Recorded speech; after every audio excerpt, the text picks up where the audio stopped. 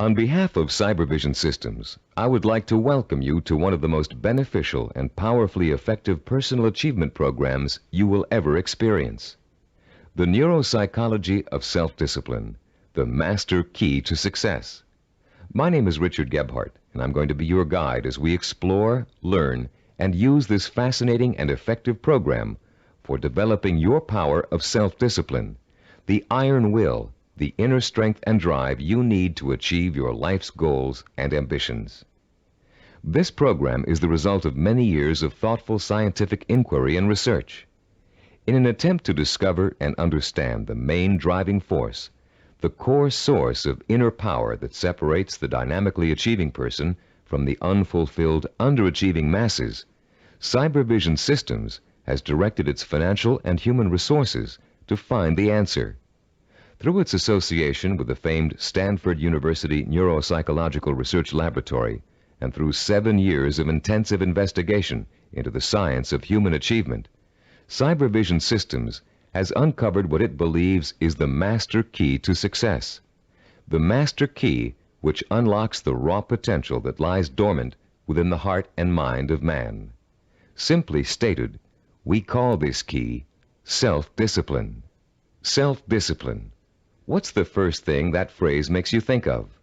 Unfortunately, for most people, the term conjures up images of strictness, long stretches of boring or irritating work, of self-sacrifice and self-denial. Nothing could be further from the truth. Truly self-disciplined people are not bored, unhappy, or suffering from any kind of deprivation. In fact, they have learned to give themselves the true joy that comes from pursuing and achieving their most cherished goals and dreams. What, then, is self-discipline really all about? The simple answer may surprise you. Self-discipline is your ability to systematically and progressively work towards a goal until you have reached it. It includes acquiring knowledge and skills. It's your ability to become positively obsessed, single-minded, and efficient, to strive without giving up, to work consistently day after day, week after week, and year after year until your purpose is fulfilled. Self-discipline is the power to say, this is what I really want in life, and this is how I'm going to get it. And if I have to give up some other things, I will, because it's worth it in the long run. To be self-disciplined, you must learn to develop the kind of obsession that glows like a beacon in a storm. You must learn to watch that light and steer your course towards it, no matter what gets in your way or how long it takes. Like a sailor, you must learn to use the skills that will point you in the right direction, and you must keep on using all your knowledge, skill, and energy to stay on course until you have reached your destination. Self-discipline is the single ingredient that makes success possible for anyone who dreams of achieving great things. Without it, there would be no Olympic gold medal winners, no great artists, musicians, or writers, no brilliant inventors, Grand Prix winners, or multimillionaires. Every person who has made an enduring success of his or her life used self-discipline to get there. If self-discipline is so effective, why don't more people have it? Unfortunately, we live in a quick-fix society where old-fashioned effort isn't appreciated. Nearly everyone wants to be an overnight success. People spend their money as soon as they make it to get instant gratification through material things. And then the same people wonder why they're not getting anywhere. The truth is, without paying the price and without making an effort, most people will fail at what they set out to do. It takes years of hard work and discipline to master a skill or craft. Years of putting in 7-day work weeks to build a business from scratch into a multi-million-dollar operation. Years of schooling and internship to get a medical degree and start a doctor's practice. And years of tempering and seasoning to become a prima ballerina. We all greatly admire successful artists, business people, and doctors, among others. But how many of us are willing to put in the years of work it took for these people to get where they are? The late Ray Kroc, the founder and guiding genius behind McDonald's restaurants, told a wonderful story about the contrast between the self-disciplined achiever and the wishful thinker in a speech he gave to MBA candidates at Dartmouth College. He said, I'm reminded of a story about the great pianist who gave a concert, and at the end a lady rushed up to him and said, "I'd give anything in the world if I could play like that." And he said, "No, you wouldn't." She could have if she wanted to. Anybody could. I know, as a piano player, that piano playing is mechanical to a great extent. But it's the dedication, the disciplining to practice that makes the difference. And when you're talking about a concert pianist, he has been practicing for years. Years of practice, several hours a day, every single day. Practice, practice, practice, practice. Sacrifice and discipline. That's what it gets down to. And so he said, "No, you wouldn't," meaning that what she said she wanted to attain, she wouldn't pay the price to get. To discipline herself to do the studying and practicing required to be a concert pianist. How many times have you heard yourself saying, "I'd give anything to be a doctor, or a lawyer, or president of a company, or a singer, actress, or dancer, if only I had the talent or the education or the intelligence"? The truth is, with a minimum of talent and average intelligence, you could be any one of those things. With a steady, sustained effort that never falters, never crumbles, and never gets lost in unimportant details, you can be anything you want. Many people believe that talent alone is the key to success. Talent might play its part, but it's not the difference. In every field of endeavor, millions of talented men and women with special talents are wasting away, contributing little to their own success or the good of mankind. And every day we see others who are less gifted, but who have accomplished more. Many believe that education is the key to success. Though it is a valuable aid, it is not the difference. The educated derelict is a common sight, and so is the man or woman who has achieved phenomenal success without the advantage of a formal education. And many believe that intelligence is the key to success. Even though a person with a high degree of intelligence is fortunate and possesses the raw materials to be successful, the relationship between intelligence and accomplishment is something less than balanced. Every day we encounter highly intelligent people who barely get by, and their opposite number, men and women of average intelligence, but superior achievements. The one quality which sets one man apart from another, the one key which lifts one to every aspiration while others are caught up in the mire of mediocrity, is not talent, formal education, nor intellectual brilliance. It's self-discipline. With self-discipline, all things are possible. It's the closest thing you could have to a wish-granting fairy godmother. Without self-discipline, even the simplest goal can seem like the impossible dream. In America today, the greatest cause of failure is the lack of self-discipline. Lacking self-discipline, millions of American dreams turn to ashes. With lofty visions of success, many people don't know that it takes more than wishful thinking, shortcuts, gimmicks, and get-rich-quick schemes to achieve excellence. Somehow, most people have lost sight of the age-old truth that anything worthwhile achieving takes time, organized, persistent effort, and more time. As you look around you, you'll see the many obvious fruits of the undisciplined mind: poverty, unhappiness, and drugs, the social cancer of a quick-fix society.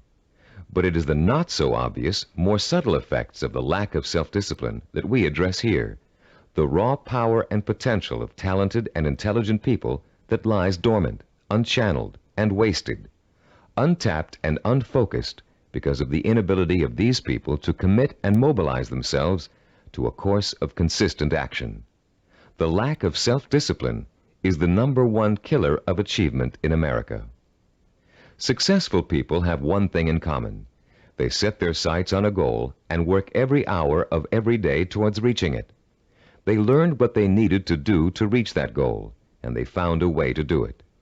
If it meant taking on an extra job, they took the job. If it meant going to school at night, they attended evening classes. If it meant working countless hours 7 days a week, they worked the hours. If it meant relocating themselves and their families, they moved.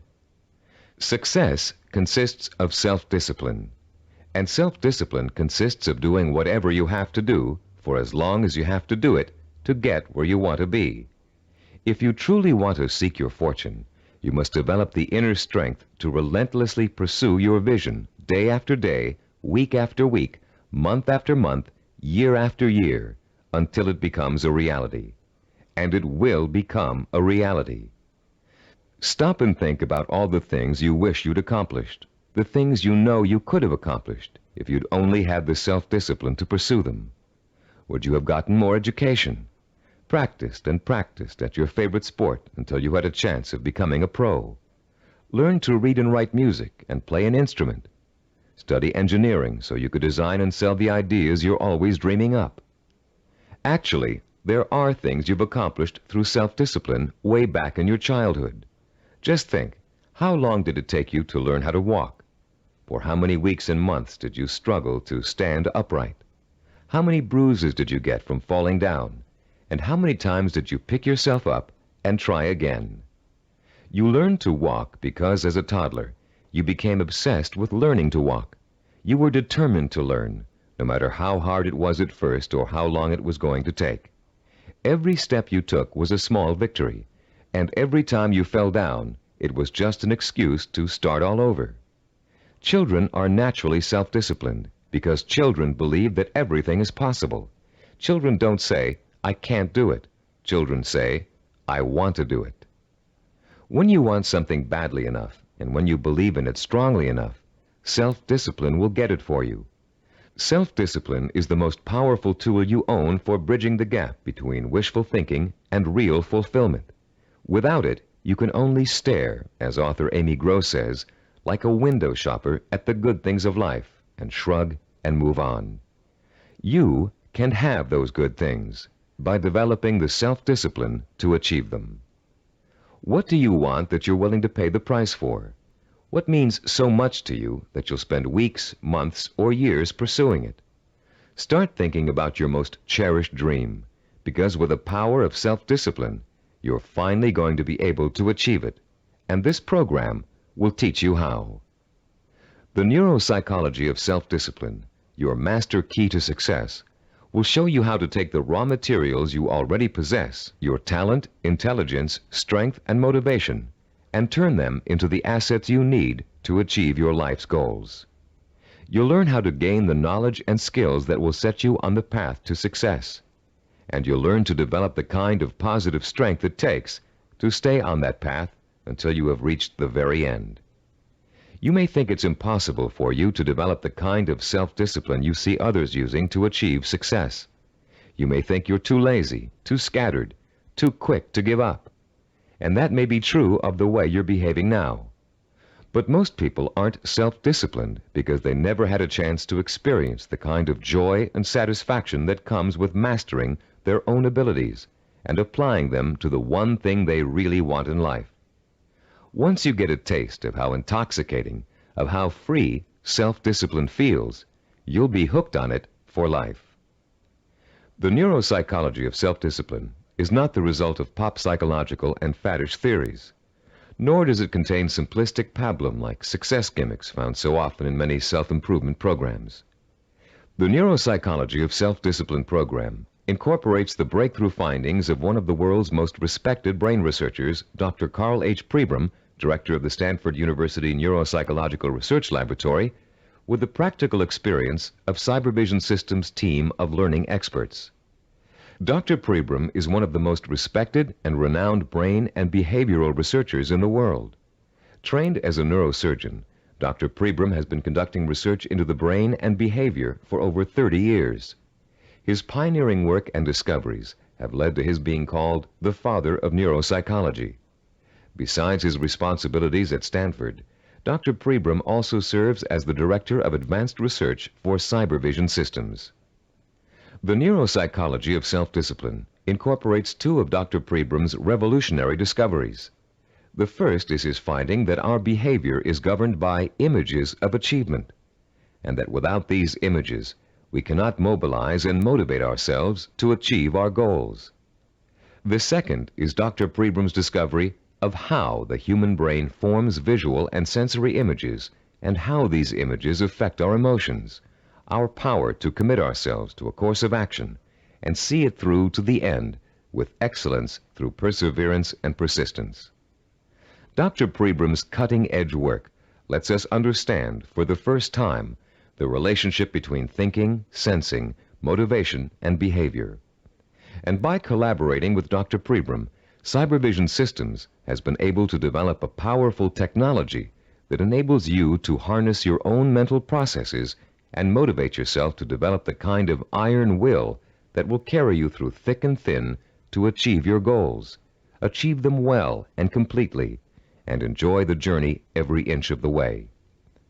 You don't have to be a scientist to understand, apply, and benefit from these principles.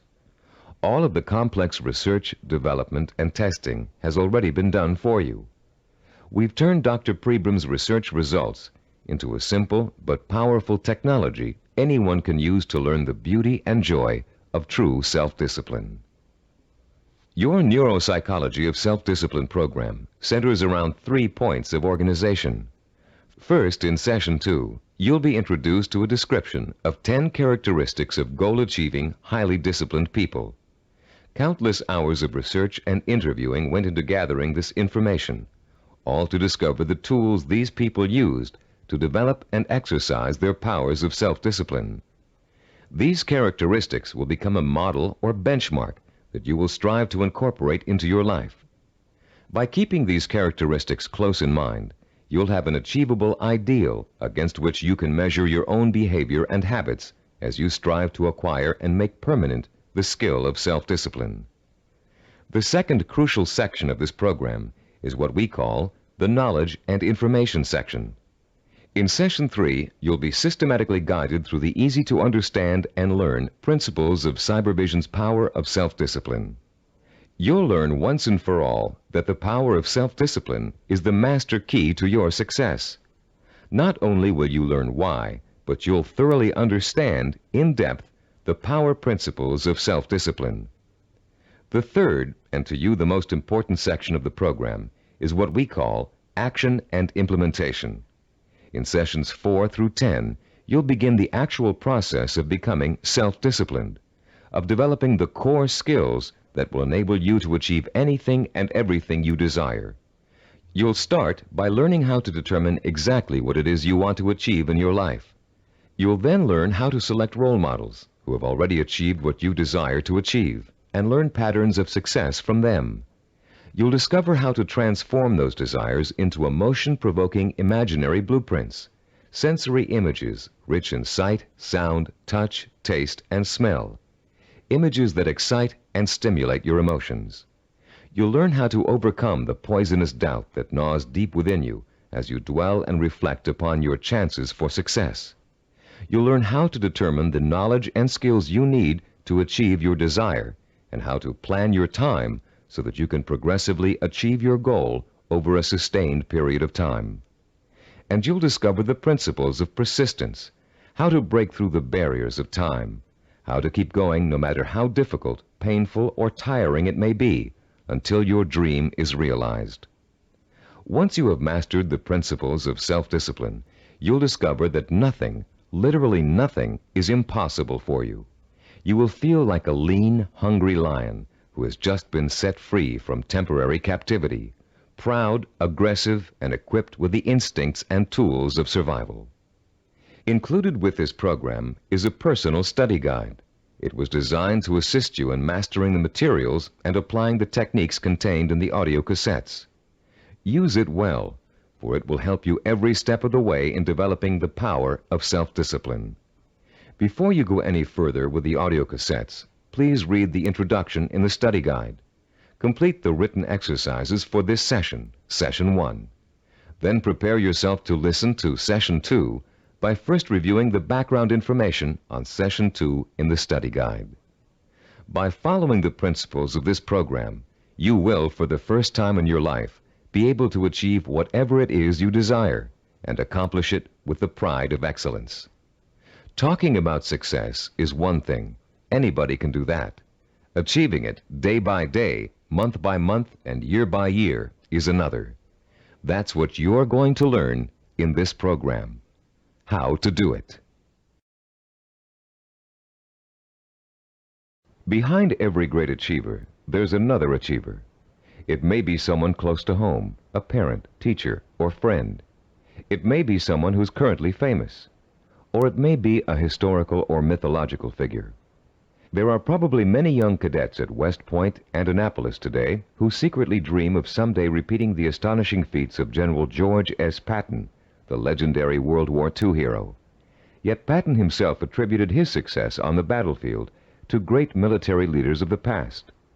From early childhood, one of his favorites was Alexander the Great, the young Greek ruler who nearly conquered the world over 2,000 years ago. Fascinated by Alexander's repeatedly successful conquests and his dashing personal style, Patton read everything he could about the ancient warrior. Soon he came to know Alexander intimately, his personality, his leadership style, his way of thinking and solving problems, his military strategies. And finally, Patton got to the point where he could think like Alexander the Great, act like Alexander the Great, and get results like Alexander the Great.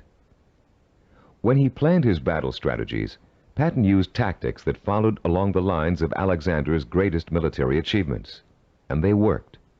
Patton was so successful in battle after battle that the Germans considered him to be the Allies' greatest weapon. Patton had Alexander the Great and his own disciplined personality to thank for his success. But Alexander himself had someone else to thank for his own brilliant military maneuvers. Alexander drew his inspiration from the mythical Greek god Hercules. After studying everything that had been written and that was known about the mythical god of courage and strength, Alexander began to pattern his thinking, personal style, and actions after him. There are countless other examples of the great learning from the great. Baseball champion Babe Ruth was once asked how he developed the hitting style that made people call him the king of the home run hitters. Ruth replied that he had simply studied and copied the greatest hitter of his time, a player called Shoeless Joe Jackson. Most, if not all, great achievers draw their inspiration, their style, and their strategies from role models. How much we eventually achieve in life may well boil down to one simple ingredient: the quality of the models we choose to emulate. All human behavior begins with models.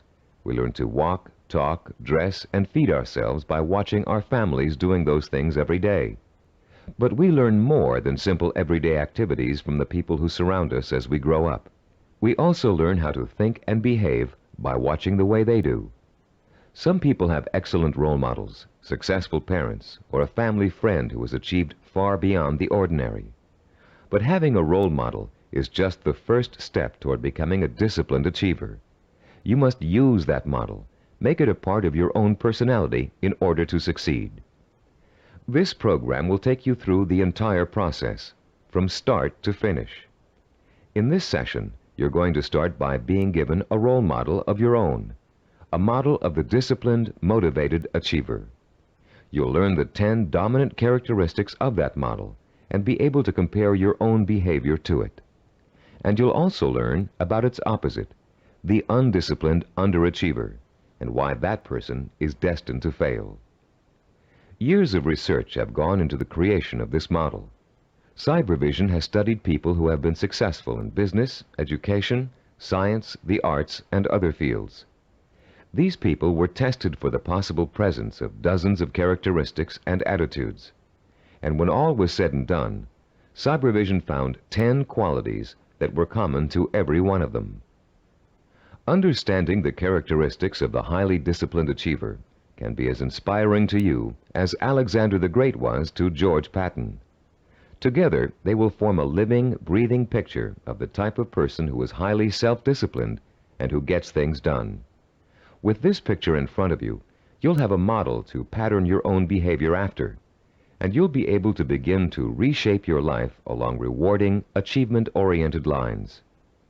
As you listen to these 10 characteristics, compare your own behavior to each one. The idea isn't to become discouraged because you're not living up to an ideal. Rather, concentrate on rating your strengths and weaknesses so you'll understand from the beginning what areas you need to work on the most. Recognize that, as a Chinese philosopher once said, the journey of 1,000 miles begins with a single step.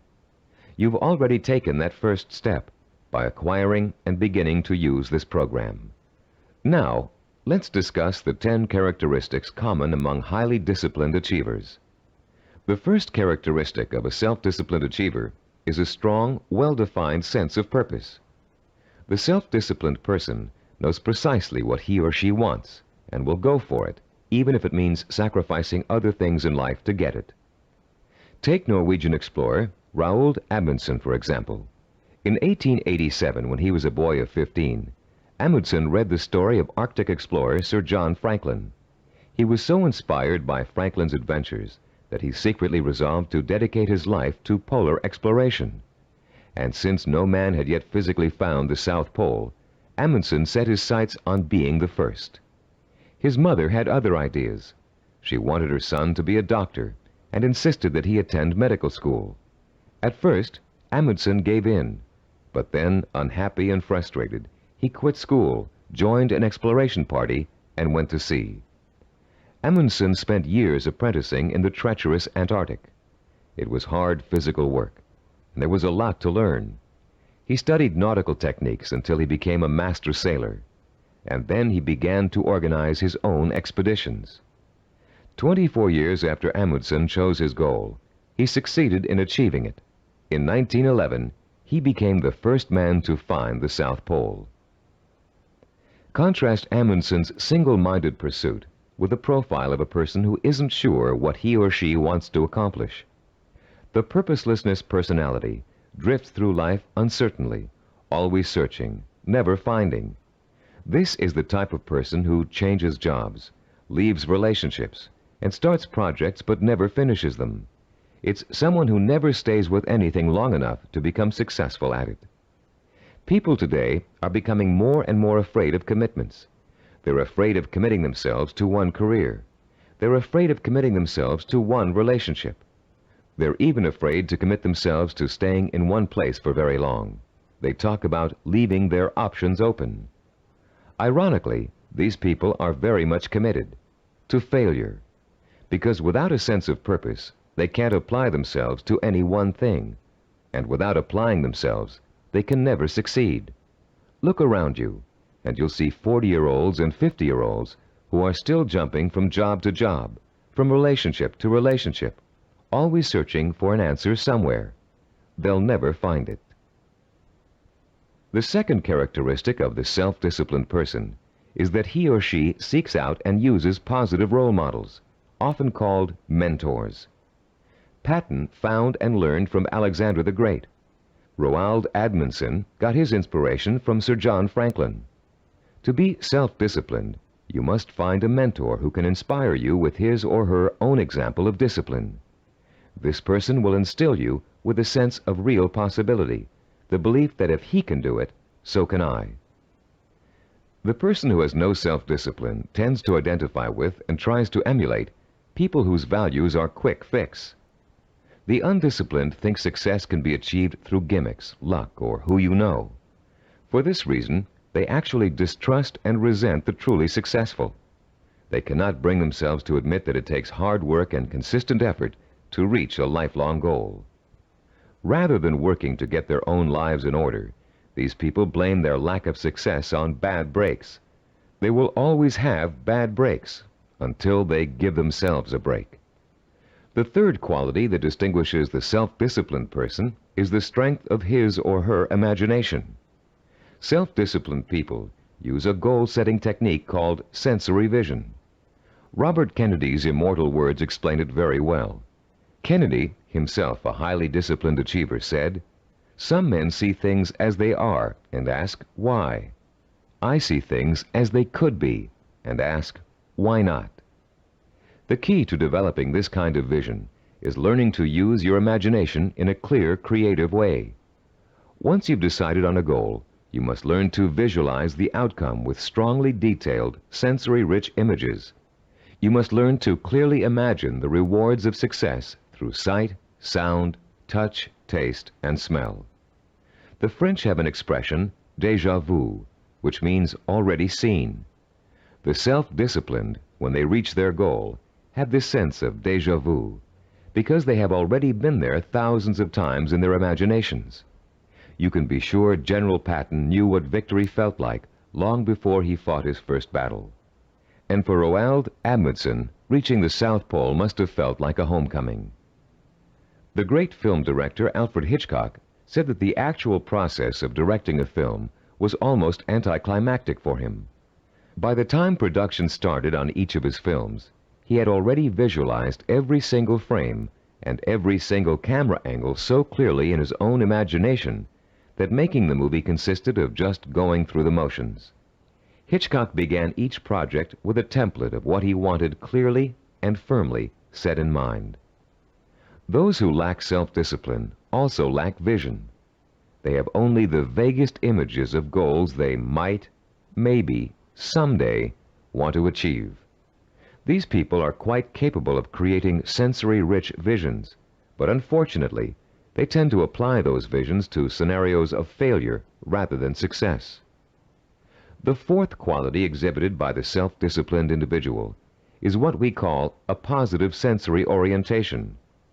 Achievers dwell on their own past accomplishments as proof of their ability to succeed. They won't admit to failure. In fact, it can truly be said that they don't know the meaning of the word failure. If things don't first turn out as planned, they just chalk it up to experience and keep on working toward their goal.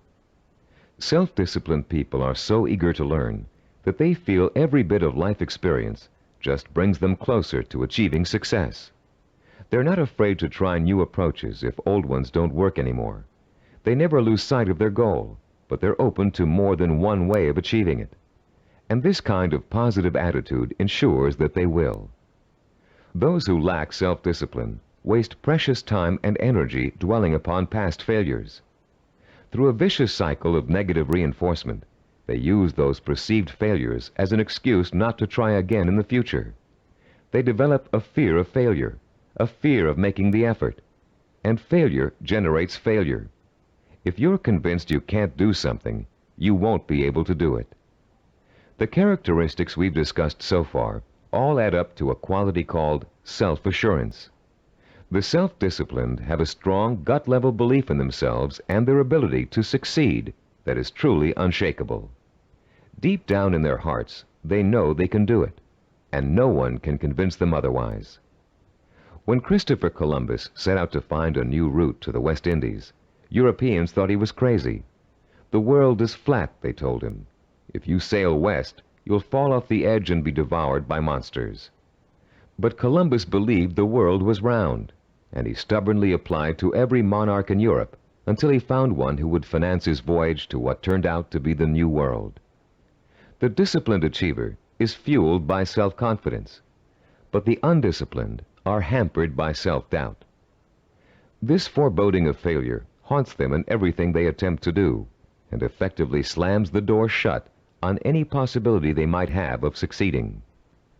The sixth characteristic that self-disciplined people share is their ability to plan and organize. The self-disciplined achiever knows how to take his or her goal and break it down into pieces that can be worked on one at a time. Priorities are set, and the important tasks are tackled at the beginning. This practical, methodical approach is the only way to achieve success, no matter what your endeavor. When Henry Ford designed the Model A, he had a goal in mind. He wanted every American to be able to afford to own a car, his car. But in those days, cars were hand-built, and the time and effort involved in making one resulted in a very expensive price tag. Ford knew he had to find a faster, cheaper way to build cars, so he patiently worked and planned out a radical new idea, the assembly line. Each person on the line would perform just one task, enabling them to perform it quickly, and an entire machine could be assembled in record time. People laughed and said it wouldn't work, but Ford had spent years planning it out in every detail, and it did work. The assembly line became such a success that other industries began to use it as well. One man's careful and patient planning launched a new industrial era. Contrast Henry Ford with the typical man on the street. His attention is scattered, and he's disorganized. He either has no idea what he's going to do next, or he has so many irons in the fire that he can't keep track of them all. Maybe he's trying to start a business, but he's busy hiring employees when he still doesn't have any clients or office space. Maybe he's decided to switch careers, but he's already planning how to spend all the money he's going to make, even though he's going to need 4 more years of schooling before he can begin to practice his new career. This type of person is wasting time and energy. Without a detailed game plan, and without following that plan as closely as possible until you reach your goal, you can spend your life floundering among half-started projects and missed opportunities for success. Many people think all you need to be successful is a great idea, but without planning, organization, and hard work, the most brilliant ideas aren't worth a dime. Which brings us to the 7th characteristic common to self-disciplined achievers: their ability to acquire the essential knowledge and skills they need to put their game plan to work.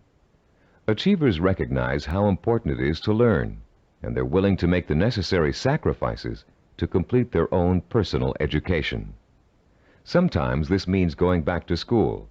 Sometimes it means spending weeks or months gathering information on a particular subject and talking to the kinds of people who can help. Sometimes it means taking a new type of job just to acquire certain skills. What it always means is a commitment to learning what must be learned in order to make a goal achievable. If you want to become a doctor, you must first study pre-med, then go to medical school, and then complete your internship before you can set up a practice. Anyone who thinks he can become a physician without doing all of those things is just dreaming.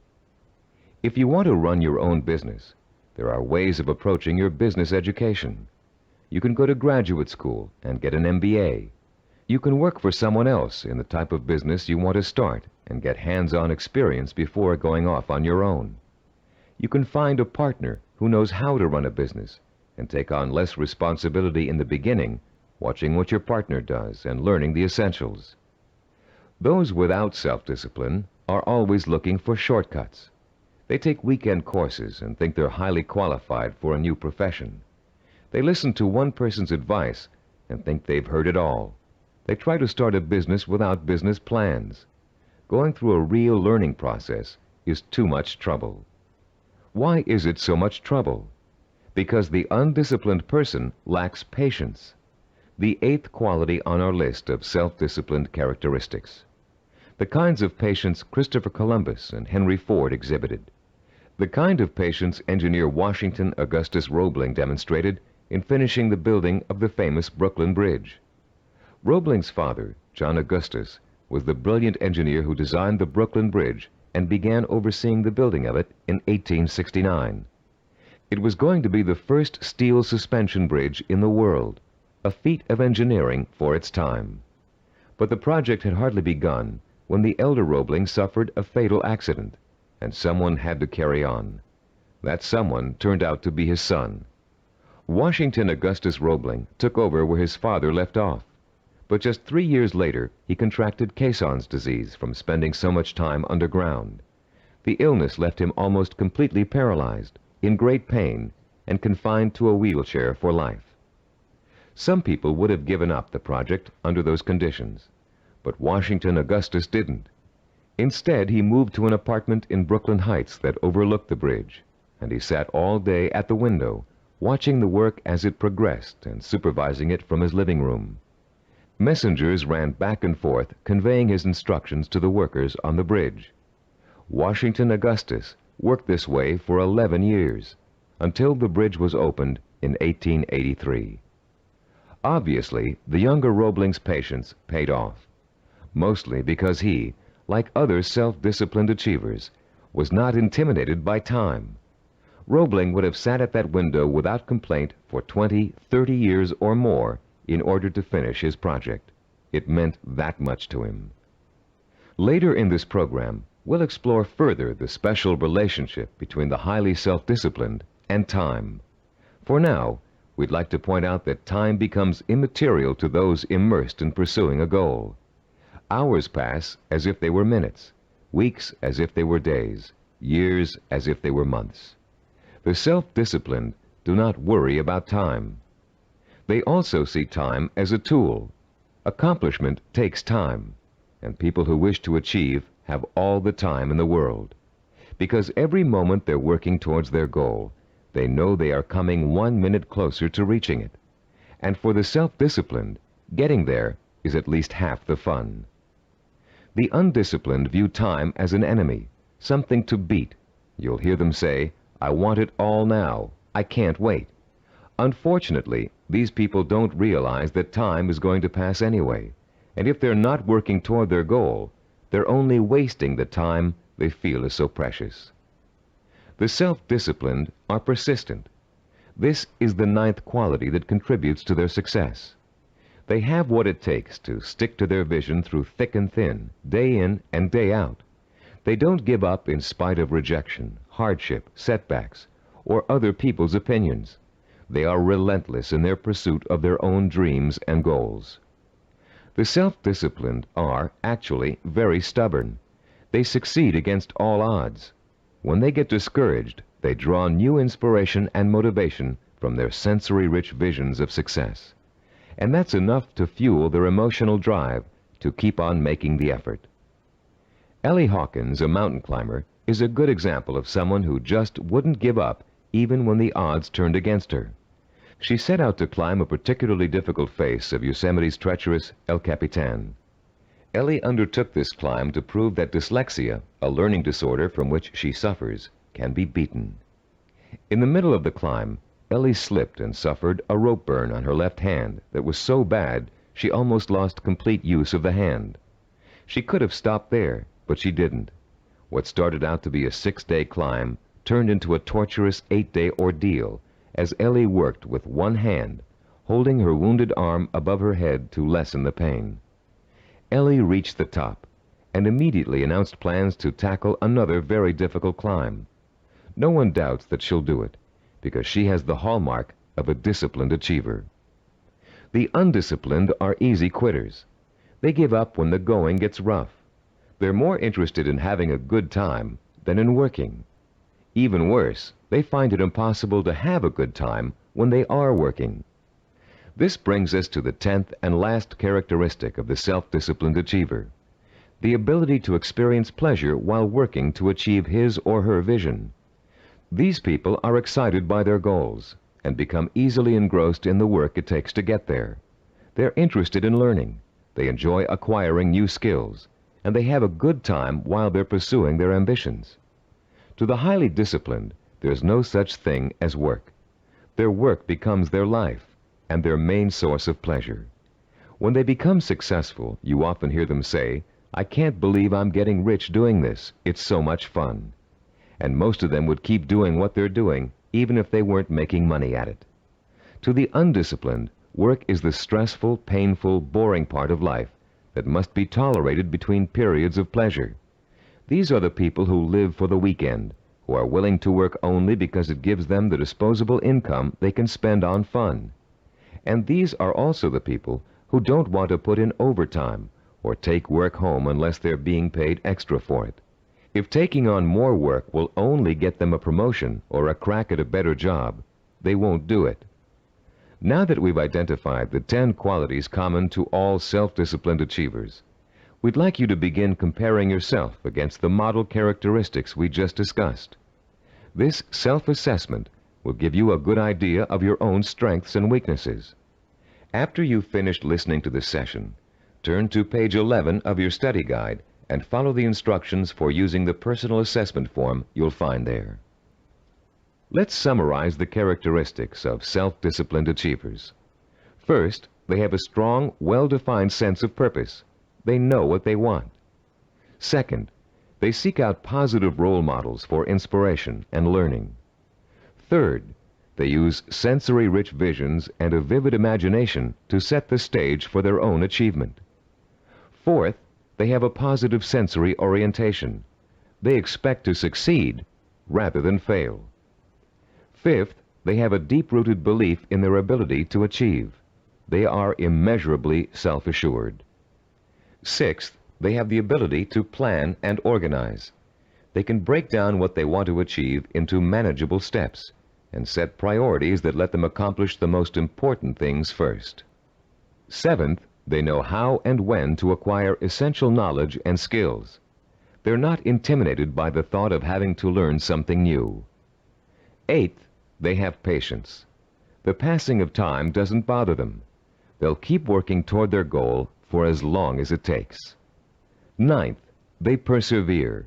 They're stubborn, and they don't give up, even when the going gets rough.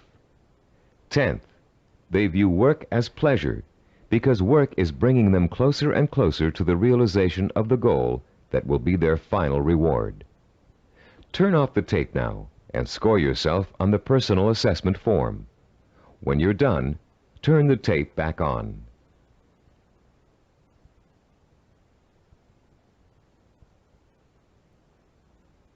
Welcome back. We hope you're not too discouraged by an honest assessment of where you stand now in terms of self-discipline. Remember, you've already taken the first steps toward making a positive change in your life, and you will experience that change by the time you finish this program. Nothing will be impossible for you once you develop and harness this inspiring and enduring power of self-discipline. And, as you'll soon find out, self-discipline is not so difficult to develop as you might think. As a matter of fact, using this program is going to be your first exercise in acquiring it. Already, you're on your way. In the next session, we'll explore the power behind the characteristics we've just discussed. You'll learn why they're so important in developing self-discipline, and what they can do for you once you have them. And you'll be further along the road toward understanding and developing the one characteristic that will give you the power of success.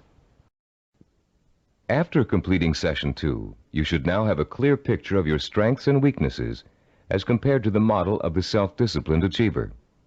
Perhaps for the first time in your life, you're able to objectively see which of your attitudes and behaviors have been acting as barriers to developing the kind of self-discipline that will enable you to achieve your dreams and ambitions. Now that you have a better understanding of the 10 characteristics of the self-disciplined achiever, we're going to provide you with the scientific foundation for Cybervision's unique self-discipline program. In this session, you'll learn how recent scientific discoveries have made it possible for you to acquire, harness, and focus the power of self-discipline, the power to achieve whatever your mind and heart are set on achieving. That power is what sets achievers apart from the mass of ordinary people, people described by American philosopher and writer Henry David Thoreau as leading lives of quiet desperation. That power is what drove great achievers like Dr. Jonas Salk, Ludwig von Beethoven, Albert Einstein, and Mahatma Gandhi. But what does that power consist of? What is the force that motivates high achievers to sustain a long-term effort that might take 10 years, 20 years, or a lifetime to achieve? More importantly, if we can define and isolate such a force, how can you or I tap into it? The force exists, and it has a scientific basis. By the time you've completed the neuropsychology of self-discipline, you'll understand its origins, its strength, and its power. And you'll be armed with all the tools you need to stay in touch with that force in order to accomplish anything you set out to do. There are many self-improvement programs that, like crash diets, offer good short-term results but stop working after a few days or weeks. These programs tend to rely on one of 3 kinds of motivation. The first is evangelical. A powerful orator, we'll call him Speaker X, comes to town with promises to increase motivation and production after a single seminar or series of seminars.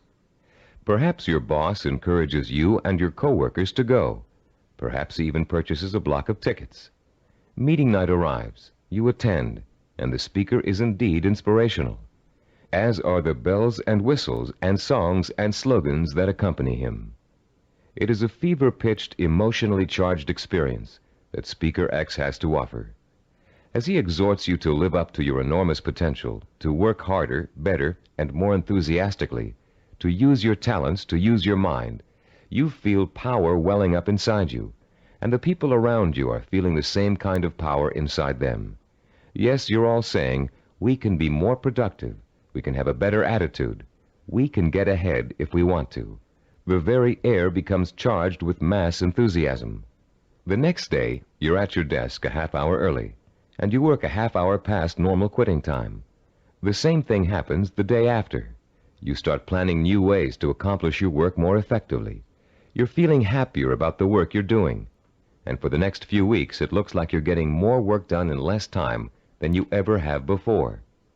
But soon, your enthusiasm begins to fade, and your pace starts to slow down. Even if you have the audio tapes of the speech, it's hard to recapture and sustain the original emotion you felt in the presence of an inspired speaker. And of course, you no longer have the kind of group excitement and energy you experienced the first time around. You're getting tired and bored. Your boss sees productivity fall after an artificial peak, and sure enough, when the next motivational speaker comes through town, we'll call him Speaker Y, there's the boss with another block of tickets in hand. This evangelical form of motivation may get short-term results, but it creates an unhealthy dependence on external hype. It's like a drug addiction. You need more and more of an artificial stimulant to reach the same level of false well-being. When you get your shot of motivation, you become enthusiastic and energetic. When the shot wears off, you get sluggish and lethargic. The same problem exists with the second major motivational tool that most self-improvement programs rely on: external rewards, like money, prizes, bonuses for reaching quotas. These are essentially pats on the head from the boss, often desirable pats, but still pats on the head, signals that you've pleased someone else. This method works very well on children. Unfortunately, it tends to create a childlike dependence on outside rewards, even in adults. Like evangelical speakers, this carrot and stick approach produces only short-term results. External rewards do not increase individual commitment, and most people tend to adapt to them quickly, soon expecting bonuses as a matter of course, and not because they performed above and beyond the call of duty. Rewards are manipulative. People who give them out are always asking themselves, how can I motivate my staff? The truth is, to be truly effective in the long term, motivation must come from within. The third classic motivational tool is a familiar one: fear. Humorists Carl Reiner and Mel Brooks created a comedy album in the early 60s in which Reiner, as a journalist, interviews Brooks, who plays a 2,000-year-old man. Eager to know about life in the distant past, Reiner asks Brooks, what was the major form of transportation in those days? Brooks replies, fear. Fear transported you. Reiner is puzzled. Fear, he asks. Brooks responds, yeah, fear. You see, an animal would growl, and you would go 2 miles in a minute. It's true, fear is a great motivator. If you don't perform, something undesirable happens. You lose your job. There go the house payments, the car payments, the kids' college tuition, and so on. As the mental dominoes fall, you're motivated to keep performing. But while fear may bring short-term results, it also brings resentment and rapid burnout. It doesn't take long before you're angry at the system that's keeping you going. And anger makes you less productive, which increases your fear. It becomes a vicious cycle with an unpleasant ending. It should be pretty clear by now that these motivational systems aren't motivational at all. Each of them relies on an external stimulus and an artificial situation. And each relies on an initial burst of emotion that fades rapidly when the new situation becomes habitual. You may have tried several of these motivational or goal-setting programs in the past. Perhaps they even contributed to your sense of self-awareness. If so, you've no doubt learned that self-awareness alone is not sufficient to motivate change. It's easy to identify self-defeating behaviors. It's easy to plan strategies for eliminating them. It's easy to turn over a new leaf, but it's very difficult to sustain change for a long enough period of time for your new behavior to become as ingrained in your character as your bad habits were in the past. Having a roadmap is not enough. You need fuel. The key to developing self-discipline, the power to persistently pursue a long-term goal without giving up until the goal is achieved, is the fuel of internal motivation. It would be nice if we were all born with the patience, drive, and skill it takes to achieve any long-range goal or complete any long-term project. But we're not. Self-discipline is a learned behavior. Years of research at major American universities, primarily California's Stanford University, have proved it. And Cybervision's own research into the latest learning theories of behavioral scientists have confirmed that self-discipline is an acquired characteristic with a basis in behavioral science. The neuropsychology of self-discipline has been developed according to materials gathered from two major sources. Our information comes from our own research into the way human beings learn, and from the revolutionary discoveries about the structure and organization of the human brain made by Dr. Carl Pribram. Head of Stanford University's Neuropsychology Research Laboratory, Dr. Pribram is one of the most respected brain scientists in the world. Trained as a neurosurgeon, his research into brain function led to a deep interest in the behavioral sciences. His pioneering work in both of these areas led to the fusion of the two into the science of neuropsychology. As a neuropsychologist, Dr. Pribram studies how the nervous system and its component parts affects human behavior. Those studies have led to two revolutionary discoveries.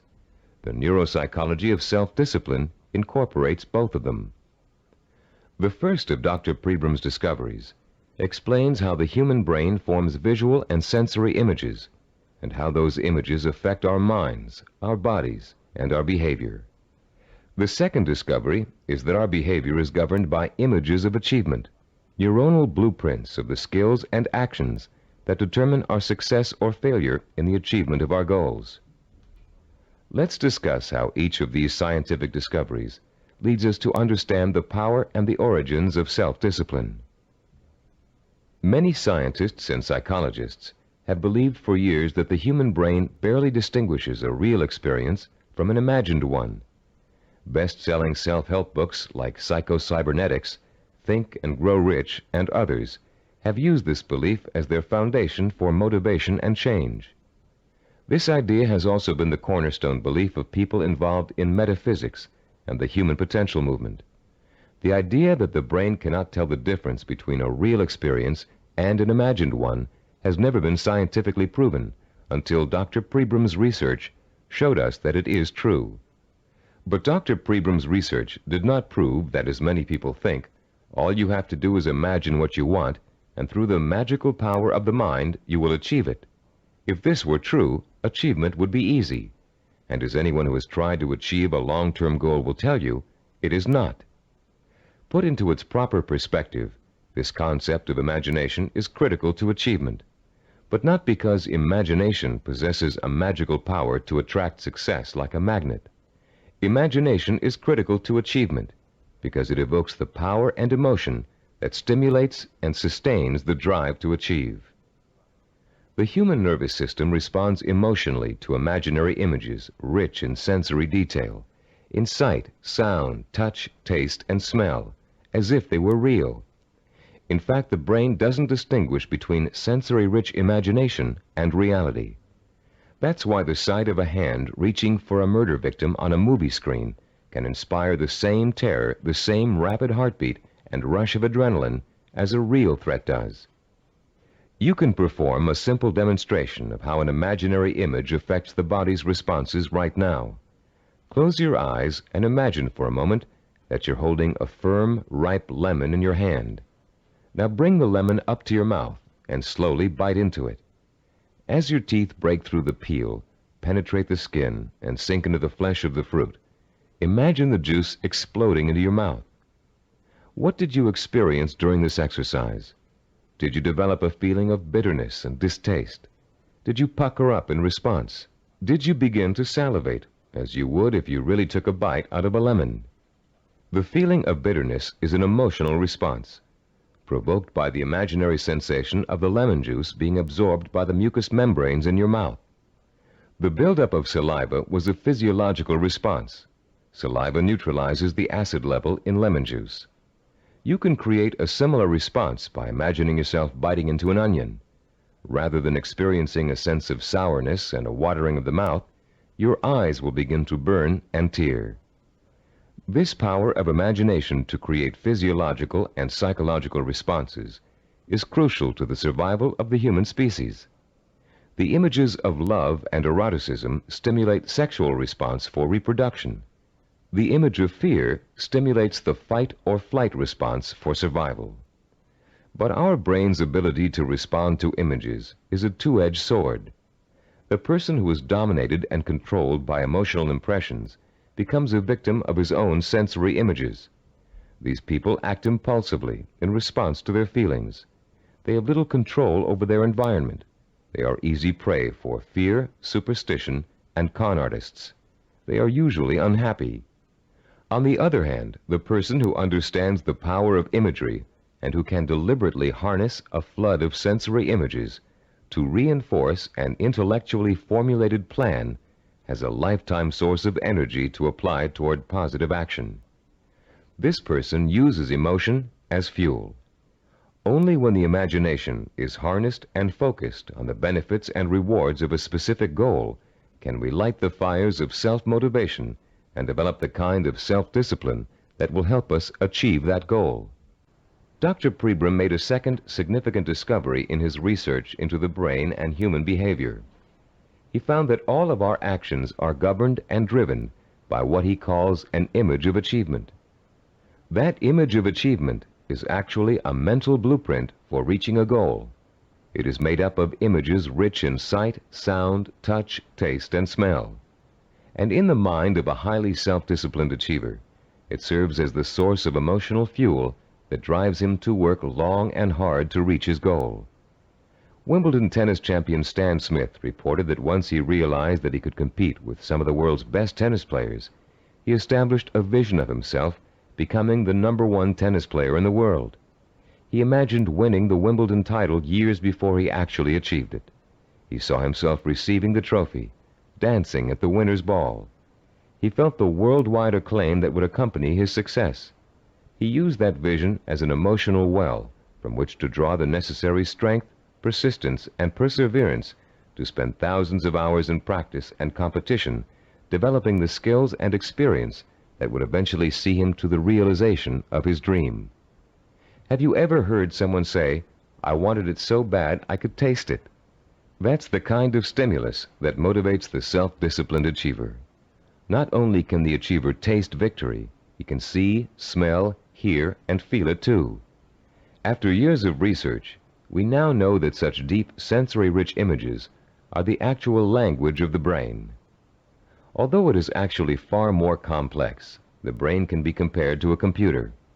Computers, also referred to as hardware, can do nothing by themselves. They are simply the vehicles for programs called software that tell the computers what to do. Think of the brain as hardware and the imagination, images of achievement, as software. Images of achievement tell your brain what to think, which in turn tells you how to act. The right images can set in motion a chain of events that will lead you towards any kind of achievement you can imagine. Author Joe Himes describes watching a Taekwondo master named Young Tai Lee practicing blows against a straw-covered board. Lee pounded his fist again and again against the board, oblivious to the fact that his knuckles were bleeding.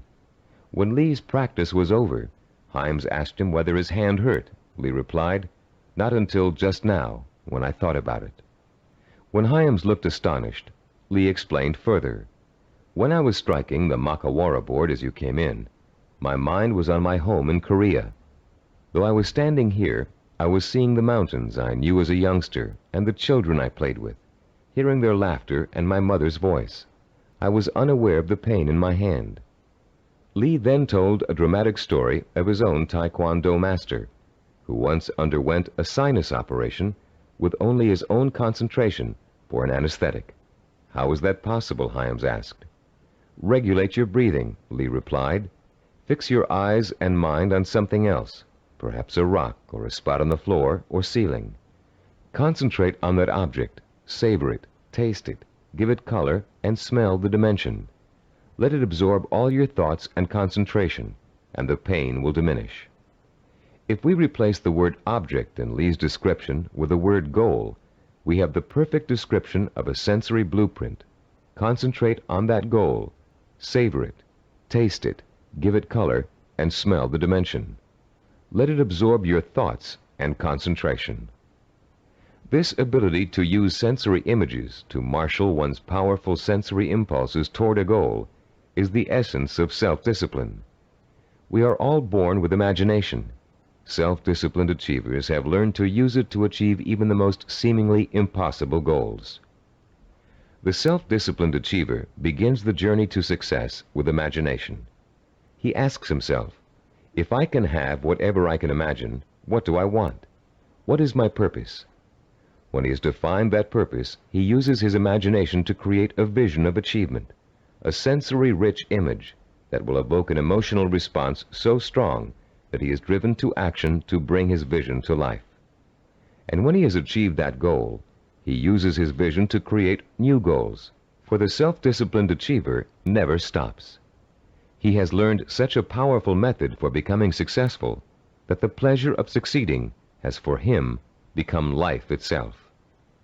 The self-disciplined achiever also uses imagination to change his goal whenever necessary.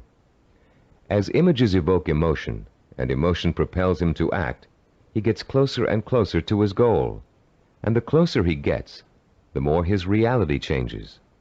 When it changes in such a way as to make his original goal either impossible or undesirable, he changes that goal to fit his new reality. The self-disciplined achiever creates a feedback system that ensures that he will never give up, and he will ultimately achieve what he wants. This is where most people fall down. They're working towards a goal, and suddenly circumstances interfere with that goal. They get sidetracked. Then when they try to get back on course, it doesn't work. Because their original goal does not fit their new reality, they think they have failed, and they give up. In the same circumstances, the self-disciplined achiever uses his or her goal visualization as a reality check. If reality suddenly dictates that the original goal won't work, the goal must be altered to fit reality. The achiever has not failed. He or she has set a new course that will lead to success. Take someone who sets out to become an obstetrician. After 4 years of pre-med and 2 years of medical school, our self-disciplined achiever suddenly realizes that she's far more interested in becoming a neurologist. Should she drop out of medical school? Of course not. She'll simply switch her visual blueprint to another field of medicine and change her plans for where she'd like to intern after medical school. She doesn't think of herself as a failed obstetrician. She thinks of herself as a successful neurologist. Or take the businessman who wants to open up a retail store in his neighborhood. During the knowledge-gathering process of talking to other business owners, discussing loans and insurance with bank officers, and looking into buying franchises, he discovers that a retail operation won't really fit his particular talents or expectations. Instead, he realizes he's a perfect candidate for starting a direct marketing company. So he changes his vision and his direction to fit his new goal.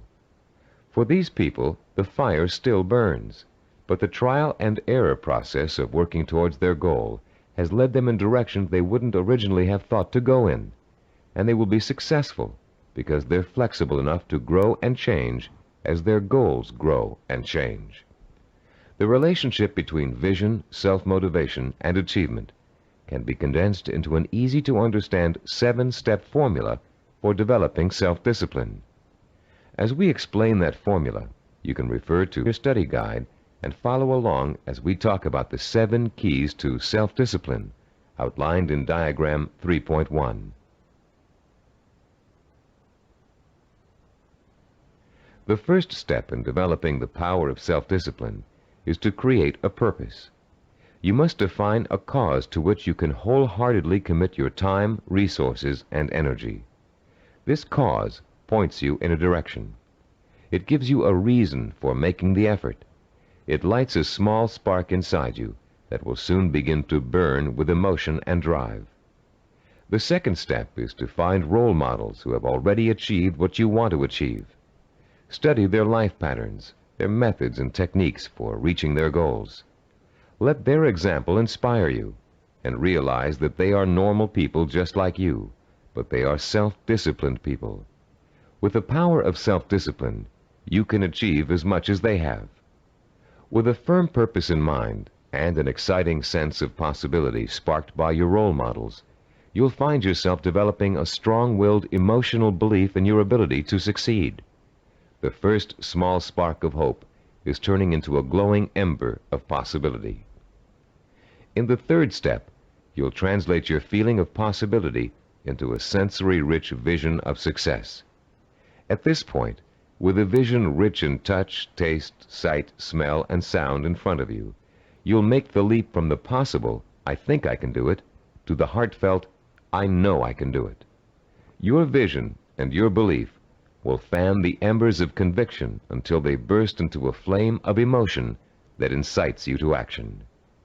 This all-encompassing flame of emotion is the fourth step of the formula. It is what gives you the energy, the creative power, and the desire to single-mindedly see your vision through to its successful completion. Motion is the root word for emotion. The original meaning of the word emotion is, in fact, a moving, a stirring, an agitation, which is precisely what happens when belief in your goal catches fire. The fifth step in our formula is planning, the first bit of action inspired by your emotion. Through effective planning, you can identify and map out the steps you need to take in order to make your vision a reality. You'll figure out exactly what you need to do to accomplish your goal and how long it will take. And turning your vision into a concrete goal will further fuel the fires of emotion and action. Once your vision has become a plan, you must acquire the knowledge and skills necessary to implement that plan. This is the sixth step in the formula for developing self-discipline. No matter how difficult the learning process might be, you continue to draw inspiration and fortitude from your vision. And each time you master a skill, your confidence in your ability to achieve increases. The seventh and last step in our formula is what we call persistence and perseverance.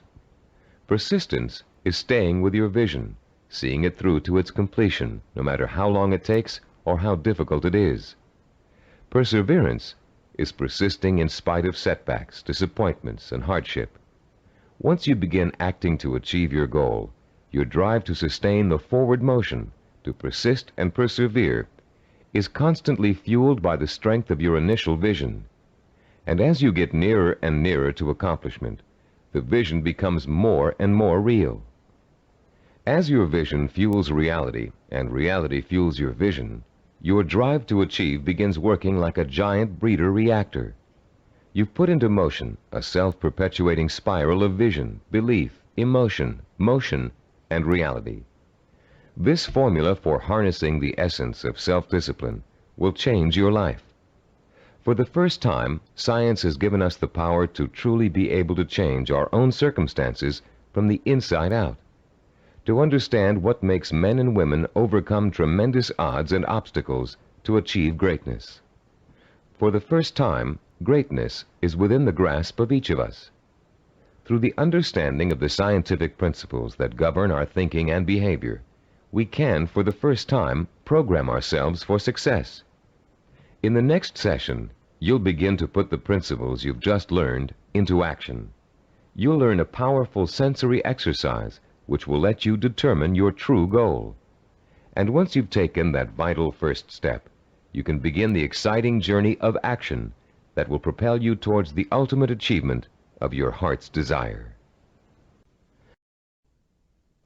At a recent workshop based on the neuropsychology of achievement, Cybervision President Stephen DeVore was asked an interesting question by a young corporate product manager. Mr. DeVore had been outlining the principles of goal setting when the product manager said, "You know, there's one problem I haven't yet solved.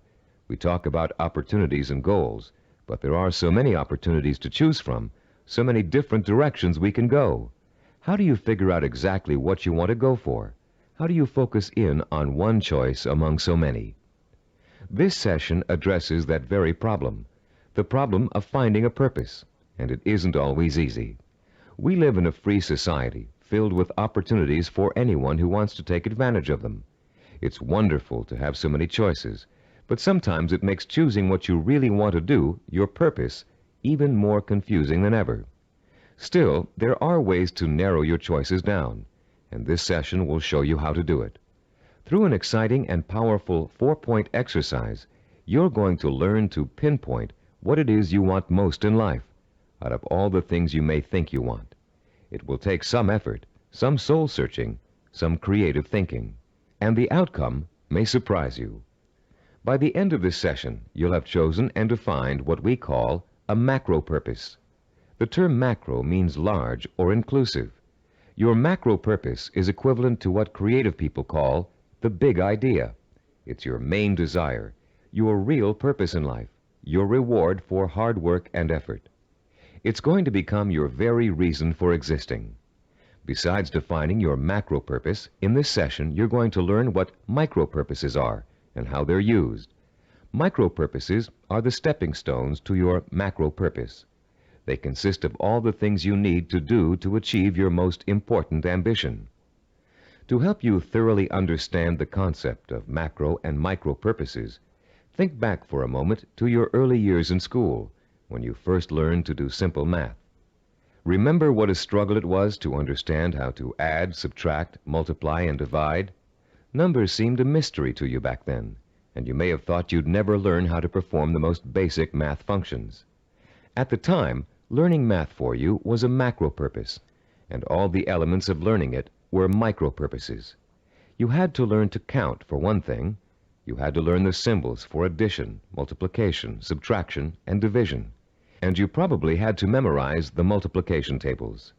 As an adult, math seems to hardly be important, but you couldn't balance your checkbook or manage your money without it.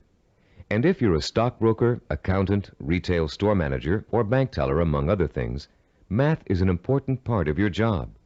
So math was a micro purpose that helped you launch your present career, your macro purpose. If your desire is to earn a college degree, a macro purpose, you must take a certain number of courses and amass a certain number of credits. Each course you take that counts toward your degree is a micro purpose. But if you want to be a doctor, earning a bachelor's degree by itself is only a micro purpose.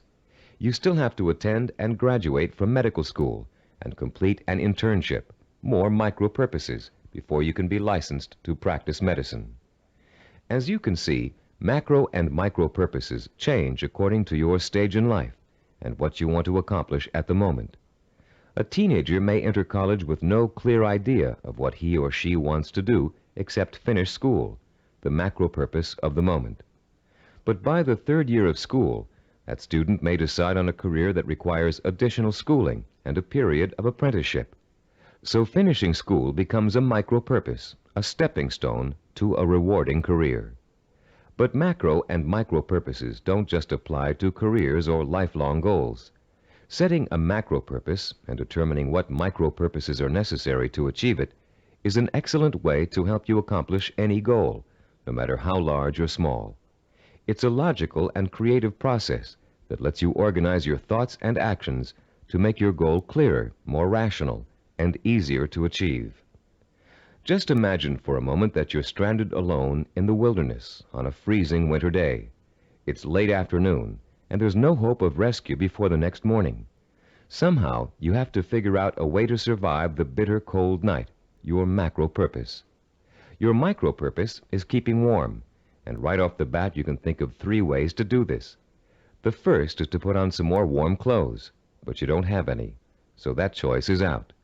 The second is to find shelter, but there's none in sight, and you don't have the time or the tools to build anything before nightfall. The third is to light a fire and keep it going through the night. Since the woods around you are filled with dry logs and kindling, this looks like a real possibility. But you don't have any matches, and as for rubbing 2 sticks together to start a fire, it never worked when you were a child, and you doubt that it will work now. There has to be another way. Looking around you for another solution to accomplishing your macro purpose, you notice a sliver of broken glass on the ground, and there's still enough sun left for you to be able to feel its warmth. Picking up the glass, you hold it so the sun's rays can penetrate its surface and focus on a dry stick of wood underneath. In 10 minutes, the stick is burning. But your ordeal isn't over. After the fire is lit, you have to gather enough logs and kindling to last through the night, another micro purpose.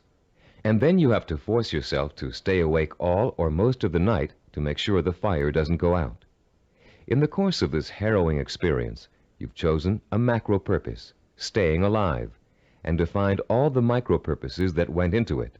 And if you succeeded in accomplishing all of the micro purposes, you also achieved your macro purpose. You survived.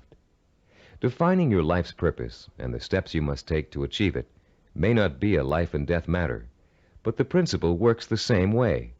By the time this session is over, you'll have a macro purpose, a clear understanding of what to focus your energy, talent, and intelligence on. And you'll be able to light your own inner fire and feed it with a life-enriching, emotionally compelling purpose. And purpose, as we've noted, is the starting point from which self-discipline and achievement spring. Your first step in determining your macro purpose involves something everybody loves to do: play.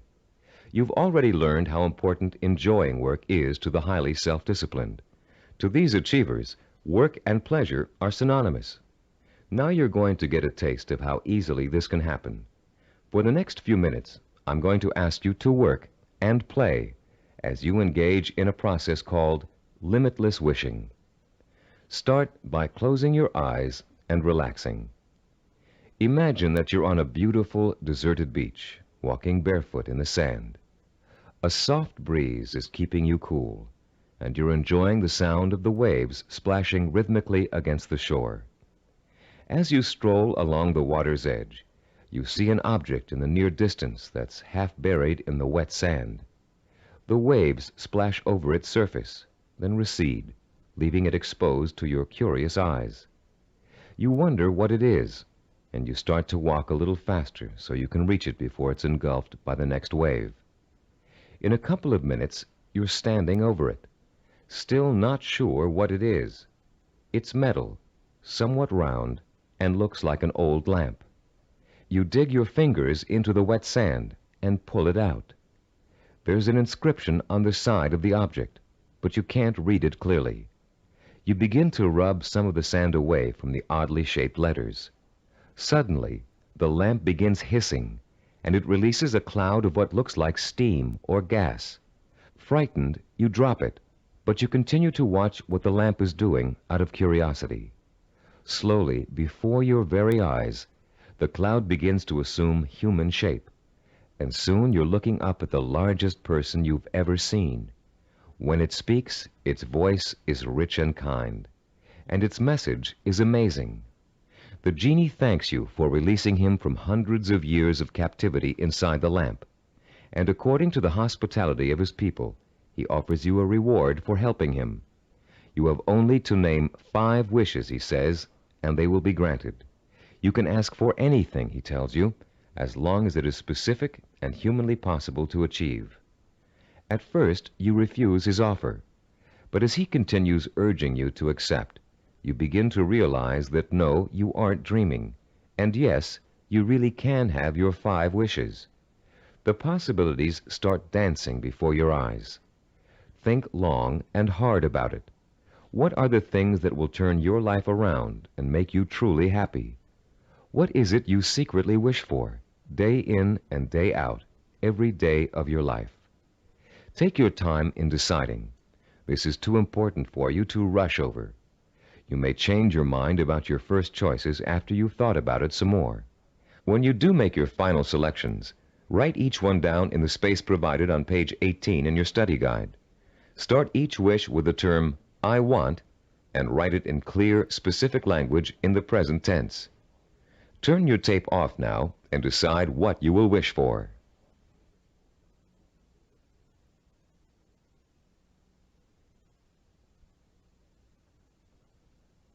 Welcome back. You now have in front of you a list of 5 wishes that your mind and heart told you are the most important things in life to you. Now, with a little imagination, you're going to create a scenario in which each of these wishes is fulfilled. This second step of our 4-part process is called wishful imagining.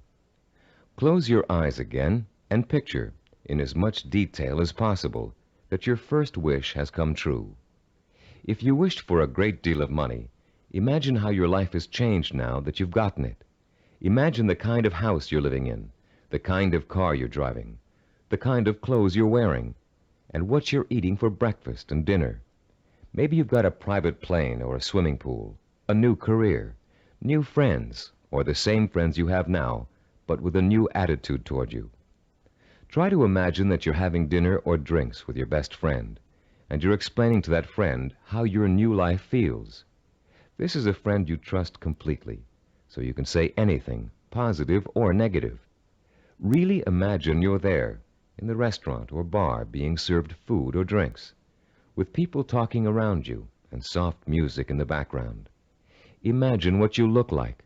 Are you younger, thinner, better dressed? Is your friend looking envious? Picture every single detail, down to the season, the location, the restaurant, the plates and glasses on the table. Repeat this process for every one of the 5 wishes you wrote down. And as you imagine each one coming true, pay attention to your emotional response.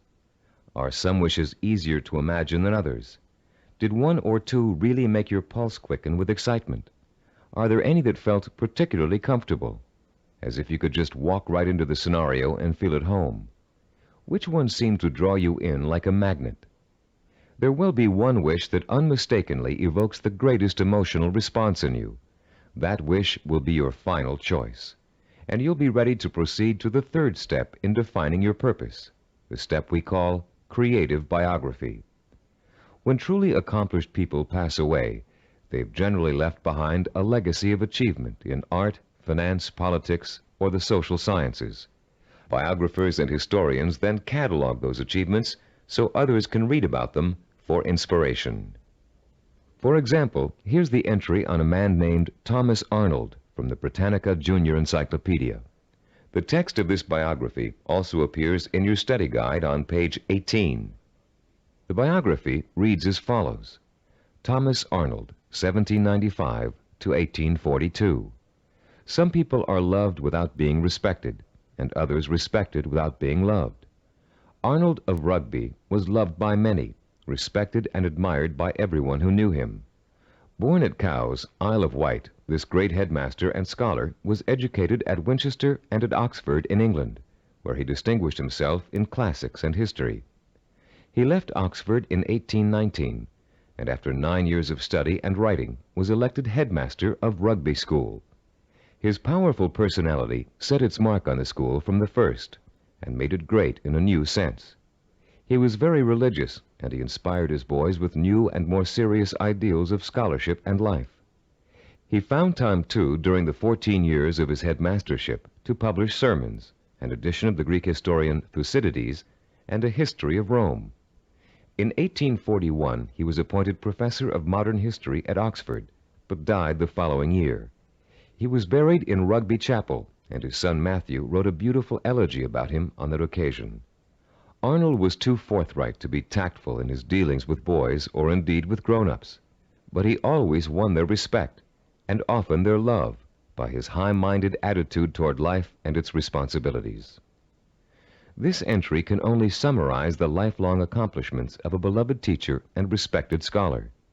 But listening to it, you can get a good idea of the purpose which must have guided Thomas Arnold. Here was a man who valued learning, scholarship, teaching, and personal integrity above all else. What do you value above all else? What would you like to be remembered for? Relax and close your eyes again. Now imagine that you hold in your hands an encyclopedia published in the year 2100. It's a heavy book with a solid feel to it. You can smell the leather binding and feel the crisp new paper as you open it. Find the section that begins with the first letter of your last name. Then turn the pages slowly as you search for the entry that gives you the details of your life. There it is, suddenly, clear as a bell. Your heart beats just a little bit faster as you see your name in bold-faced type. Now you're burning with curiosity. Did they include the most important things about you? Are your most cherished accomplishments in there? Did they understand the purpose behind the things you did? You begin to read the entry to find out. Yes, it's all there. Your birth date and hometown, the schools you went to, where you lived. And then the words that describe your highest achievements. your contributions to society. Savor the words as you read them. Let them form a clear picture in your mind of the kind of person you were and what your purpose in life was. When you've finished reading your own biography, turn off the tape and write down what you just read in the space provided on page 19 of your study guide. Don't leave out a single detail. Make sure you paint a vivid picture of the self-disciplined achiever who worked so long and hard in pursuit of a single purpose that he or she ended up deserving an entry in such a distinguished publication. When you've finished writing your own biography, please turn the tape player back on.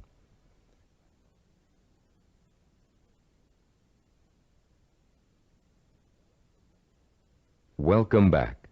Now that you've completed the limitless wishing, wishful imagining, and creative biography exercises, a clear pattern should be emerging. You should now be able to answer the question, what do I, deep in my heart, really want to do? What is my purpose in life? Your fourth step in determining your purpose is writing this, the answer to that all-important question, down. You're now going to compose a personal statement of purpose. But before you do it for yourself, imagine that you're going to do it for someone else, a famous historical figure, for instance. Try George Washington. What do you think his statement of purpose might say? After all, he accomplished a great deal, not the least of which was becoming the first president of the United States. But George Washington never actually intended to become the first president. He was elected because of the kind of purpose he really had. A purpose statement for George Washington might read, I would like to use all my strength, courage, knowledge, and resources to secure liberty and freedom for all my fellow colonists. George Washington was a great statesman and public servant, but there are other kinds of achievers. Amelia Earhart, for example. Even in childhood, she had a definite purpose in mind. It was not to be a famous woman aviator. That came later, as a natural outcome of what she really wanted to do. Amelia Earhart's purpose statement, composed when she was still a child, said, when I grow up, I'm going to have adventures and show the world that women can be as heroic as well as men. A purpose statement can be as general as you want it to be. It can speak of heroism, freedom, social changes, adventure. It's meant to act as a focusing tool, not an actual blueprint for achieving it. You'll learn how to do that later in this program. Turn to page 20 in your study guide and compose your personal statement of purpose. Turn off the tape now while you do it.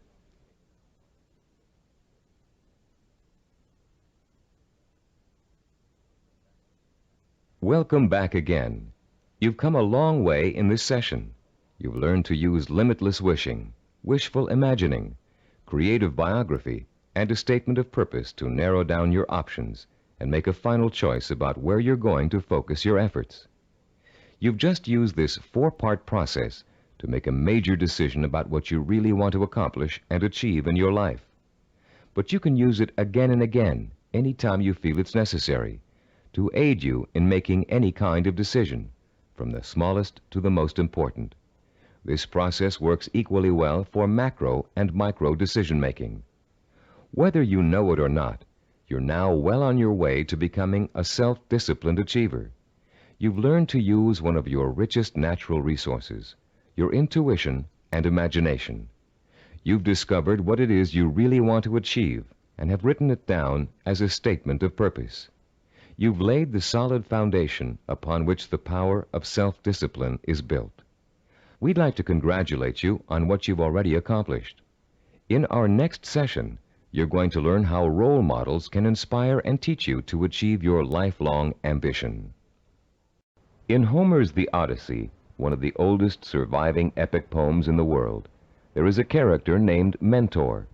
A wise and practical man, Mentor kept everything running smoothly at home, while Odysseus, the hero of the tale, went off for 10 years to have adventures. Mentor played his role so well and gave such wise and true advice that his name has become part of the English language as a representation of what he stood for. The American Heritage Dictionary defines a mentor as a wise and trusted counselor or teacher. This session is about mentors. Few achievers can ever reach their goals without them. Mentors provide you with the kind of inspiration, motivation, and example that can make the difference between achievement and failure. Mentors help you to develop the belief that anything is possible. And mentors allow you to learn through modeling, that is, emulating the person you'd like to be. In ancient civilizations, mentors were revered. In the 18th century BC, there lived a wise Babylonian king named Hammurabi. One of his greatest achievements was developing and drafting mankind's first set of civilized laws, known today as the Code of Hammurabi. This king was so wise that one of his laws required all men of learning and craftsmanship to pass on their knowledge and skills to the young through examples their students could follow. Hammurabi realized that without modeling, no civilization would last very long. There have been many changes in the past 3,800 years, but one thing has remained the same. Without modeling, learning and achievement are not possible. It is a rare person who can forge a new path in society without consciously or unconsciously imitating someone that came before him. It is a rare artist who develops a new style without first having worked in the style of a master he or she has always admired. But actual skills aren't the only thing you learn through modeling.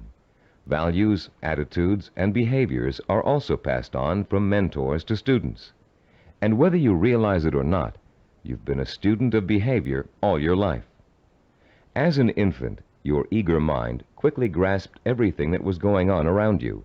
You watched and later imitated what your parents, siblings, friends, and teachers were doing. If you had good models, models of integrity and achievement, most likely you grew up to be an achiever yourself. But if your models reflected apathy or failure, you probably grew up to imitate many of the self-defeating and negative behaviors you witnessed in your early years. Most of us had models who could best be called middle of the road.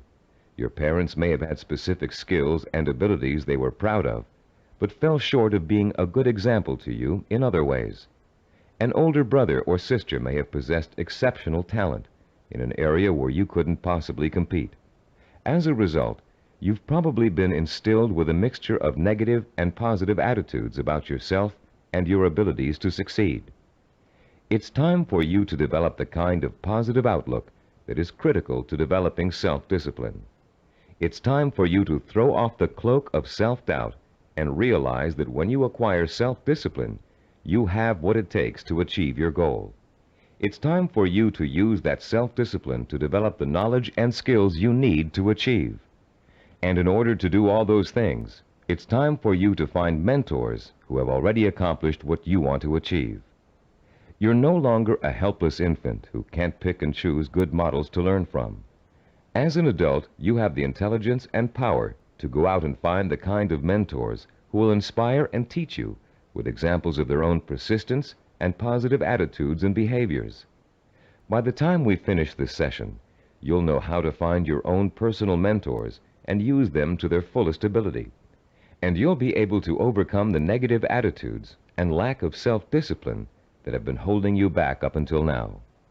You'll learn how to identify your own personal role models using historical figures and the people surrounding you today. You'll find out how to actually learn new attitudes and behaviors from them. You'll learn how to use them to create a blueprint for your own actions, starting right now.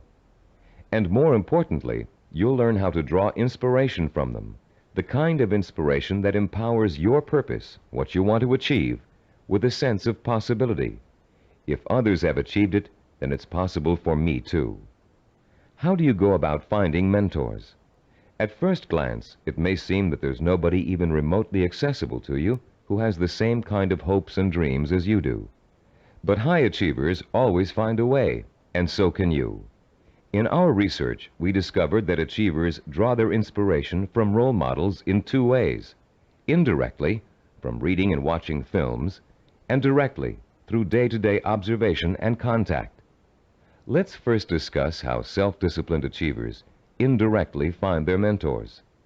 Indirectly, they learn through media portrayals, mostly through the reading of biography and autobiography, reading profiles of achievers in magazines and other periodicals, and watching inspirational films and television programs. You may not be able to meet and talk to George Washington, Charles Lindbergh, Margaret Mead, or Agatha Christie, but each one of them has left behind a legacy of accomplishments that have been covered extensively in print and film. Stop now and think of all the people you've read about, heard about, or seen portrayed in films. Whom did you admire most? Whose story elicited a throb of recognition from you, a feeling that if you could be in anyone's shoes, that was the person you'd like to be? It could even be a fictional character, a great detective or explorer created by an imaginative writer. But there had to be, and still has to be, someone you've always greatly admired and wished you could be like. After he made the film Rocky, Sylvester Stallone talked in an interview about the power of mentors and how his movie worked to inspire millions of people around the world. "I think there's a definite formula in reaching audiences," he said. "Provide them with heroes and heroines who have to pull themselves up from the depths of despair. And as they struggle and claw and finally attain their goal, the audience says, 'That's the kind of person I want to be.'" Stallone's character Rocky is the embodiment of a man obsessed with and driven by a vision rich in emotion and purpose, a self-directed achiever who overcame the odds through hard work, effort, persistence, and perseverance. Browse through the New York Times nonfiction bestsellers list this Sunday in your local paper. You'll find that half the books listed are biographies or autobiographies, testaments to people of enormous self-discipline and high achievement. Examples of the power of self-discipline are all around you. You only have to visit your library, your local newsstand, the closest movie theaters, or your local video store for inspiration. Your first step in finding a self-disciplined mentor is to search out books, magazine articles, and movies in which the main characters, fictional or real, have achieved something similar to what you want to achieve. And after studying these people, you can begin to answer the questions. What is it I must do to achieve my goal? What skills do I need to learn? How must I behave? What actions do I need to take? Your mentors will provide you with the answers. The self-disciplined have 3 direct methods of finding role models to learn from and emulate. The first is through personal acquaintances. They may have a friend whose business or personal successes have inspired them to take similar routes to the top. Or perhaps there's a family member who has achieved widespread recognition for outstanding contributions to the community. Because these mentors are close at hand, they can be watched from a front row seat. You can observe their attitudes, behaviors, and thinking patterns. You can notice how they solve problems. You can pay attention to how they behave when confronted with setbacks or victories. You can watch these mentors grapple with the issues of everyday life and the larger issue of achievement in a chosen area. But sometimes there just aren't any people who are that close to you who fit the bill of the self-disciplined achiever. You must find other methods of seeking out real-life mentors. The second way self-disciplined people directly find mentors is through what is commonly known as networking. Networking consists of building relationships with the people who can introduce and expose you to positive role models. Networking is not to be confused with social climbing. The primary motivation of the networker is to learn as much as he can from as many successful people as he possibly can. The main benefit from networking is the quality of the contacts you can establish. Contacts that will create greater opportunities and put you in the mainstream of successful, self-disciplined role models. The third source of finding models directly is apprenticeship, learning directly from a master mentor. The concept of apprenticeship may seem old-fashioned in a world of computer-assisted learning and mass public education, but most of the high achievers we studied apprenticed themselves in some fashion to a mentor who could pass on his or her skills through intentional, personalized learning. Apprenticeship is extraordinarily common in the arts, trade crafts, business, medicine, law, politics, teaching, and sports. Leaf through any encyclopedia and notice how many of the achievers profiled learned their skills under the tutelage of a master mentor. Some people are obvious masters of their craft and easy to pick as mentors, but sometimes it isn't so obvious, especially when it comes to business or professional achievers. How can you choose among several possible candidates? How can you pick the person who is most likely to provide you with the inspiration and example you need?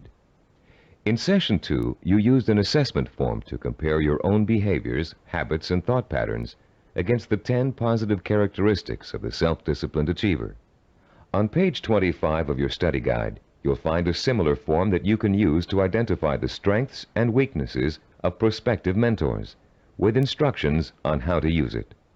Put this form to work for you as you seek out that special person who can help you achieve your most cherished dreams and goals. When choosing a mentor of any kind, pay particular attention to how he or she developed the knowledge, skills, and abilities it took to reach his or her goal. Was there special schooling involved, particular reading materials, an apprenticeship with a mentor of his or her own, carefully sought-out teachers? How many hours did your mentor work every day toward achieving his or her goal? Also, pay close attention to your mentor's way of thinking. Be sure to choose someone who handles stress and pressure well, someone who responds to difficult problems by coming up with creative solutions, someone who loves what they do but still finds time for important personal relationships. The highest achievers work hard but are not workaholics. They still find time to enjoy their friends and families. Look for a mentor who has learned not to waste time and who has mastered the art of juggling a heavy schedule while staying calm and in full control. This will be an important trait for you to imitate, and find someone who neither capitulates to everyone around him nor is so arrogant he won't listen to the opinions of others. You'll want to learn how to listen well and then make your own decisions. In looking for all these traits, remember that your mentor is still going to be human and have faults. This is one of the most important things you can learn about your role model. In spite of great success, wealth, and the admiration of friends, family, and the community, he or she makes mistakes just like you. Rather than being disappointed in your mentor, you should rejoice over his or her human failings, because those failings mean that anyone can succeed just as they did. If it was possible for an imperfect person with one all-important goal in life to make that goal come true, you can do it as well. At Cybervision Systems, we've developed a number of sports training video cassettes that use a new and revolutionary learning technique. These video cassettes feature some of the world's greatest athletes, highly self-disciplined achievers who have won world championships and Olympic gold medals. And in the casual conversations we've had while working with these athletic stars, each one has revealed that he or she had a mentor whose skills, attitudes, and behavior served as an example of how to achieve. One of the things that struck us during these conversations was the fact that most top athletes were just as intimidated as you and I might be the first time they met their role model heroes, for lack of a better word. The idea that a major league ball player of undisputed talent might be quivering like a school kid in the face of their lifelong hero made us feel pretty normal, actually. I think we all feel a sort of psychological barrier when it comes to measuring ourselves against our role models. But as the athletes we talked to discovered, that barrier can be overcome quickly and easily. Each of them described the eventual realization that came from playing on a team with a personal hero or from riding the same pro circuit. The realization?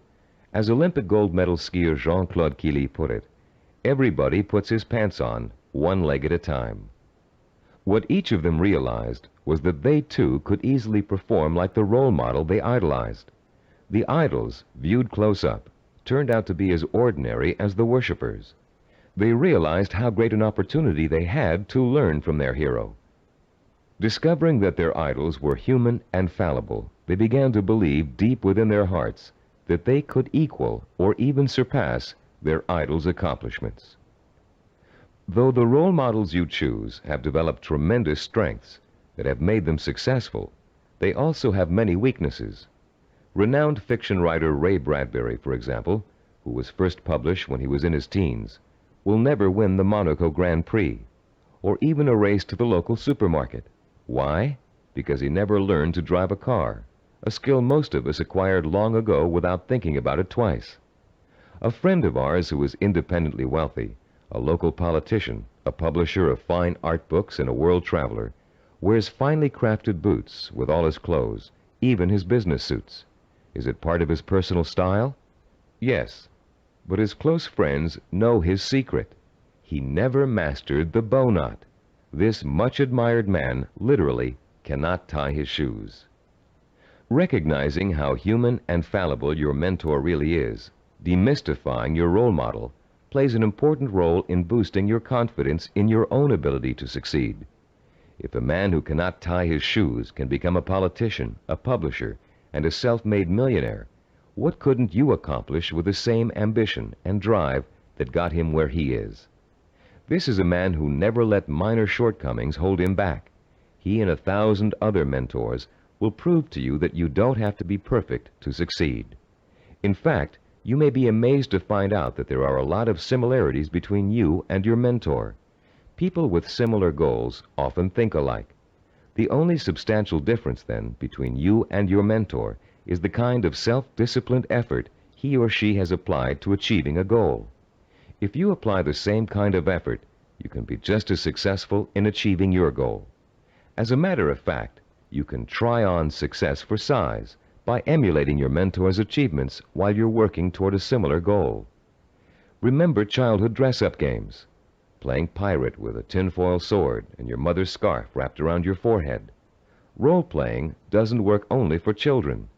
It can give anyone who's striving to reach a particular goal a template to follow for achieving that goal.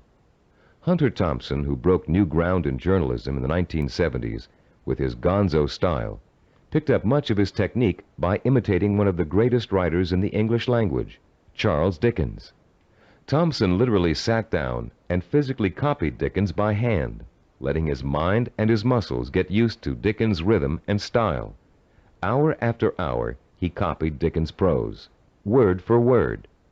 And Thompson went on to become a successful and popular contemporary writer. The great 19th century psychologist and philosopher William James contended that if you want to acquire a positive habit or behavior, simply act as if you already have it, and you will. James was aware that the human nervous system is incapable of distinguishing between a physically real experience and a vividly imagined one, which means that once you select your mentor, all you need to do is act just like that person in order to be just like him or her. Remember General Patton? He acted just like Alexander the Great, and he won battle after battle against the Axis. What about Babe Ruth? He imitated Shoeless Joe Jackson and went on to achieve much greater fame than his role model. Or perhaps you've heard of a fictional character named Bunker Bean. Bunker Bean was a timid, weak boy, raised by his parents to think he would always be a failure, and he was.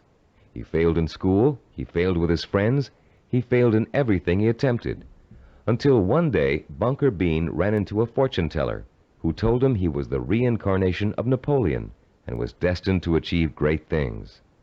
Bunker Bean was shocked out of his usual apathy by this revelation. Going to the library, he took out every book he could find on the legendary Napoleon Bonaparte. He bought posters of Napoleon and hung them up all over his room. And as he studied about the emperor, whom he really believed was his former self, he began to imitate Napoleon's habits, attitudes, and behaviors. Years later, Bunker Bean was a rich and powerful man. He had everything anyone could have asked for. Running into the fortune teller one day, he thanked her for changing his life by telling him about his former self. And to his astonishment, she laughed and told him she had lied to him years before, just to get his money. He wasn't the reincarnation of Napoleon after all. Bunker Bean was crushed. But since he had spent the many years acting like his role model, he found he couldn't shake the habits of success he had acquired. It was then that Bunker Bean realized that everyone is born with the potential to be a great achiever, if they can only believe they are.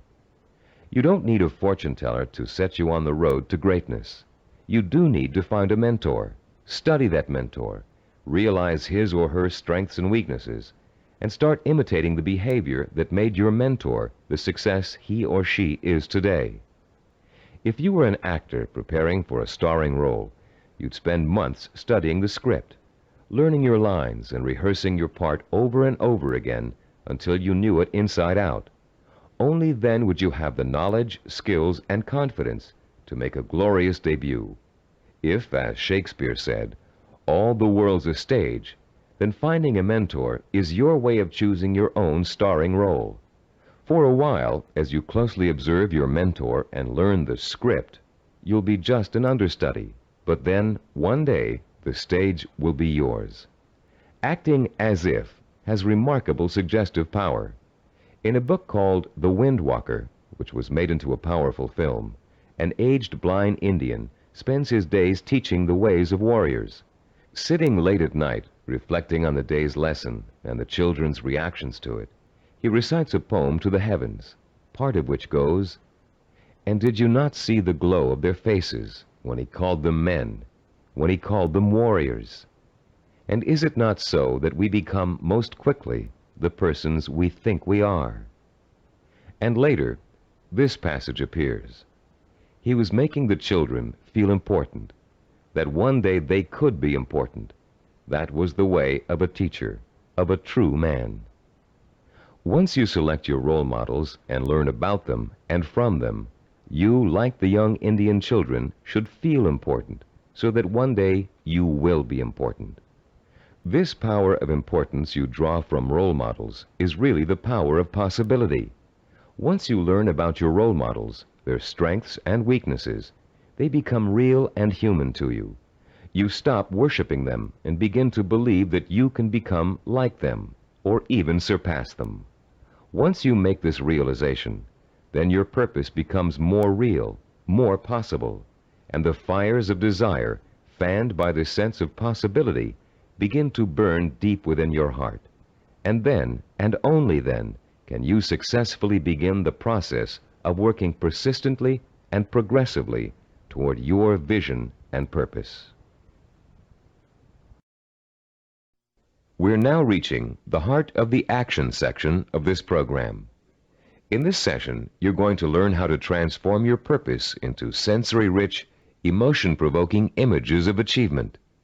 But before we do, let's quickly review the kinds of actions you've taken so far to begin your journey to achievement. In Session 4, you learned how to determine your purpose, the goal that represents the true desire of your heart and mind. This purpose is so important to you that you're willing to dedicate a great deal of time and energy to achieving it. It gives you a reason for living, and a reason for becoming the kind of self-disciplined achiever who can make it happen. In Session 5, you learned how to identify models of achievement, people who have already attained goals similar to yours. You learned how to turn those models into personal mentors, people who can inspire and teach you to achieve in much the same way they did. You found out how to isolate and identify their talents and habits. You also learned to use your mentors to create a strong sense of possibility, a feeling that if they could do it, so can you. With a clearly defined purpose and a strong feeling of "it's possible for me," you have already broken through the chains of failure that shackle and bind more than 90% of mankind. Most people don't have a purpose. They don't think that they're capable of achieving anything worthwhile. Now you're ready to take another giant step on the road to achievement. In this session, you're going to learn just how to translate your purpose into an emotion-provoking vision. This vision will become so real in your imagination that it will inspire and motivate you to work towards it every minute of every day until you make it come true. What we call your vision of success is a clear, sensory-rich, highly detailed mental picture of what you want to achieve and the rewards you'll experience as a result of its achievement. When this vision of success is linked to your purpose and a strong sense of possibility, it will, like a hot branding iron, burn itself deep into every fiber of your being. Not only will you become obsessed with this vision, but you'll also develop a sense of deep belief in your ability to achieve it. Your vision allows you to make a quantum leap from the sense of possibility to the sure-fired conviction that "I know I can do it." You're about to learn a simple but powerful 4-step process for transforming your purpose into a sensory-rich goal. Once you have done that, we're going to give you 5 easy-to-use guidelines that will help implant the goal deep into your mind and nervous system. It will then become a permanent part of you, and serve as the fuel that fires your emotion and incites you to purposeful action. Let's now begin to learn about the process of sensory goal setting and how you can use sensory goals to develop what we call a magnificent obsession, a burning desire to achieve your purpose.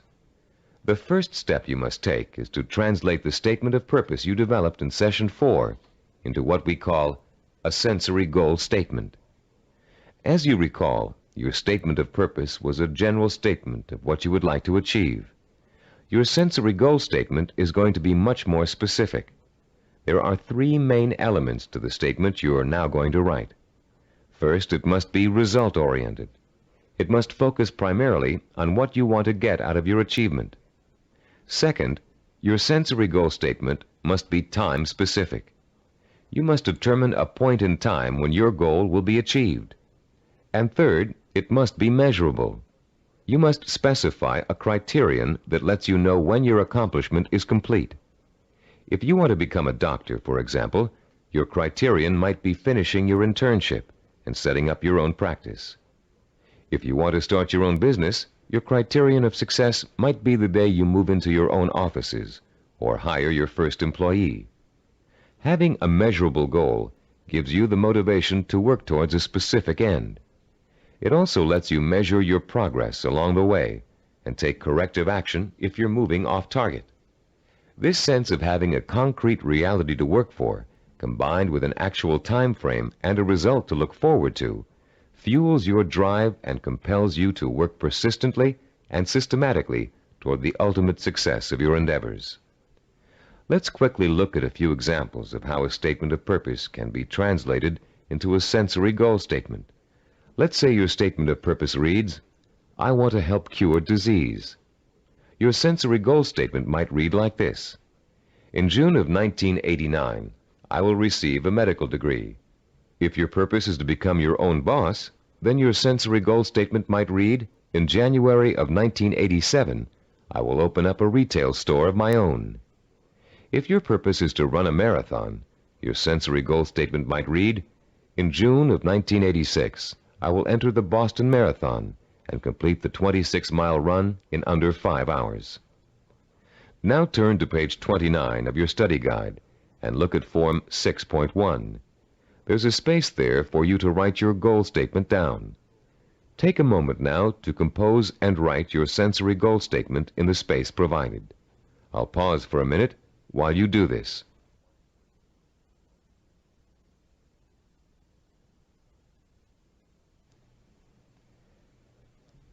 After writing your sensory goal statement, your next step in the sensory goal setting process is turning that statement into what we call a vision of achievement. The first way in which you're going to do this is by finding photographs in books, magazines, and newspapers that show people living, experiencing, and achieving your vision. If your vision is to become a doctor, look for photographs of a medical school graduation ceremony. Find pictures of doctors involved in research. Look at Scientific American, the New England Journal of Medicine, and similar publications aimed at doctors and scientists. If your vision is to be your own boss, find photos of people who own successful businesses. Business Week, Industry Week, and specific retail trade publications are good sources to try. If your vision is to run the Boston Marathon, make photocopies of newspaper stories about marathon winners that you can find in the library. And check Runner's World and similar publications aimed at serious runners. The purpose of this exercise is to give you some concrete images to inspire your own personal images of achievement. You'll learn how to create those personal images in a few moments. Creating a vision achievement scrapbook of pictures that personally speak to you about your own desire for achievement can have a powerful effect on your motivation and drive. Devote some time today or this evening to locating these pictures, and in the future, continually be on the lookout for more. The third step in the process of developing a sensory goal requires that you make a listing of all the advantages and rewards you will experience as the result of achieving your goal. For a few minutes, close your eyes and imagine that you have already successfully realized your ambition. How is your life different because of it? What recognition have you achieved? Has it made a difference with your family and friends? Has it made an impact on other areas of your life? Are you getting up at the same time in the morning, driving the same car to work? Are you going out more in the evenings, wearing different clothes? Turn to page 31 in your study guide, and in the space provided on Form 6.3, write down every single reward you can imagine resulting from the achievement of your goal.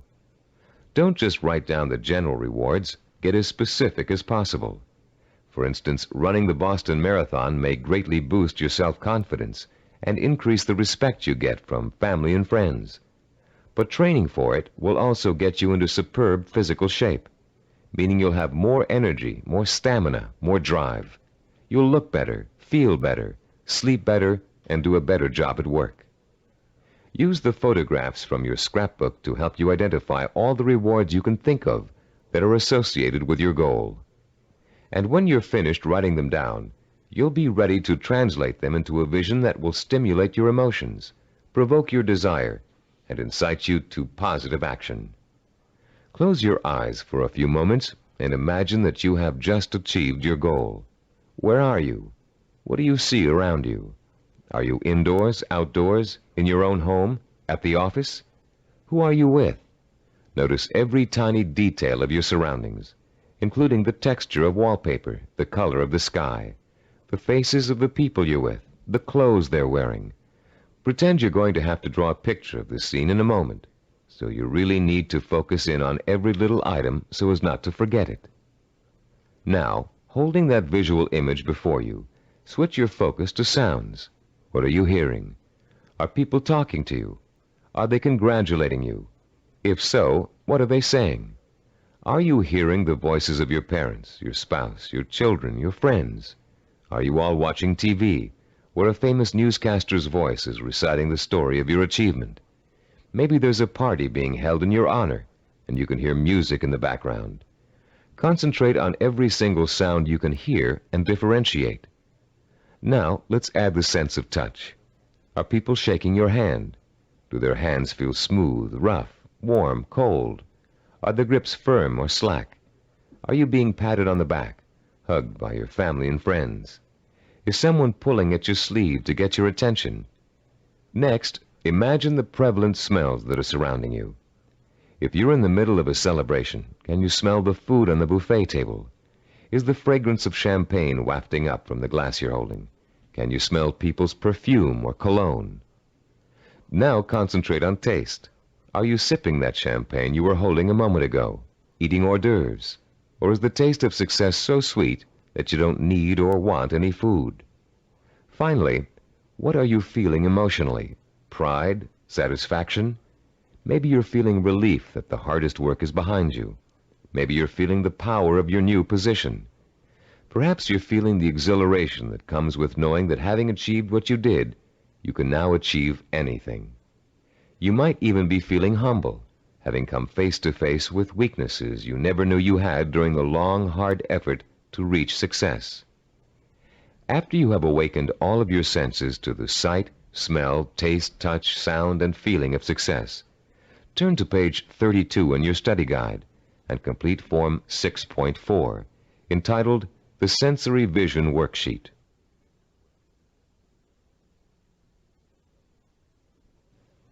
The four-step process we have just outlined takes you on another emotional journey that gets progressively richer, clearer, and more potent.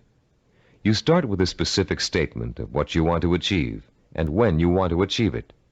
Then you gather inspirational photographs of others who have achieved what you want to achieve. You imagine and list the rewards and benefits you'll experience as a result of achieving your goal. And finally, you bring these three steps together into an imaginary scenario rich in sight, sound, touch, taste, smell, and emotion. This scenario is your vision. It is the driving force behind all of your thinking and activity. The more intense and more detailed your vision is, the more emotional power it will pack. The more often you conjure up your vision, the more drive and sustaining power you'll have behind you. This drive and power will in turn enable you to develop working plans, working habits, knowledge, and skills you need to achieve your goal. and it will help you to persist and persevere until it is accomplished. Now that you've imagined reaching your goal in all of its sensory detail, you're going to have the opportunity to record it on tape. Don't leave out a single sensory detail. The richer your description, the more powerfully it will affect your ability to keep striving to reach your goal, day after day, week after week, month after month. Use as much enthusiasm as you can during your description. You should be enjoying yourself. After all, it's your vision of success you're describing. After you've finished recording, play back your description and listen to it carefully. Did you falter in places? Were there things you couldn't describe fully? Did it sound as if you didn't quite believe what you were saying? If the first version of your story doesn't satisfy you, erase it and create another one. Do this over and over until you have a version that completely satisfies you. It should be highly detailed and utterly convincing. And if, along your path to achievement, you find your goal changing shape or form, just record a new version that better fits your new goal. You're now going to learn to use this recording as part of a 5-step daily plan for internalizing your vision and making it so much a part of you that it will drive you to plan, to work, to achieve, to persist. Your first step will begin early in the morning, soon after you wake up. The first thing you're going to do before going about your daily business is to review your statement of purpose, your sensory goal statement, your photographs of achievement, and your list of rewards for achieving your goal. This is not just to remind you of why you're striving for success. It's to remind you of exactly why you need to succeed. Your statement of purpose, your list of rewards, your photographs, all speak of your deep need for achievement and the ways in which it will satisfy you and enrich your life. This is what you need to awaken in yourself anew every single morning. After you've reviewed those materials, your second step is to listen to your recording of your sensory goal description. The sound of your own voice filled with enthusiasm, describing the joy and pride you feel in achieving your goal, will light a fire inside you that will give you the energy and stamina to persist in your efforts to reach success every single day. And during the day, as part of step 3, you must take a few moments out from whatever you're doing, close your eyes, and imagine your sensory goal in all its richness and brilliance. Recall the touch, taste, smell, sight, and feel of success. Relive your emotional reactions to it. Keep the obsession to achieve burning in you all the time by remembering this vision as often during the day as possible. For step 4, at night you must mentally review all the events that occurred during the day. Did you have new experiences that could help you fuel your vision and make it richer and clearer? Make another recording that reflects your new thoughts and feelings. Step 5 consists of listening once more to your sensory goal description before going to bed. And as you're falling asleep, play your sensory-rich scenario of achievement over and over again in your head. This 5-step plan will refuel and reinforce your motivation for achievement, and it will help to give you daily feedback on how well you're progressing toward your goal. But remember, there will be setbacks and mistakes along the way, and there will be readjustments in your thinking and planning about what you want to achieve and how you want to achieve it. You'll find yourself adjusting your course just as you adjust your steering wheel while driving on a winding road. This is to be expected because there is no effortless path to achievement. For this reason, we suggest you record your vision over again at least every 2 weeks. That way, it can keep pace with your daily experiences and changes in outlook. You've come a long way in this session. You've turned a general statement of purpose into a specific statement of what goal you want to achieve. You've put an achievement date on that goal. You've gathered pictures of it. And you've learned to turn it into a living, breathing vision of success that evokes the kind of strong emotions you need to sustain a long, hard effort of achievement. Now is the time to record your vision. Take your time and do it as many times as necessary until you are satisfied with the results. Remember, you're going to be listening to it twice a day, so it needs to be rich and rewarding. You may find you need several tries before you successfully record a vision that satisfies you in its richness of detail and intensity of emotion. Do as many versions as you need until you get the one that sounds just right. If your goal changes, record a new version. If you've reached your goal and want to pursue another, create a new vision and record it. Remember, include all the details and be as enthusiastic as possible. Now, begin your own narration of what it would look, taste, touch, smell, sound, and feel like to achieve your goal. What you can do, or dream you can do, begin it. Boldness has genius, power, and magic in it. These immortal words, written by the great German philosopher and dramatist Johann Wolfgang von Goethe, perfectly set the stage for what you're going to learn in this session. Here, we're going to help you turn the vision of what you want to achieve into an action plan. In Goethe's words, to boldly begin your dream. You already have the vision. You believe in it and in your potential to achieve it.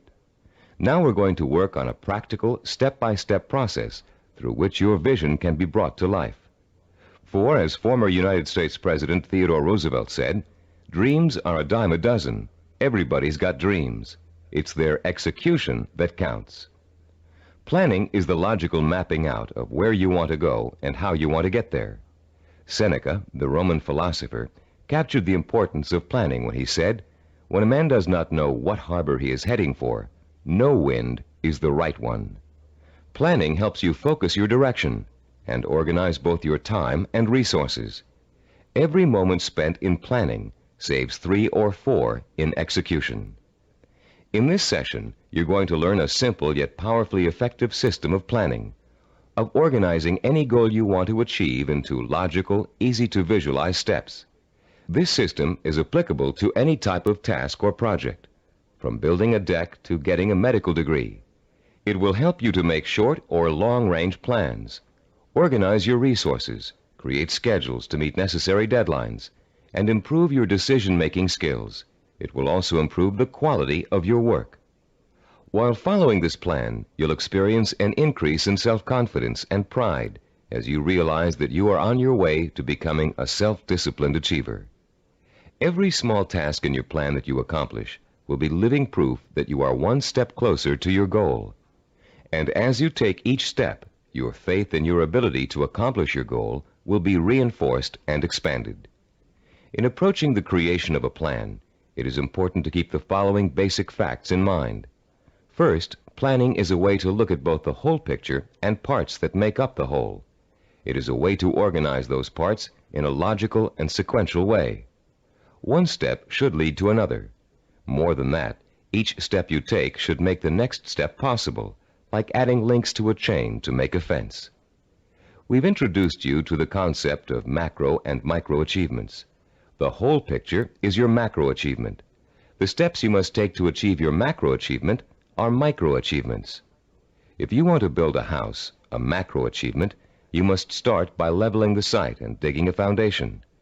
Only after those steps have been accomplished can you go on to pouring the foundation, putting up the framing, putting in electricity and plumbing, finishing the walls, installing the roof, and so on.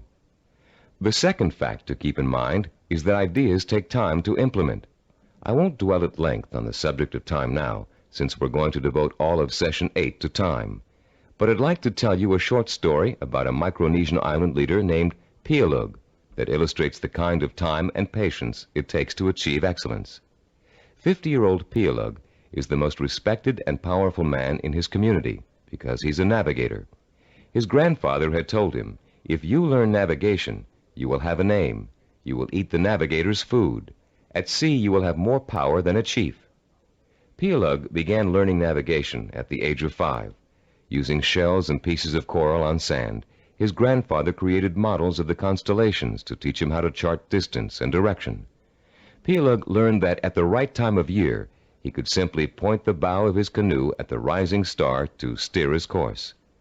But since the stars rise 4 minutes earlier each evening, the rising star changes position every day. So Pialug also had to learn the positions of the multitude of lesser stars. It took him 45 years to learn every movement of every major and minor star and constellation in the nighttime sky. But having taken the time to learn, Pielug now enjoys the respect, admiration, and status in his community that comes with being a navigator. Like Pielug, you must recognize that it will take time to achieve your goal, weeks, months, or years. Like Pielug, you must develop patience in learning the steps that lead to your goal. With time and patience on your side, you'll be assured of realizing your ambition. And like Pielug, you'll achieve the respect that comes with final accomplishment. A third fact to remember in creating a plan of action is that ideas take concentrated work to come to fruition. Too many people like to think that managing a project means that others do the detail work. They can simply spin out ideas like sparks from a child's pinwheel toy, leaving others to tend the fire. If you leave others to tend the fire, don't blame them if the house burns down. Admiral Hyman Rickover spent over 40 years building America's nuclear submarine fleet.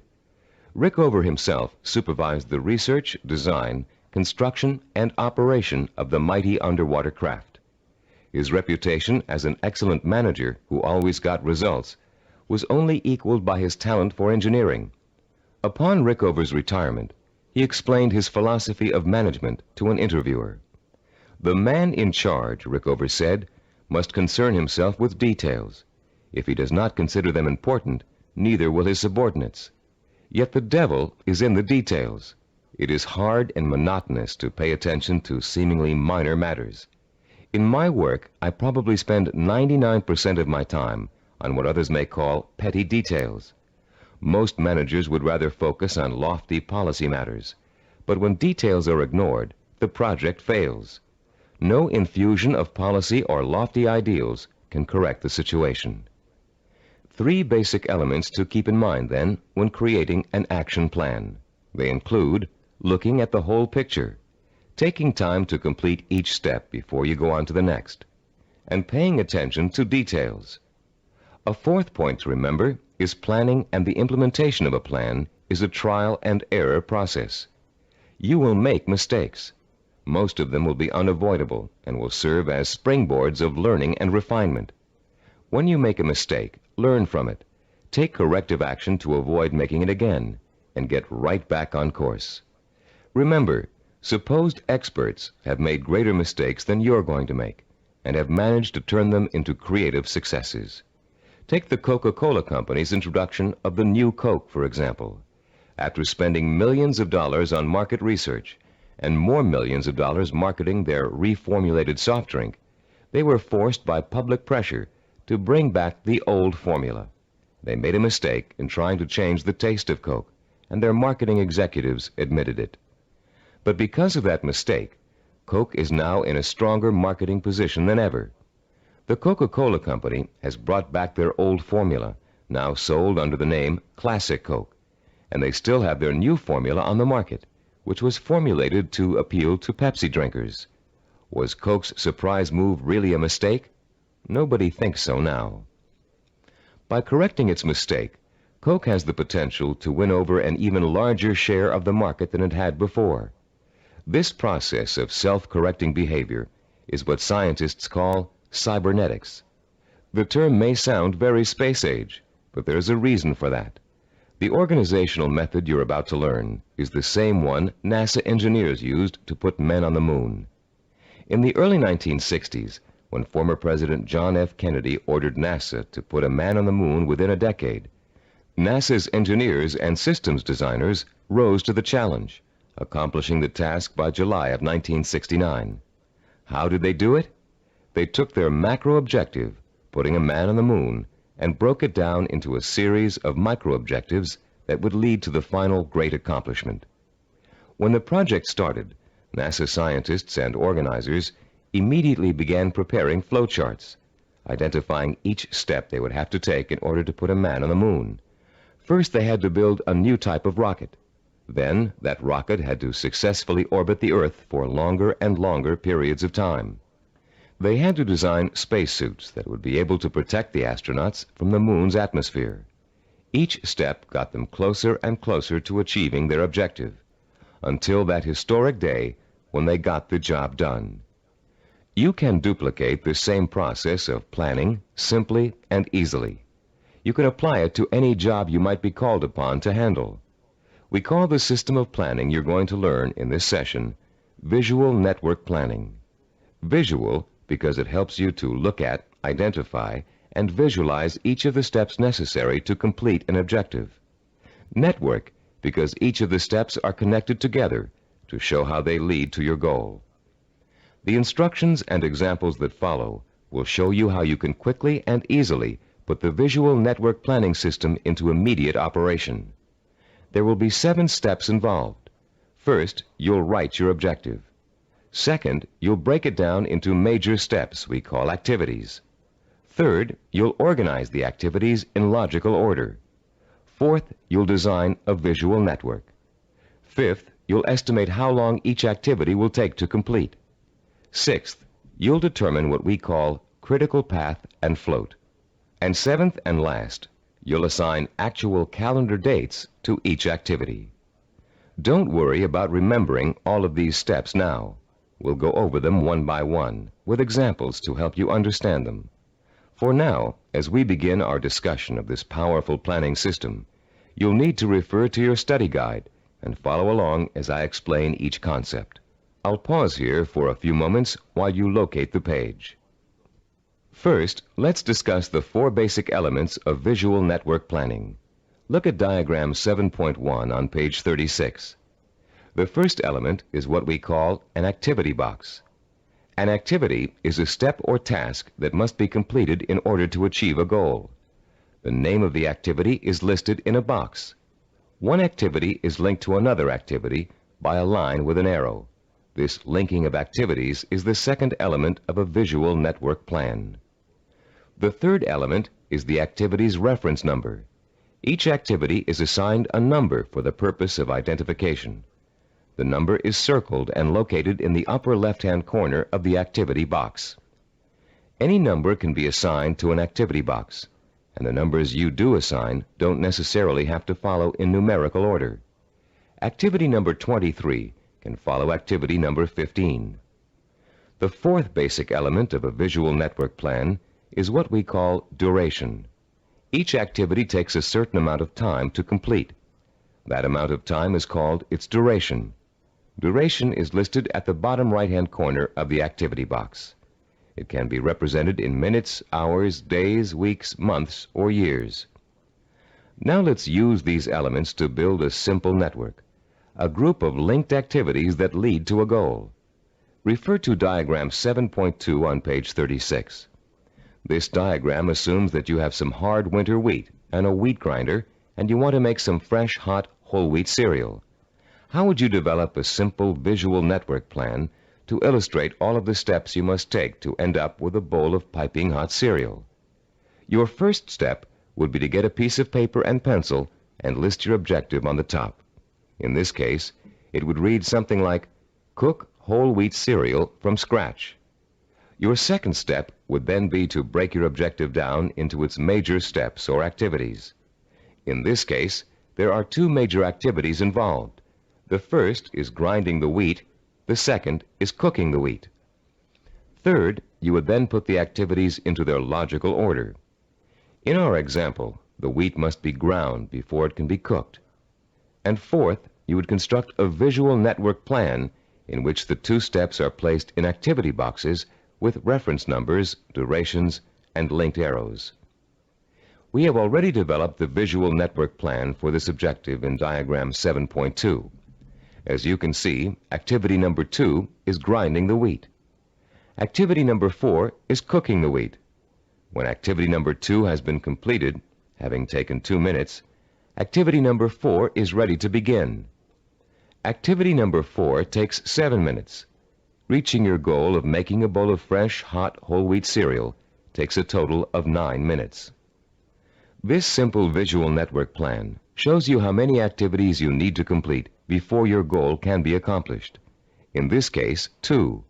And how long each activity will take. In this case, 2 minutes and 7 minutes. The example is very elementary. If you look at diagram 7.3 on page 37, you'll see a slightly more complex visual network plan. In this case, our goal has two activities that are dependent upon the completion of one activity. Here our goal is to get both a car and a motorcycle out of a garage. Neither can be accomplished without opening up the garage door. Notice also that Activity 5, labeled Getting the Car Out of the Garage, is independent of Activity 7, labeled Getting the Motorcycle Out of the Garage. Both activities 5 and 7 can be accomplished at the same time, providing you have someone to drive each vehicle and providing the door is opened first. In this example, note that 5 of the 7 steps of visual network planning have been completed. 1, the objective has been written. 2, the major steps of the project have been identified. 3, the steps have been put into a logical order. 4, they have been organized into a visual network. 5, each activity has been assigned a time estimate for completion. Now let's examine Step 6, the concepts of critical path and float. To help you follow along in our explanation, turn to page 38 of your study guide and look at diagram 7.4, titled Critical Path and Float. As you can see, we have expanded our visual network plan for cooking cereal to one for cooking and eating cereal. The new objective is to prepare and eat freshly ground whole wheat cereal in 15 minutes. Look at the visual network plan. You now have 3 separate paths that come out of Activity 3, grinding wheat. Going from the top down, the first path is made up of Activities 3, 5, and 11. The middle path is composed of Activities 3, 9, and 11. The bottom path includes Activities 3, 7, and 11. Look at the 3 paths individually and total up the amount of time each will take. The middle path will take a total of 14 minutes to complete. The top path takes only 8 minutes. The bottom path takes 9 minutes. Look at your objective again. Your goal is to cook and eat the cereal within 15 minutes. If you are to complete your objective on time, the activities on the longest path must all be completed on schedule. The longest path on a visual network plan is known as the critical path. The activities on the critical path are called critical activities and are vital to the success of the project. The non-critical activities, those not on the critical path, can be delayed without affecting the result. These activities have what is called float. Float is the amount of time an activity can be delayed without affecting the completion of the project. In diagram 7.1, grinding the wheat, cooking the wheat, and eating the cereal take the longest amount of time and are thus on the critical path. Getting the bowls and milk can be delayed without affecting the schedule. Therefore, they both have float. Diagram 7.5 on page 39 is the visual network plan we use here at Cybervision Systems to develop our programs. Study the plan and try to determine the critical path. Which activities take the longest amount of time to complete? As you can see, activities 11, 13, and 15 are on the critical path. Activities 17 and 19, and 21 and 23, which take a total of 10 weeks to complete, have 6 weeks of float. Because of the amount of time it takes to complete the critical path, these activities can be delayed for 6 weeks without affecting the schedule. On the other hand, if any of the activities on the critical path are delayed, the whole project will be late. Identifying the critical path of your project enables you to gain control by knowing what your priorities are. You can then concentrate your efforts on getting those priority items done, letting the others float until you have time to take care of them too. The 7th step in developing a visual network plan is to assign calendar dates to each of the activity boxes. Once you're ready to commit your project to firm starting times, you must insert completion dates for all activities along the critical path. For example, if we were to begin our audio program development on January 5th, and the first activity on the critical path, developing a program idea, has a duration of 1 week, then the activity box showing the completion of this task would have a target date of January 12th. That date, and all others on the critical path, must be met in order for the project to be completed on time. A delay in finishing a critical path activity will result in the delay of the project. But critical path dates have another function besides keeping your project moving on time. These target dates also serve as guides for the float events that lead to your goal. You can position your float activities to coincide with your critical target dates in such a way as to complete them when it's best or easiest for you to work on them. These activities can be worked into your schedule because they can be delayed until it's most convenient for you to do them. Visual network planning works for macro goals and for micro goals. You can create one visual network plan for a macro goal, such as becoming a doctor, and create another visual network plan for getting through medical school. In diagram 7.6 on page 40 of your study guide, we've outlined a simple visual network plan for someone with a macro goal, becoming a neurologist. Each of the activities listed on this plan, which takes a total of 15 years of post-high school study, can be turned into a micro-network plan of its own. Any project that has a beginning and an end will benefit from visual network planning. Before embarking on your plan for accomplishing your macro goal, we suggest you try this organizational method out on something smaller, so you can see the results in a matter of a few hours or a few days. Apply it to a project around the house that you've been putting off for weeks, pruning your trees or repainting several rooms. This will give you a chance to get used to organizing your activities in a logical and systematic way. In using this plan, you'll learn the meaning of hard work and patience. You'll find yourself tempted to skip certain steps and leap ahead to something you feel like doing right away. But when you do go off your schedule, your project won't be completed in time, and you'll begin to see how important it is to stick to dates and schedules if you want to realize any goal. Using this plan will also reward you with a sense of self-disciplined accomplishment. As you complete each task on your path to success, you can mark it off on your chart and be proud that you've done it. You'll also be able to look at your chart at various times during your project and see how far you've come. Before we go on to complete this planning session on cassette side 10, I'd like to say a final word about the planning system you've just learned. No one can be totally certain about the outcome of a string of planned events. Mistakes, unforeseen problems, and outside events over which you have no control can and will contribute to the changing of your plans. Your visual network plan is not carved in granite.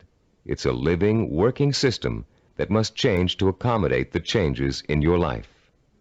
You may underestimate the amount of time it will take you to complete an activity. You'll know better the next time. You may find that you don't need to perform a certain activity at all, giving you some breathing room in your schedule. The objective of this plan is not to give you a rigid yardstick against which to measure your success or failure. Rather, it is to give you a logical, working system for achieving your goal. In creating your visual network plan, do your best to be as accurate as possible about dates and durations of activities. But remember that things may go wrong, and you may have to change those dates. This is not an excuse to quit. It is a good reason to keep sticking to your plan, for without it, you have little chance of achieving your goal at all. Remember, to successfully realize your purpose, you must have the courage to take risks, the courage to fail, and the courage to learn from your failures. Visual network planning is a roadmap that points out your destination and suggests a way to get there. But it doesn't tell you how to take the trip. It's up to you. On the next side of this tape, you'll take the exciting step of developing your own visual network plan, and you'll write your own story of achievement in a way that brings home the power and reward of final success. Now that you've been introduced to the guidelines of effective planning, you're ready to turn your own purpose and vision into macro and micro plans. As you do, keep in mind the following suggestions. First, the instructions on how to develop a visual network plan are guidelines only, and not a rigid set of rules. Use the principles we've discussed as a guide to meet your own specific needs.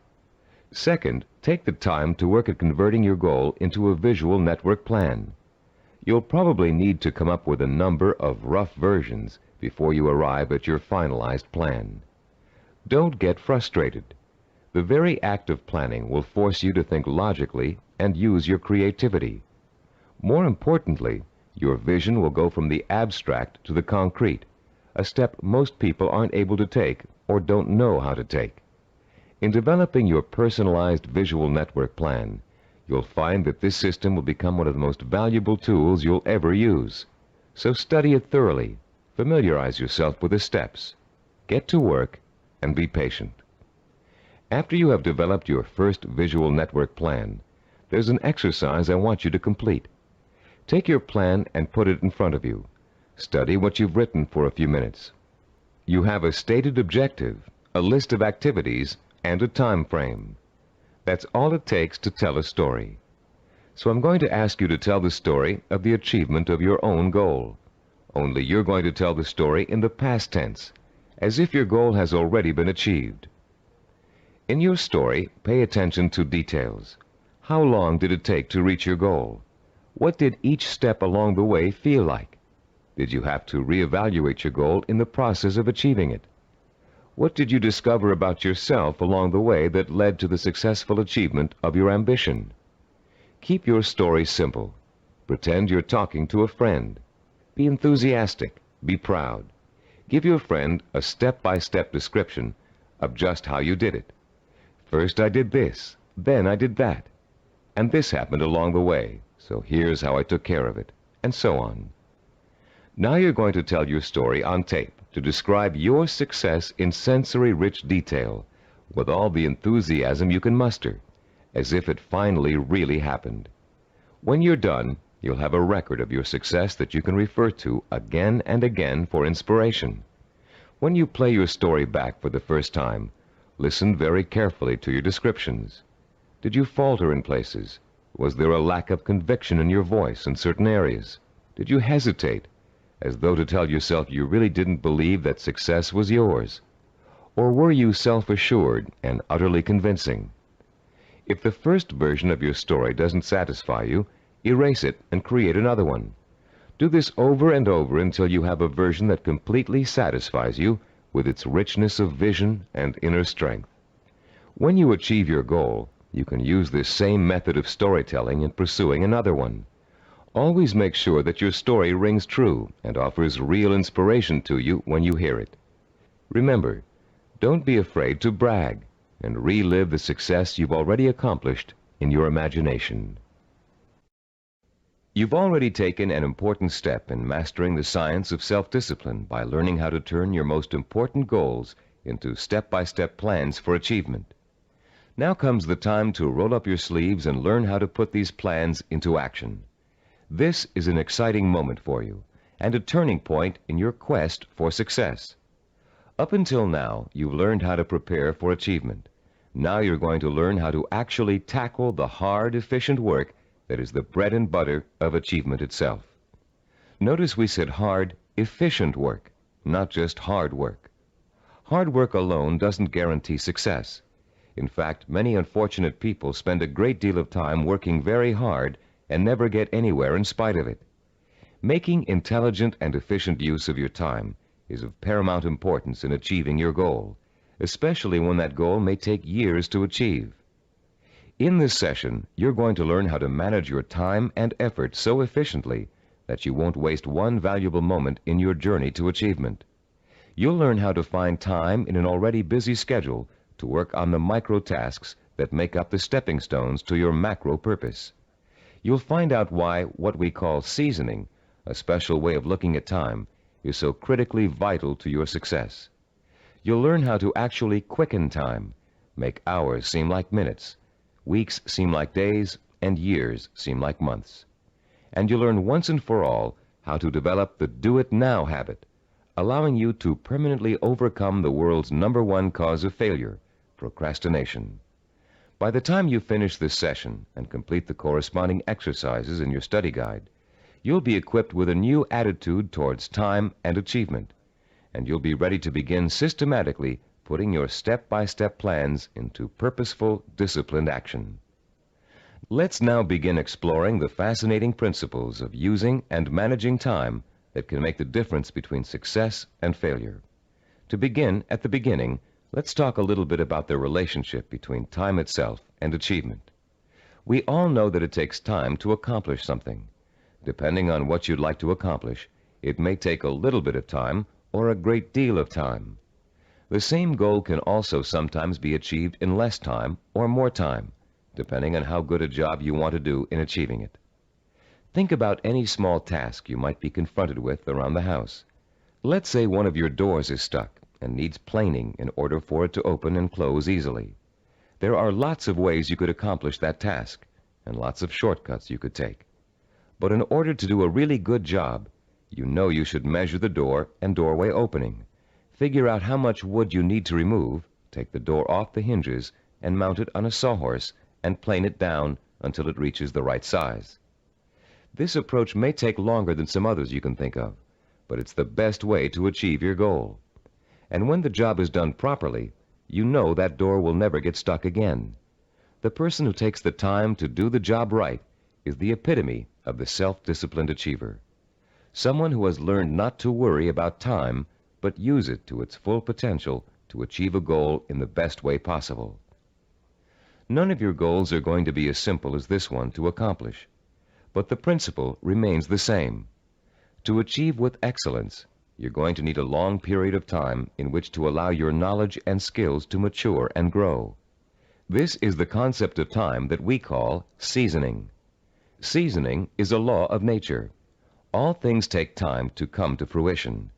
People, in their impatience to get what they want without going through this growing process, often end up stunting their own personal growth and making true success impossible.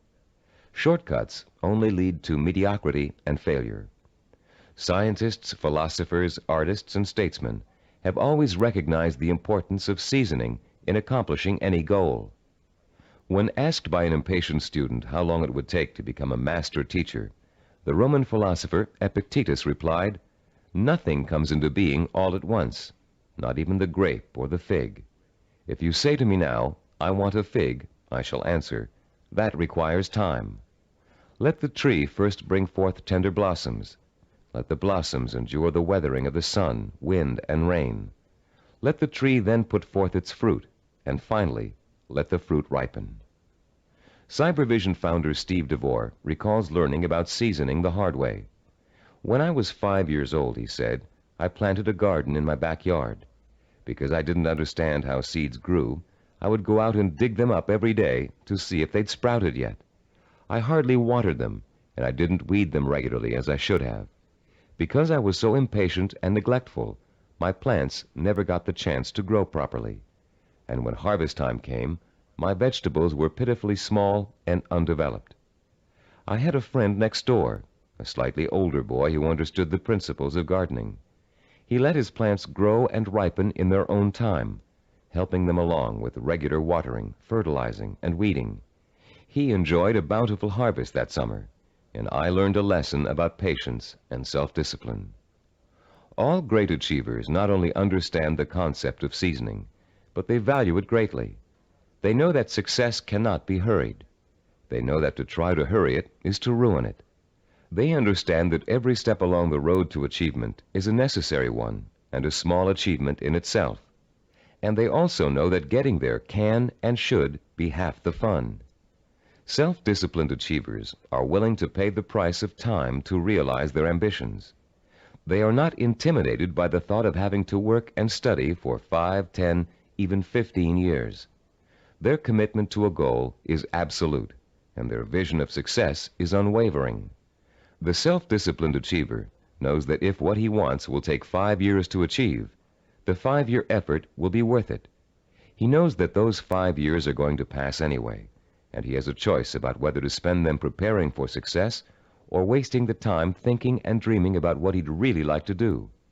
For the self-disciplined achiever, there is no choice. He'll gladly spend those 5 years working and studying to achieve his goal. Does several years seem like a long time to you? Think how fast the last 5 years of your life have gone by.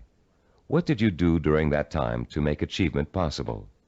If you had been working steadily towards your goal all that time, you could have achieved it by now. Let's say you're 34 years old, and your dream is to become an architect. You know it will take you 6 years of schooling and apprenticeship before you can get a good job with a respected architectural firm. But that means you'll be 40 years old by the time you reach your goal, and you feel you just can't wait that long. Stop and think. You're going to be 40 years old in 6 years whether you study architecture or not. And if you choose not to study it now, in 6 years, you'll be in the exact same position, wanting to be an architect and knowing it will take you 6 years to get there. Only by then, you'll have to work until you're 46 to achieve your goal. You can get there in 6 years by starting now, or you can choose to give up hope of ever getting there at all. If you really want to achieve your goal, 6 years won't seem like such a long time. As you'll find out later in this session, to the self-disciplined achiever, the 6 years will go by very fast. Impatient people want things to happen overnight. In the words of French philosopher Blaise Pascal, they anticipate the future as too slow in coming. And in being unwilling to devote hours of time to the kind of seasoning it takes to become accomplished at anything, they waste their lives by doing nothing at all, and they wonder why they always feel so unfulfilled. How many youngsters have you known who came home from a rock concert determined to learn to play the guitar? It looked easy when the group on stage was playing, so the youngster goes out and buys a guitar and takes his first few lessons. And all of a sudden, it becomes apparent that it's not easy. It's going to take years of hard work and effort to learn to play really well. So the youngster loses interest and gives up, bored with the tedium of practicing scales for hours. Yet the professional musicians he's watched have put in years of practice to get where they are, and where the youngster would like to be.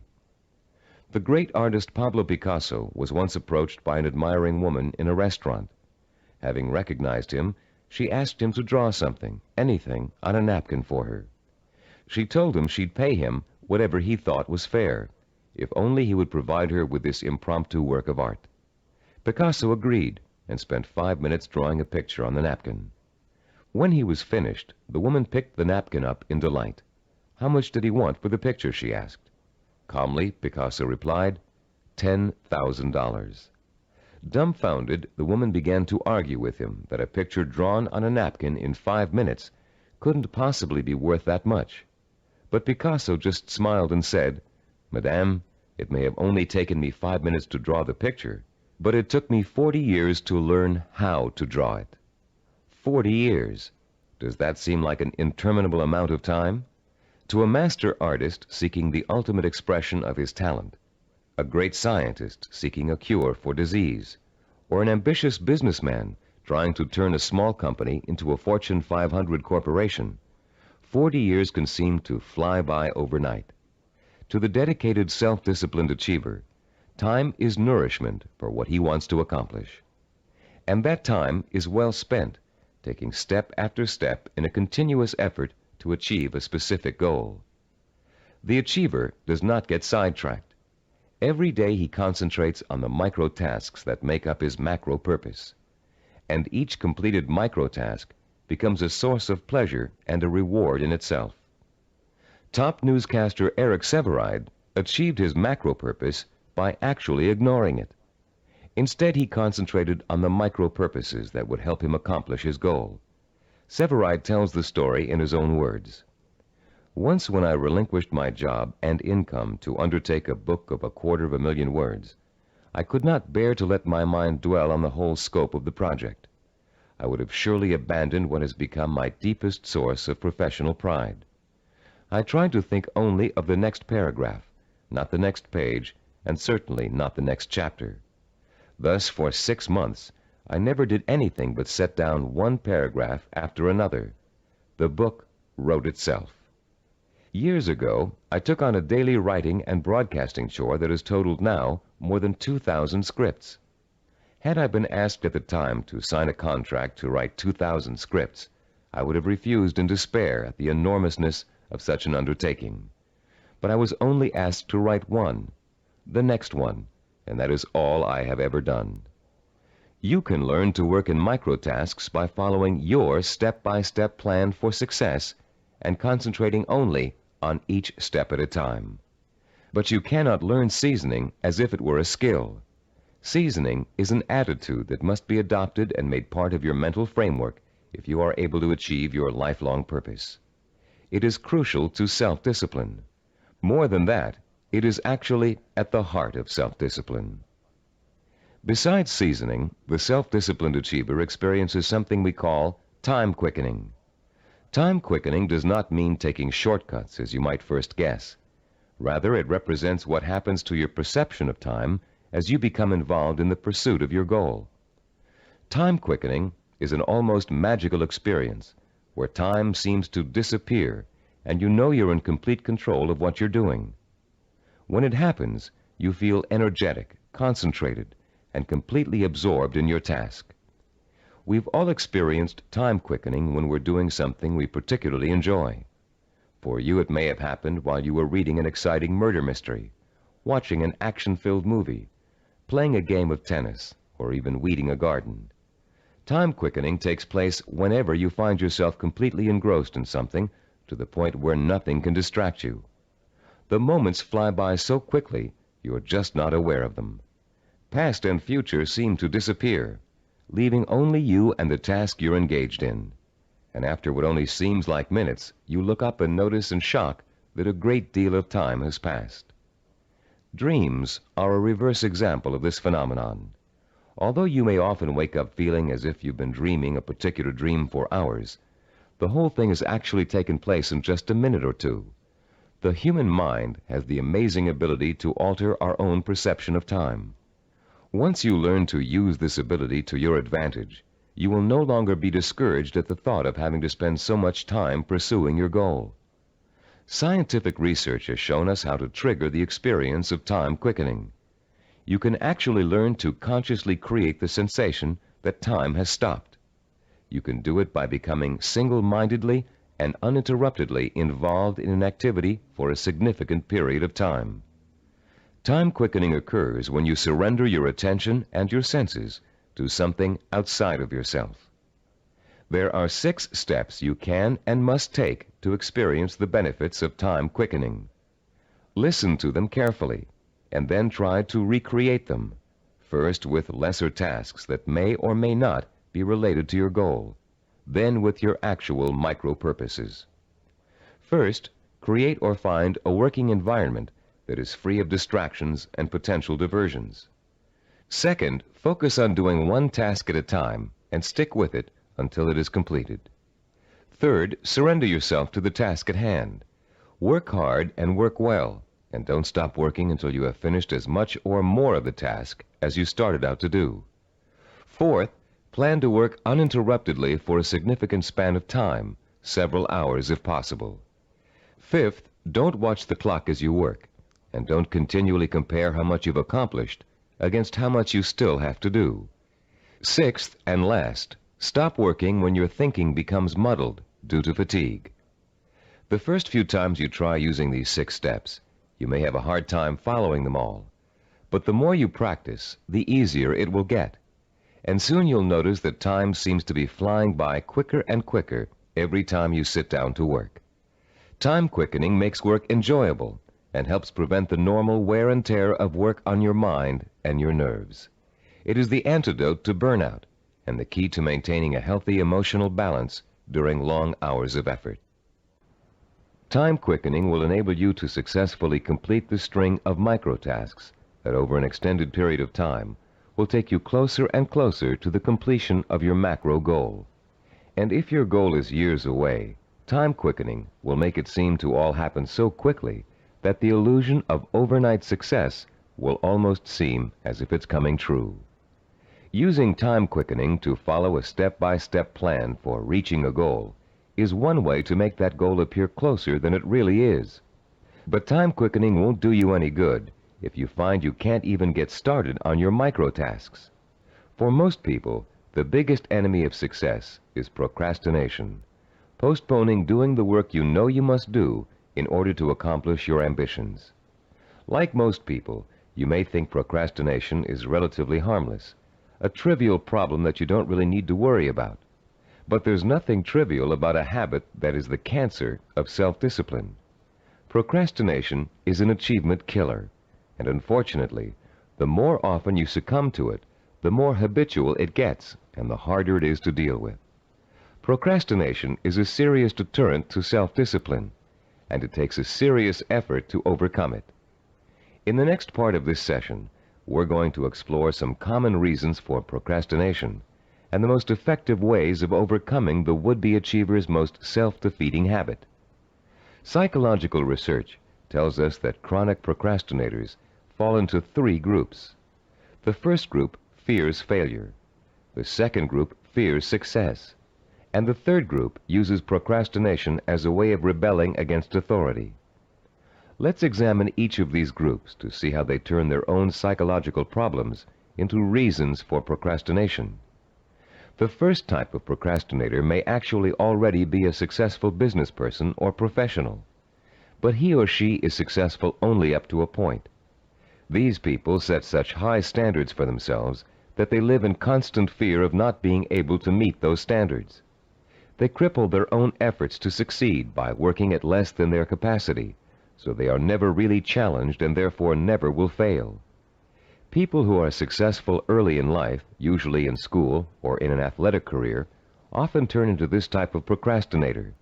Take Sarah, for example, a city planner who graduated at the top of her class from Stanford University.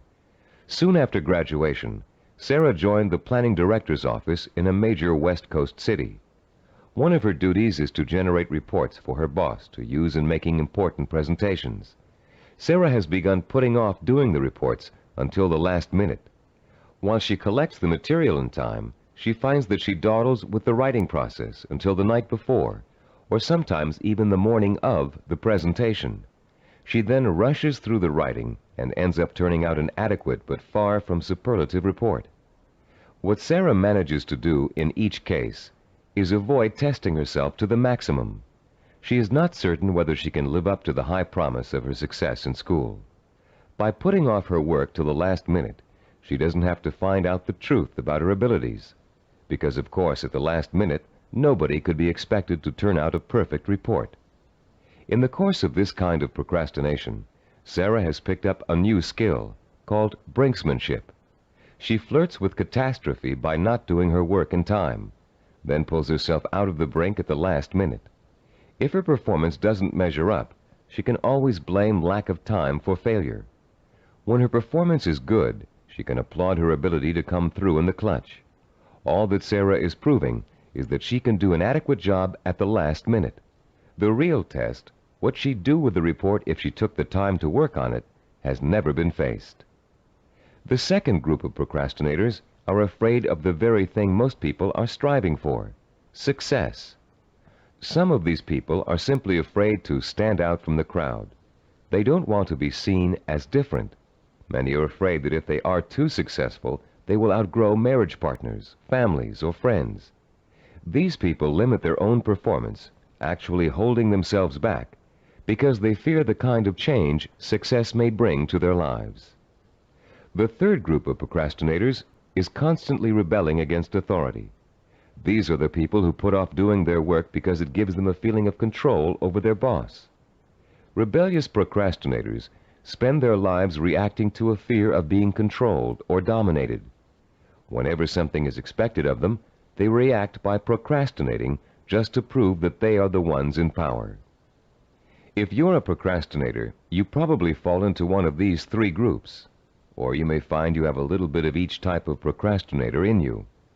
Understanding the reason for your procrastination is your first step towards overcoming it.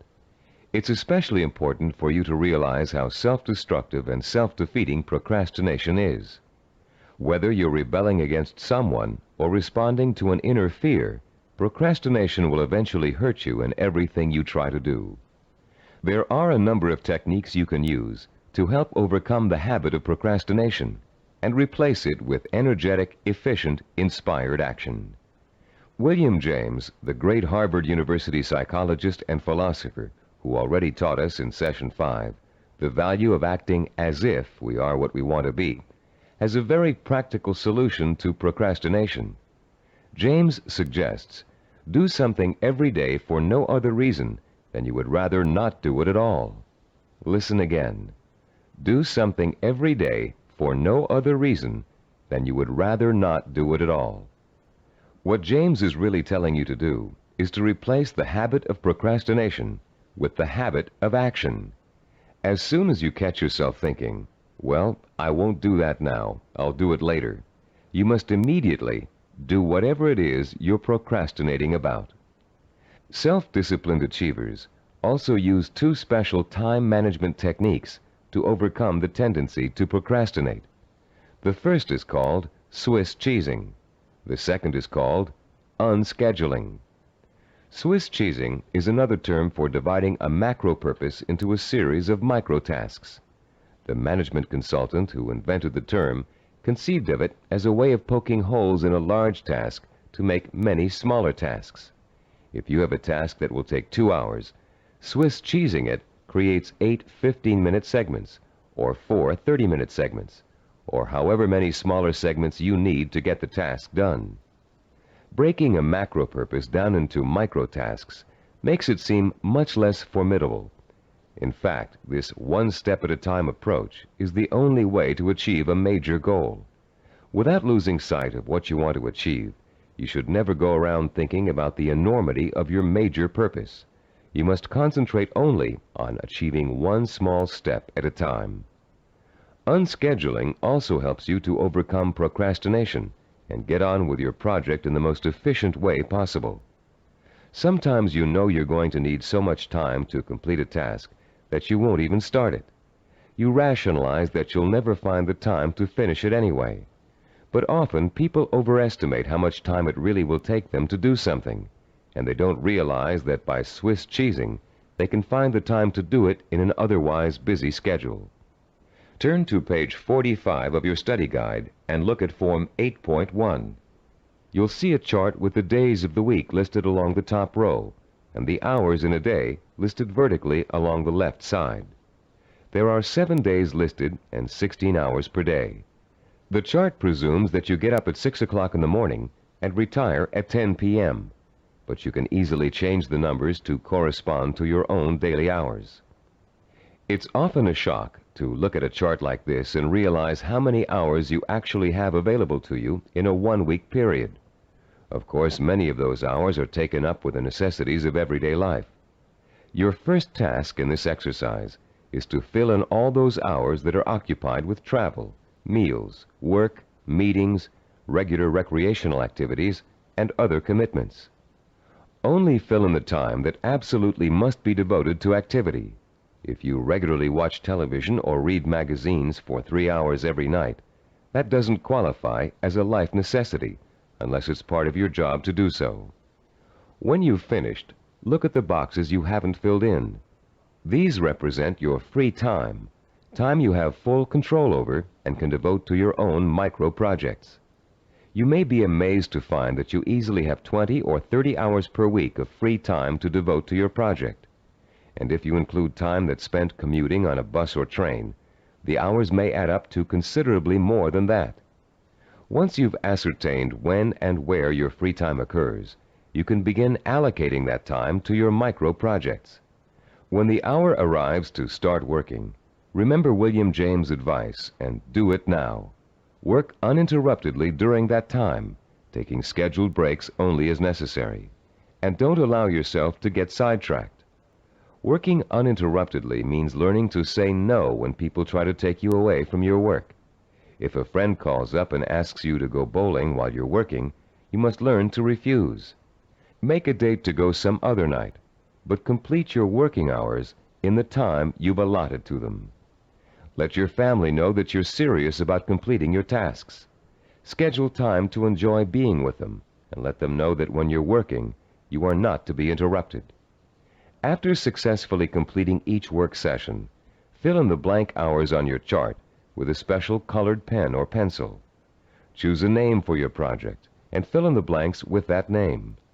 It will soon become extremely rewarding for you to look at the chart and see the red or green boxes begin to take up considerable space on the page. More rewarding, you'll begin to see real progress in your effort to complete your micro tasks.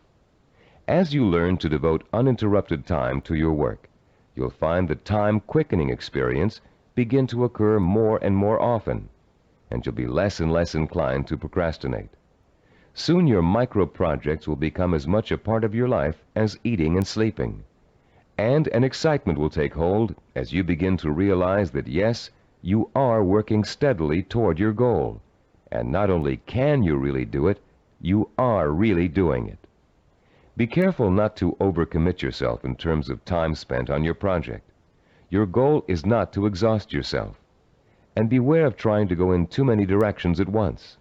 That can cause the kind of anxiety that will make you want to give up before you even get started. Concentrate on accomplishing one task at a time. That task will get done, and then you can start on the next, which will also get done, and so on. Keep in mind through all of this that your objective is not to punish yourself with work in every free hour you have during the week. Working towards a macro goal by accomplishing micro tasks should not be an unpleasant experience. By creating a healthy balance between work and recreation, you'll find yourself looking forward to those hours when you can devote yourself to pursuing the goal that will make life truly worthwhile for you. You'll reach a point where you wouldn't trade those hours for anything in the world. You've come a long way in this session. You've learned how to overcome the tendency to procrastinate, how to experience time quickening, and how to learn to value seasoning as inevitable in reaching any goal. We'd like to make one more suggestion to you before ending this session. Put up a sign at your desk, table, or other workspace. A sign in big, bold letters that you can see every time you look up. This sign should say, "Use time or lose time." Let it serve as a constant reminder that time marches on, whether you're working toward your goal or not. And every minute that you are devoting to your micro projects is bringing you just a little bit closer to achieving your life's ambition. In the next session, you'll find out how self-disciplined achievers master the skills and knowledge they need to make their vision a reality.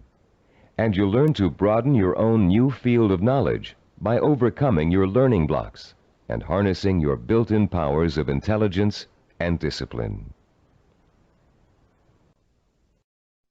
In this session, we're going to talk about how you can identify and learn the knowledge and skills you need to master in order to achieve your vision and purpose. As we've repeated throughout this neuropsychology of self-discipline program, any goal worth achieving takes preparation and careful, patient work. As easy as running is, as natural as it seems, you wouldn't go out today and run a marathon without months of preparation, slowly working up to 3 miles a day, then 7, then 10, then 15, gradually working toward the 26-mile goal. You would start marathon conditioning with a careful program of nutrition, stretching exercises, reading, talking to other runners, and even a doctor's checkup. You'd determine what knowledge and skills you'd need to accomplish your goal of 26 miles, and you'd accumulate the knowledge and skills step by step until your goal was achieved. The goal of this session is to help you learn how to learn. Many of us were programmed years ago with the belief that there are certain things we just cannot learn.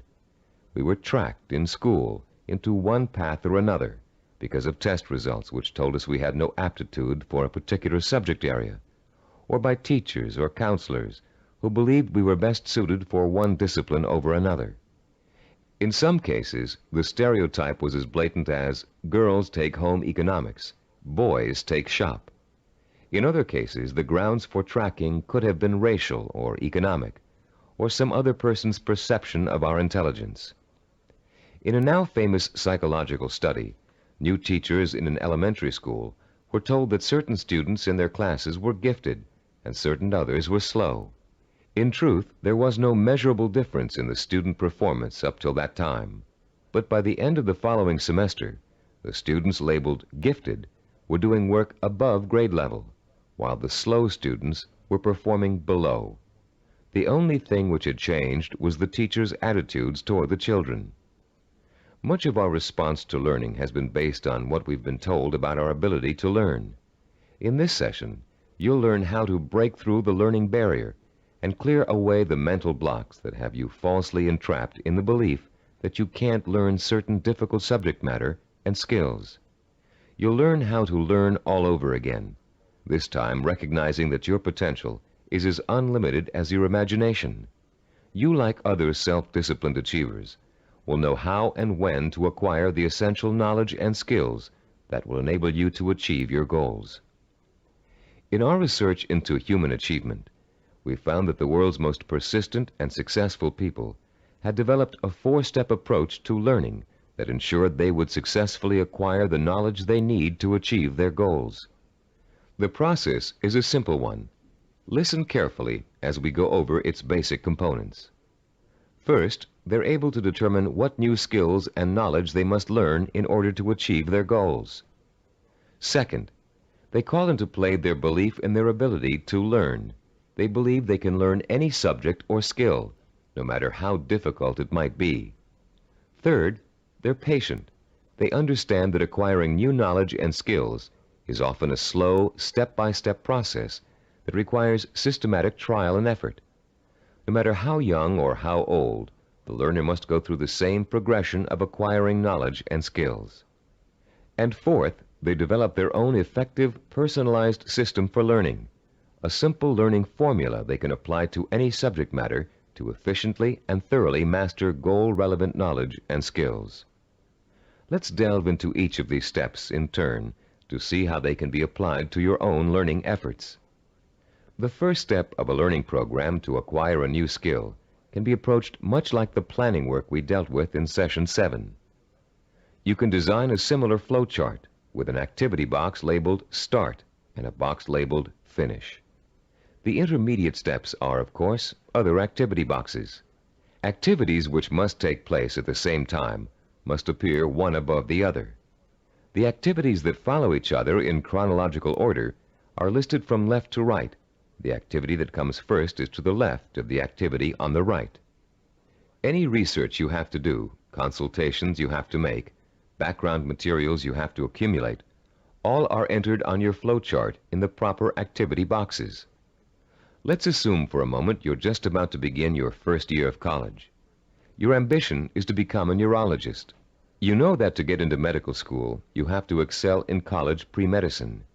The thought of taking 4 years of math, chemistry, and biology seems pretty intimidating, and becomes even more intimidating when you realize that you have to have almost a straight A average in those subjects to be even considered for medical school admission.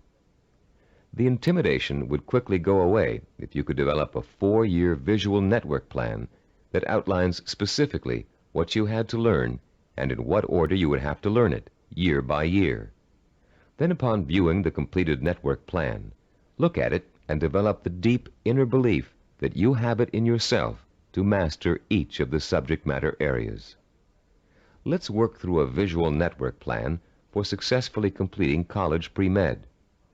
Granted, most of you listening to this program won't want to become medical doctors, but this example is applicable to any situation in which new knowledge and skills must be learned. Turn to Diagram 9.1 on pages 48 and 49 of your study guide. I'll pause a few moments while you find Diagram 9.1.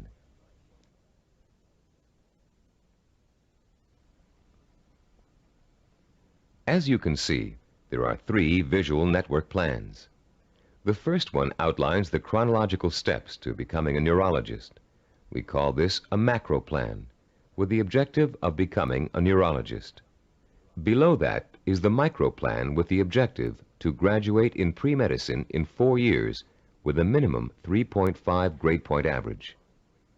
The micro plan is broken down into 2 levels. The first level is visually represented in 2 steps: the Start, labeled number 1, and Graduate with a Bachelor of Science in Pre-Med, labeled number 3. This first level has actually been extracted directly from the macro plan. Now look at page 49 and the Level 2 diagram. As you can see, Level 2 is an expanded version of Level 1. Through the study of the college course catalog, and after talking at length with college advisors, you have identified the pre-med requirements and have broken them down into a prerequisite chronological order. This visual network plan then serves as the step-by-step map for completing your pre-med program, the first step in your macro objective of becoming a neurologist. As you look at the visual network plan for completing pre-med, what type of emotions do you experience? Do you feel intimidated at the prospect of excelling in the hard sciences? Do you doubt your ability to learn such difficult subjects, and to learn them so well that you finish each course at the top of your class? If you feel intimidated and experience doubt, then you probably won't make it. If you look at the plan and feel deep down inside that with enough effort, study, and application, you can master each of the courses, then you'll probably succeed. The difference, you see, is really not in ability or intelligence. Rather, it is an attitude, your belief in yourself. The belief in yourself as someone who is capable of learning is 90% of the learning hurdle. The other 10% is single-minded application mixed with ability. The belief in yourself as someone who has the ability to learn is the second step involved in the self-disciplined achiever's pursuit of goal-related knowledge and skills. Much of your own belief in yourself as someone who is capable of learning complex material may have been educated right out of you in school for a variety of reasons, some of which we explored at the beginning of this session. One major reason for this belief is a vicious cycle people get caught up in early in their learning experience. Take math, for example. Many people have learning blocks when it comes to math. They feel that they just don't have the aptitude to learn complex mathematical concepts. And they can prove this lack of ability to you from their grades and success in math classes. What most of these people lack is not the aptitude for math, but the application of self-discipline. Math requires progressive learning. You have to master one concept before you can go on to the next. If you miss a few steps in between, then it's really easy to get lost. And once you get lost, it's nearly impossible to catch up. To stay on top in math requires a daily effort of study. Most people who enter math because of their lack of self-discipline think that they can get by with a minimum of effort. Most of these people are intelligent. They can get by in most other courses by just coasting. They think they can do the same thing in math, but soon they get behind and can't catch up, and usually do poorly in the course. Then, after such an experience, they label themselves as poor in math. They carry this label with them throughout their lives. This label shades most of their decision-making when it comes to choosing courses of study and careers. Such people will avoid careers that require mathematical understanding because they think they don't have the aptitude. Actually, they probably had and have the aptitude, but not the attitude. Their life's potential was stunted by a false assumption. All they needed was someone to teach them the value and skill of self-disciplined application. Most of the people we studied in the creation of the neuropsychology of self-discipline program were not extra intelligent, but they did have a firm belief in their ability to learn anything and everything. To them, 90% of their ability to learn was their belief in their ability to learn. If you examine your own positive role models, you'll probably discover that few of them test out at genius level on intelligence tests. Most people think that Albert Einstein, for example, was a mathematical genius, when in actuality he flunked his college entrance exams and was a poor student in mathematics. As a youngster, he envisioned himself one evening riding through space on a beam of light. In his imagination, he sensorially experienced the theory of relativity. He knew what it was, but he was not able to explain it to others in a language they could understand. The only language was mathematics. Driven by his vision, he forced himself to learn mathematics. For Einstein, it was a day-by-day struggle, but he finally developed enough mathematical knowledge to simply express his experience mathematically. Einstein's theory of relativity and its mathematical expression ushered in the age of nuclear energy. Another scientist, whom most people attribute genius, was the inventor of the laser, Dr. Theodore Myman. While at Stanford University, he flunked his PhD oral exams and had to take them over again. Learning didn't come easy for him. It was a daily, step-by-step struggle.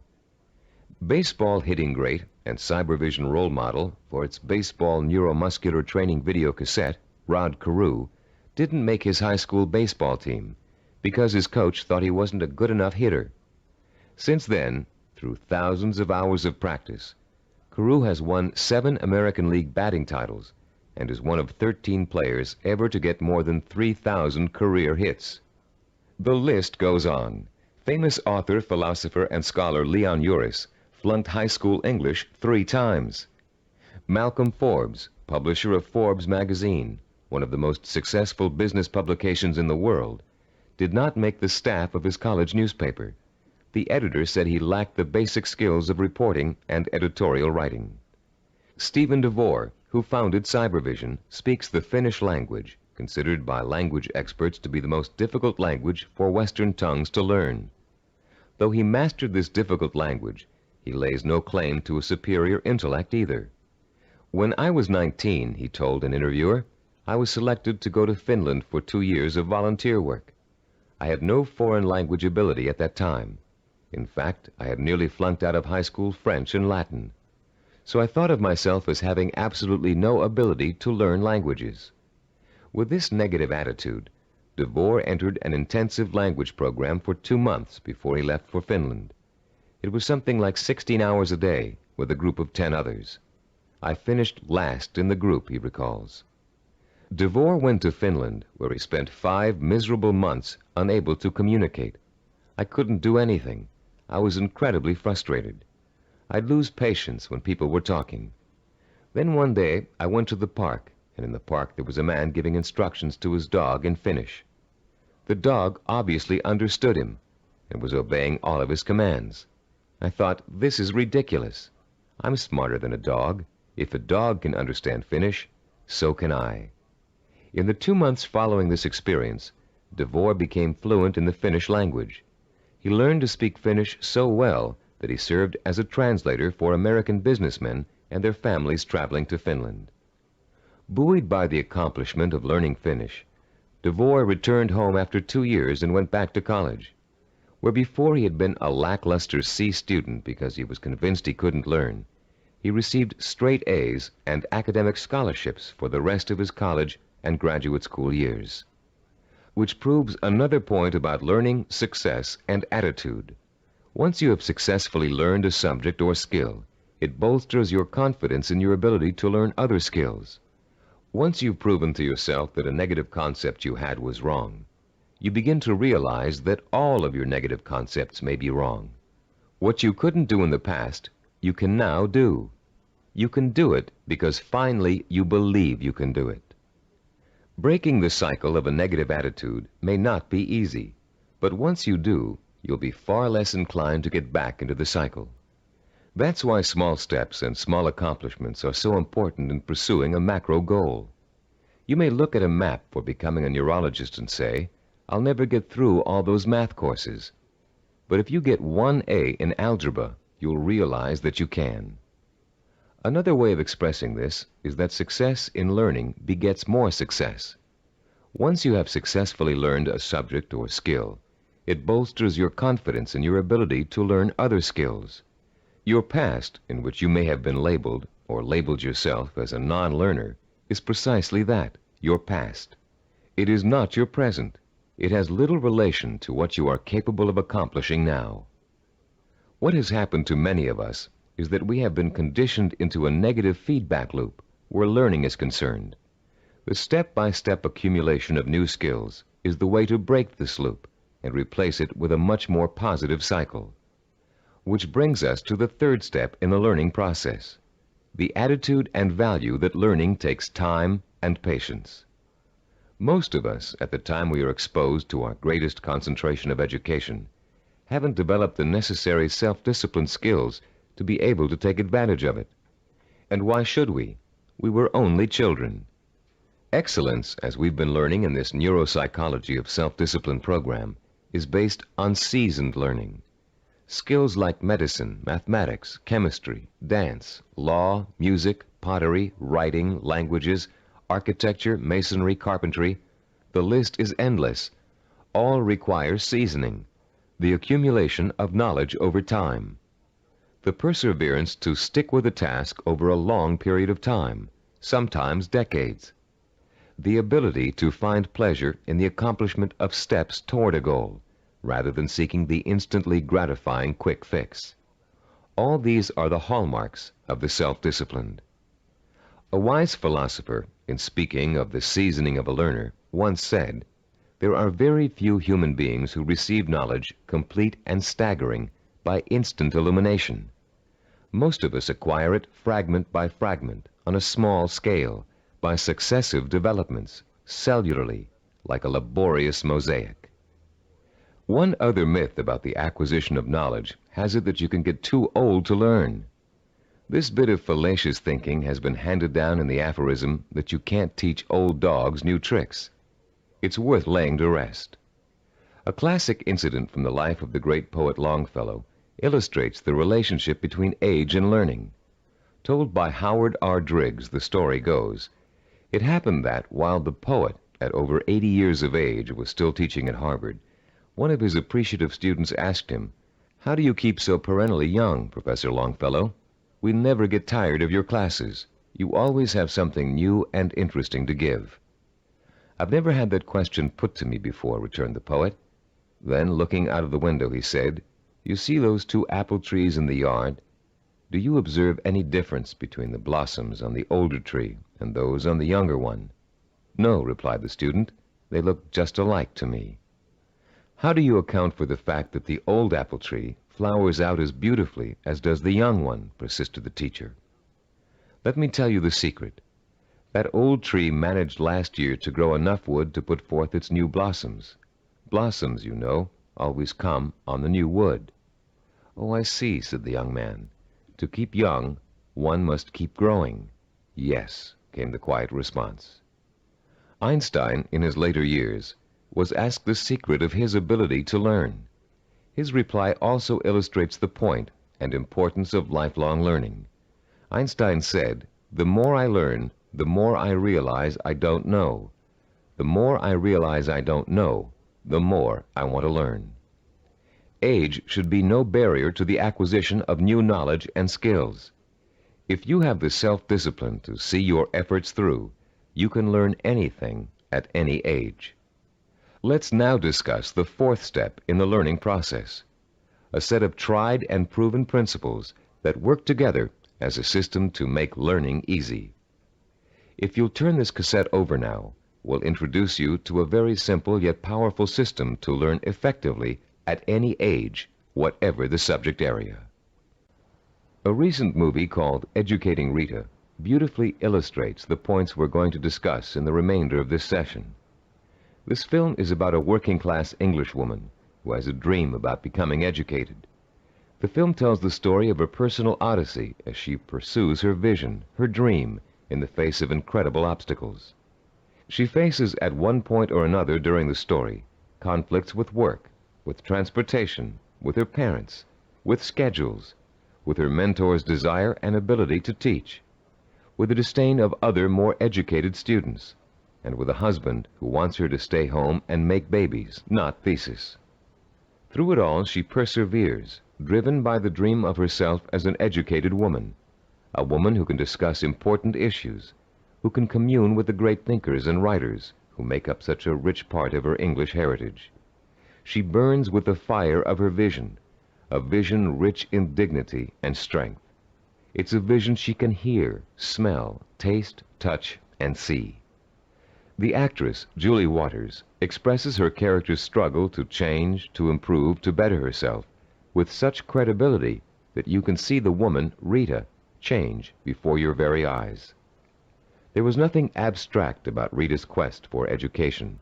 Each book she read, each class she took, each time she met with her advisor or participated in a class discussion, was a visible step toward the completion of her goal. It was extraordinarily obvious how closely her vision and her process of learning were interconnected. Sometimes that connection is less obvious. So that's what the remainder of this session will speak to: how to recognize the connection between learning and the successful achievement of your goals. Learning is not simply the rote memorization of useless facts, or even useful facts. Of course, we're all aware that in 1492, Columbus sailed the ocean blue, But what does that have to do with our vision? The same lack of relationship to vision is often true with our attempts to understand abstract principles, as in mathematics, chemistry, or physics. They are very difficult to learn and use if we cannot see the direct applications to our everyday lives, to the pursuit of our purpose and vision. We ask ourselves, how is this going to help me in achieving my vision? Cybervision founder Steve DeVore recalls signing up for a course in statistics when he was attending graduate school. He hadn't taken the prerequisite higher math courses, but had gotten permission from the instructor to take the course anyway. DeVore's instructor, however, issued a dire warning at the beginning. Without those prerequisite courses, DeVore stood a good chance of failing. But forewarned is forearmed, and DeVore found a way to overcome his lack of preparation. The first week of class, he found himself swamped with mathematical concepts that were abstract and confusing. The only way I could make sense out of what was going on, he says, was to take each abstract principle and make it concrete. Instead of talking about X's, Y's, and Z's, I made them into apples and oranges, and I ended up with the second highest grade in the class. I find this concreteness also ties into vision, DeVore continues. Whenever you have to learn something that seems beyond your grasp, remember your vision and why you have to learn it. Then it will seem real and vital, and you'll have an easier time dealing with it. Whatever you have to learn, no matter how abstract or detailed the information, if it's necessary for your vision, then you can embody that information with your vision. Then it becomes something real and vital. You can put a handle on it. You have a reference for it. You've been learning the importance of vision all throughout this program. The sensory-rich, detailed kind of vision you created in Session 6 and are continuing to create on a daily basis. Making those visions concrete, you'll recall, sometimes even involved putting clippings or photographs of a desired goal upon the wall. This kind of work to strengthen vision is also at the heart of learning. As I promised earlier, I'm about to introduce you to a powerfully effective, easy-to-learn method of learning that will carry you through the rest of your life. This four-part learning system is the application of certain principles that reveal themselves in the course of our research with self-disciplined achievers. Learning and applying these principles will enable you to approach any subject matter with confidence and thoroughly learn the material no matter how difficult it might be. We call this system mega learning. We use the word mega to connote power. The power to achieve you acquire through the acquisition and application of knowledge.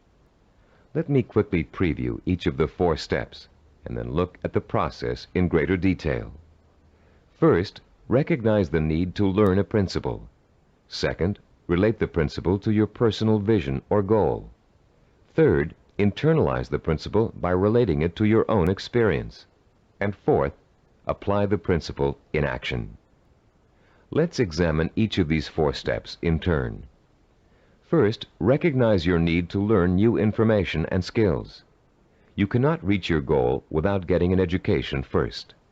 This doesn't necessarily mean attending school. It means identifying the key skills and competencies that you must master if you are successfully going to reach your goal. Ask yourself, will I achieve my goal without this knowledge or skill?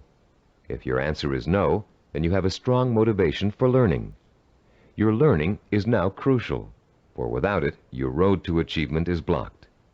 Learning is a lot easier if you have a specific reason to learn. Once you recognize that you have a need to learn, you've taken the first step toward achieving your goal. Step 2 is simply asking yourself, how can I use this? How will it help me fulfill my vision? Imagine yourself achieving your goal and using the new knowledge and skills you are about to learn. See how each skill and bit of knowledge applies directly to your future success, no matter how unrelated or trivial it might seem to be in the beginning. This process is akin to putting a jigsaw puzzle together. You have a picture of what you want to achieve on the jigsaw box. Inside the box are hundreds of related but unrelated pieces of the puzzle. You put 2 pieces together. You pick up a 3rd piece. You toy with it, mentally turning it over, looking at its edges, its contours, its unique characteristics, looking at the ways it might fit into the whole picture. Then comes the aha moment. You see exactly where the new piece of puzzle fits, how the contours of the piece are shaped to fit the pieces already in place. And as you place the piece in the puzzle, you get an idea of what the larger picture will look like. Perhaps you refer back to the picture on the jigsaw box, which is analogous to the mental picture you have of the goal for which you're striving. The very act of studying the information and putting it in its proper place helps you bring the picture on the box to life. The third step in our learning process is internalizing the principle by relating it to your own experience. If you're learning about electrical waveforms and frequency, for example, think about the times you've thrown a pebble into a pond and seen ripples form on the water. The bigger the pebble and the harder you threw it, the bigger and faster the waves would be. In Newtonian physics, you can easily understand the law that states, for every action there is an equal and opposite reaction, by remembering how you stand up from a sitting position. Do you just shoot straight up, or do you have to first push your weight down on the chair to stand up? In order to stand up, you have to first push down. That's Newton's law in action.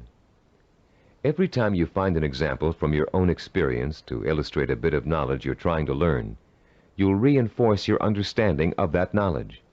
And you'll remember it because it's anchored to something very personal. Every time you think of Newton's law, you'll picture yourself pushing off a chair to stand up. It works for just about any abstract theory you can think of. The fourth critical step in learning is the actual application of the principle you're trying to grasp. Throw pebbles in a pond and watch the action when you're learning waveform theory. Sit down and stand up over and over again until Newton's law is firmly planted in your mind. If you're studying a new language, use the new vocabulary you learn every single day. As you walk down the street or through your living room, try naming every object you see in your new language. Using these 4 steps to learning will make the experience easier, less frightening, and more fun. You'll make mistakes just as everybody does, but persistent application of the mega-learning system will pay off in greater understanding, greater memory retention, and a better education overall in whatever it is you're trying to learn.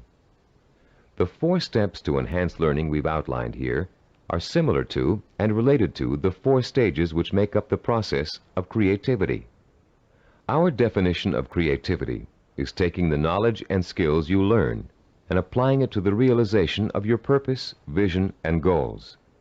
To be creative, you have to be armed with knowledge and skills tempered by experience. The first stage in the creative process is preparation. Creative problem solvers consciously collect all the information they can, gathering tools which will help them solve a problem or get a job done. During this stage, if there's a problem to be solved, the person might be perplexed, but at the same time excited about the possibility of coming up with a solution. Stage 2 is called incubation. Once the research has been done and the necessary information has been collected, the creative person often releases the problem and turns to something else, including rest, relaxation, or physical activity related to the problem. During this stage, the knowledge begins to reform itself below the level of consciousness, shifting and realigning until it becomes a whole. During this stage, tantalizing flashes of insights and glimpses of parts of the final solution may emerge. Stage 3 is called illumination. This is the moment of discovery. It is the point in time where all you have learned and experienced has been distilled in your mind. The solution or inspiration springs forth almost miraculously.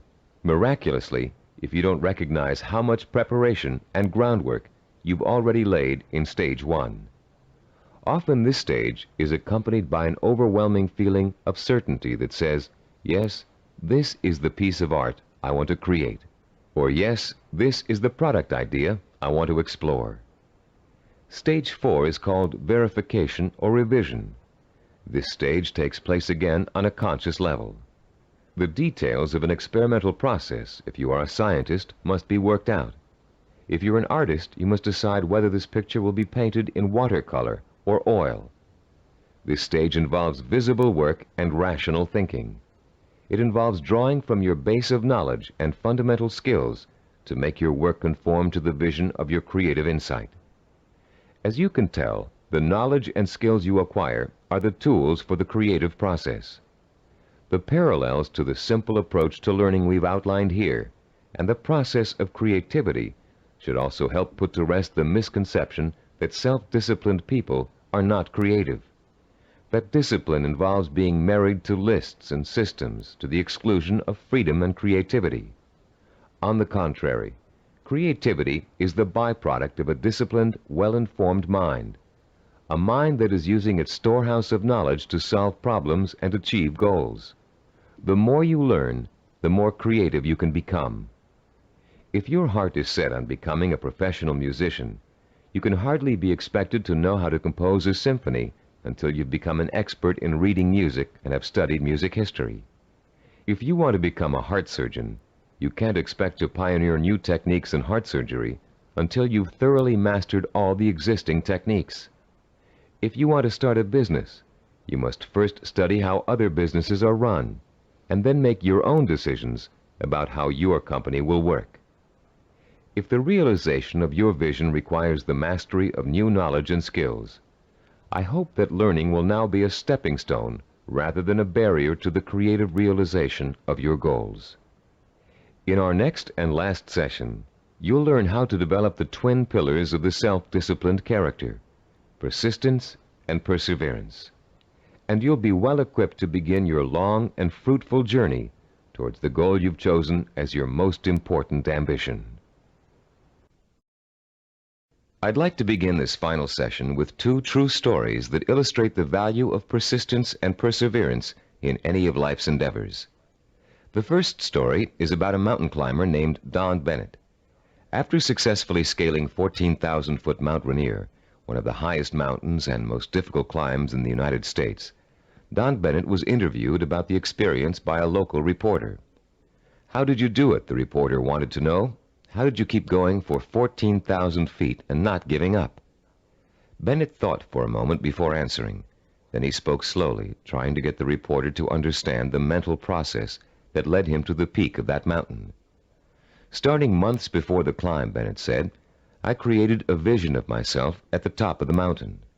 That vision was so real that I could actually feel the cold wind blowing in my face, and I could see the spectacular mountains and valleys all around me. I saw and felt this vision 100 times a day. It inspired me. It motivated me. It kindled my determination to see the climb through to the end. During the climb itself," he continued, "I drew upon my vision for inspiration. When the going got tough, I saw myself at the top of that mountain just as clear as could be. And then finally, I reached my goal and my vision became a reality." The reporter was impatient with Bennett's explanation. Yeah, he said, "I've heard all that vision stuff before. But that doesn't explain how you did it. You're an amputee. How did a one-legged man climb a 14,000-foot mountain?" Don Bennett looked the reporter straight in the eye and said quietly, "One hop at a time. My vision became a reality, one hop at a time." Our second true story takes place during the last few weeks of World War II. Don McCall was a seaman on the Navy ship Indianapolis, which at the time was cruising the Philippine Sea. Suddenly, the ship was struck by Japanese torpedoes, and immediately it began to sink. McCall was asleep below decks when the first torpedo hit. He instinctively grabbed his life jacket and made his way up to the deck as the ship began to roll over. As he launched himself into the churning sea, the ship sank, taking 300 men with her. Another 900 or so had been pitched into the water. "I made up my mind that I was in big trouble," McCall told an interviewer, "and I also made up my mind that I would do whatever I had to do, no matter how painful, to survive." The first thing McCall did was to move away from the other survivors and float alone. He knew about the dangers of mass panic, especially if there was a shark attack, and he knew he'd stand a better chance if he stayed away from the other men. McCall also protected himself from exposure in the blistering sun by keeping a life jacket over his head. He kept a hose on his person so he could retreat underwater in case of a Japanese attack. And most important, He kept in mind the lesson he had learned about the danger of drinking seawater, no matter how thirsty he got. For days, McCall watched men succumbing to mass panic and hallucination. He watched them being torn apart by sharks, while he escaped attack by remaining perfectly still. He watched them drinking seawater and dying of dehydration, while he swallowed his own desire to drink. He watched them dying all around him, while he remained alive. 4 days later, a Navy patrol boat plucked an exhausted 90-pound McCall out of the sea.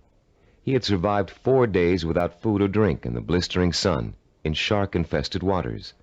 An incredible feat, and he had proved the power of self-discipline even in holding death at bay. Like mountain climber Don Bennett, McCall never lost sight of his vision, staying alive. He used all his knowledge and skill to make that vision come true. He resisted drinking seawater to get immediate gratification of his thirst, which would have killed him. And he found creative solutions to the problems of exposure to the sun and Japanese attack.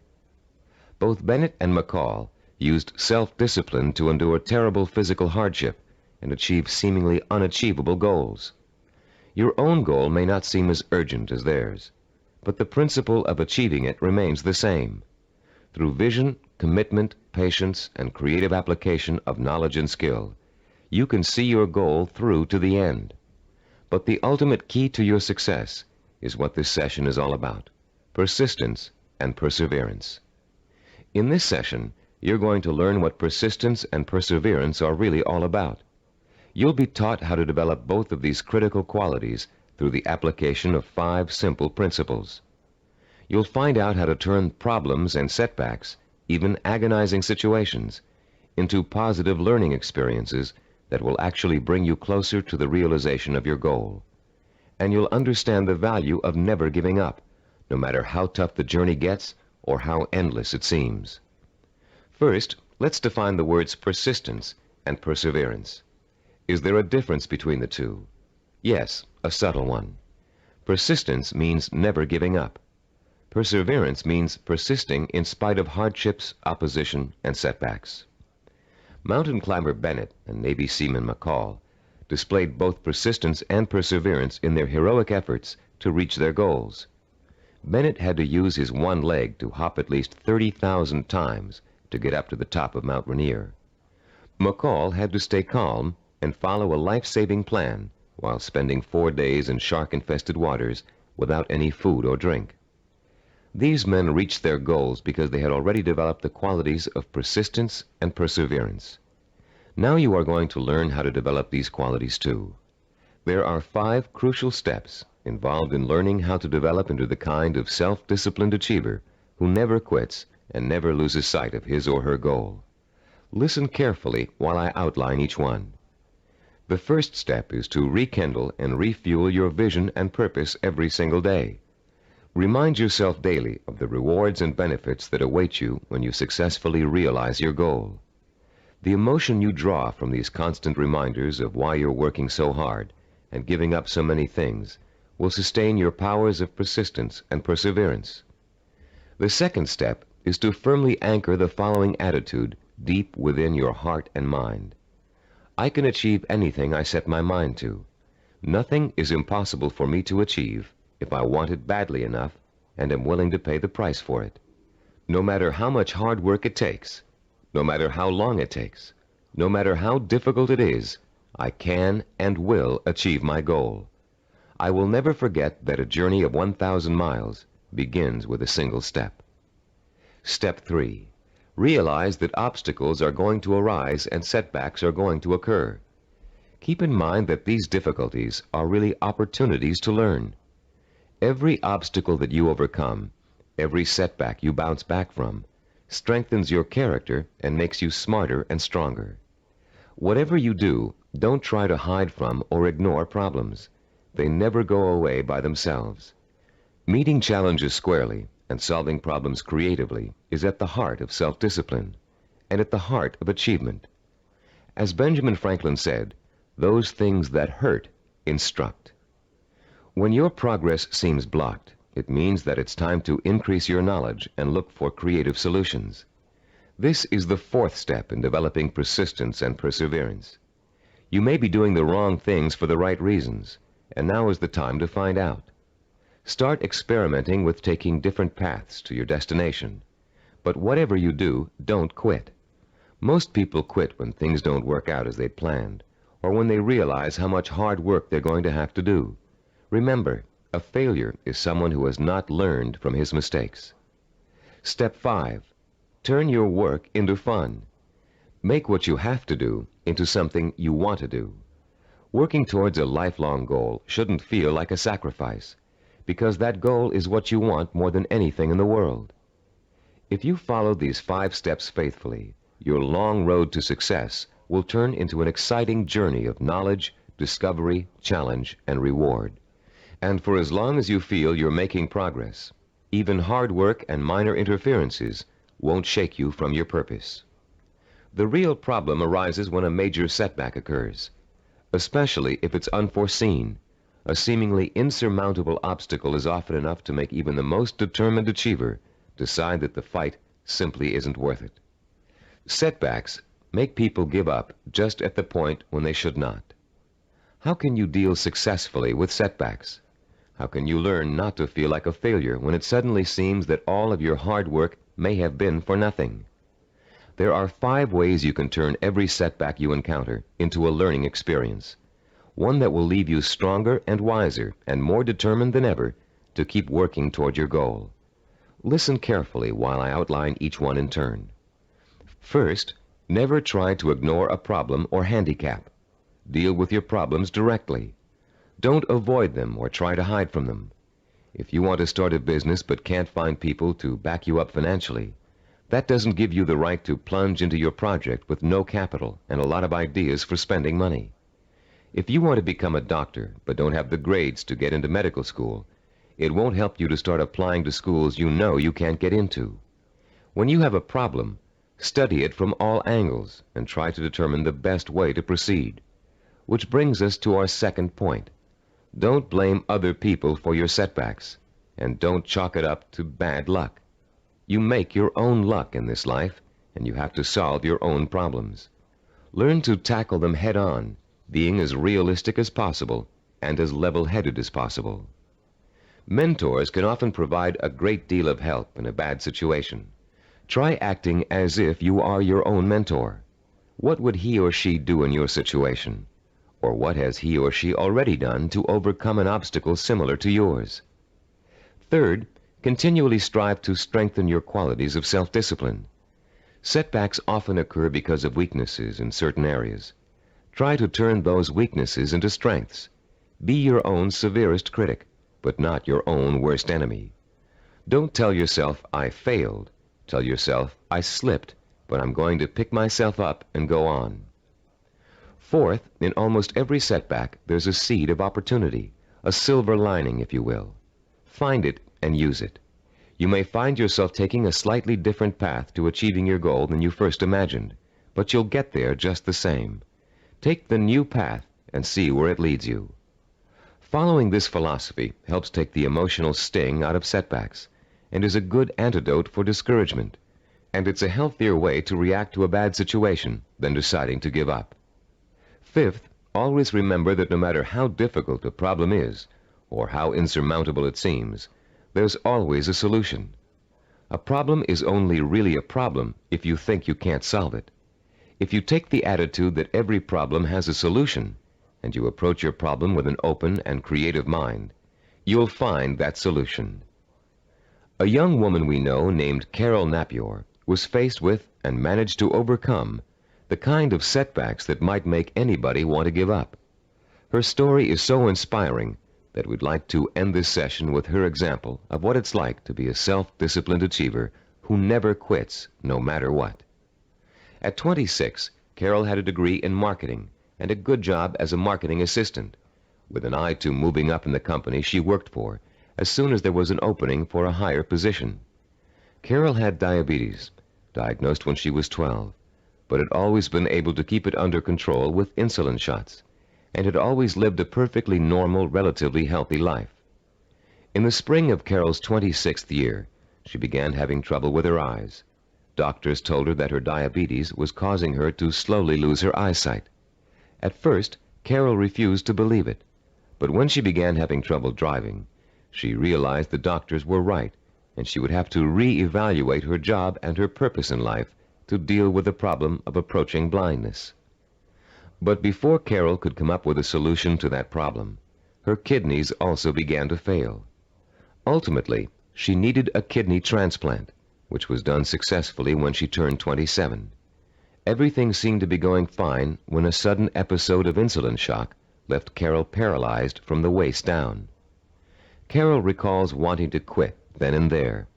At that point, I just wanted to go to sleep and never wake up.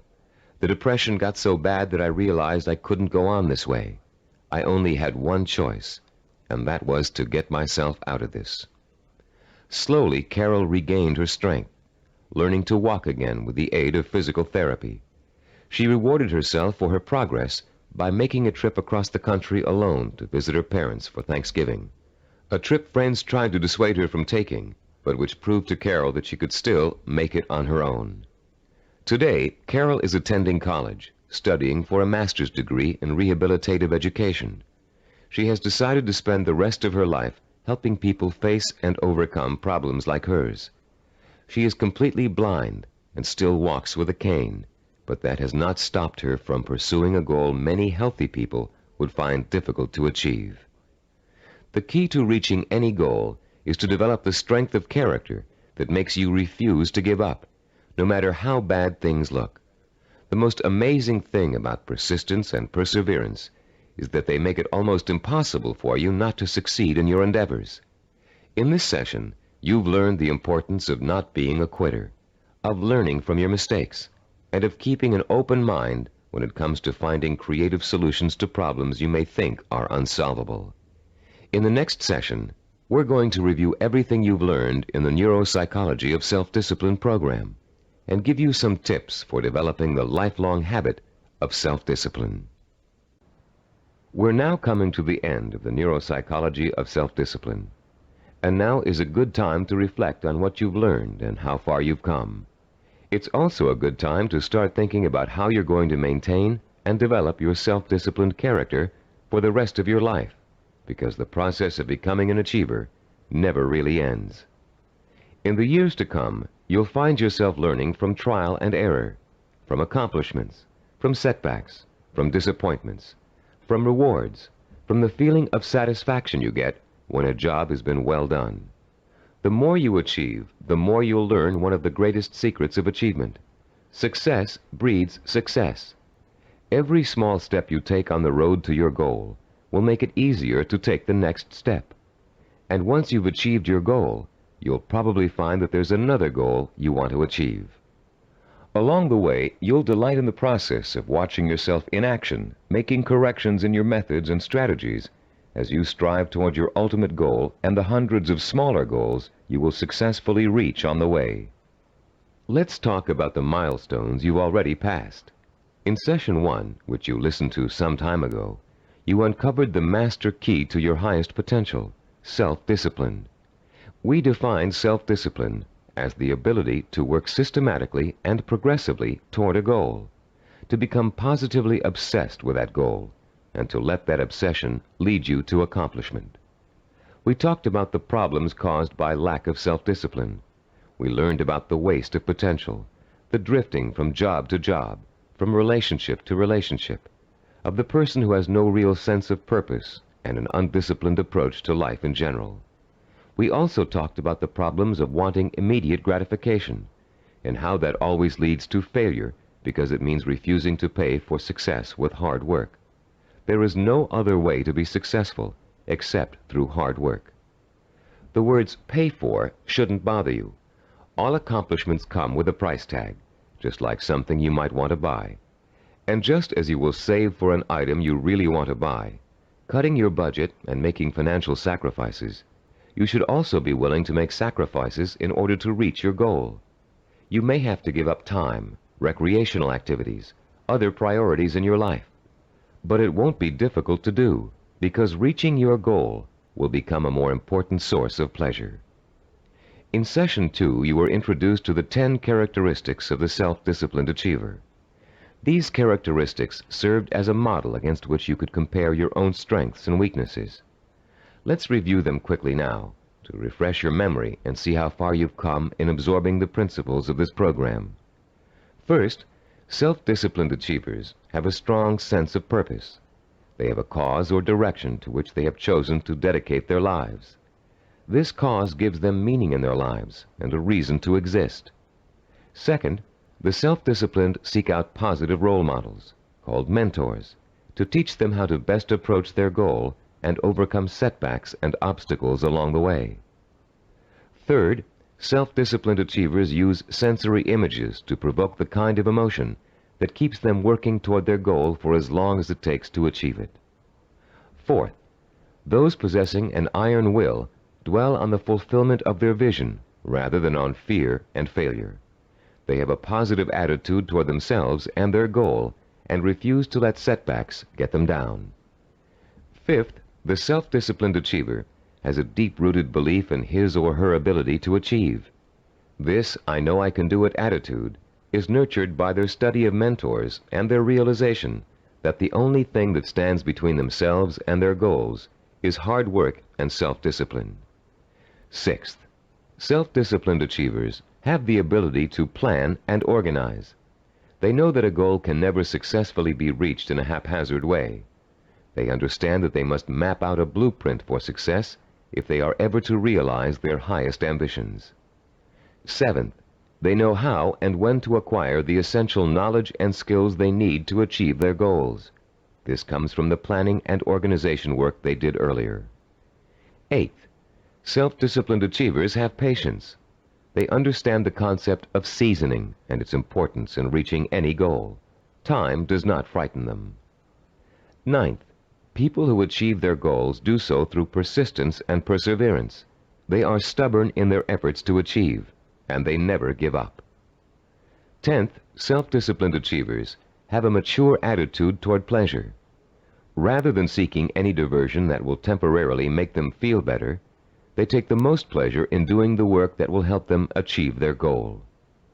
How many of these 10 characteristics did you remember?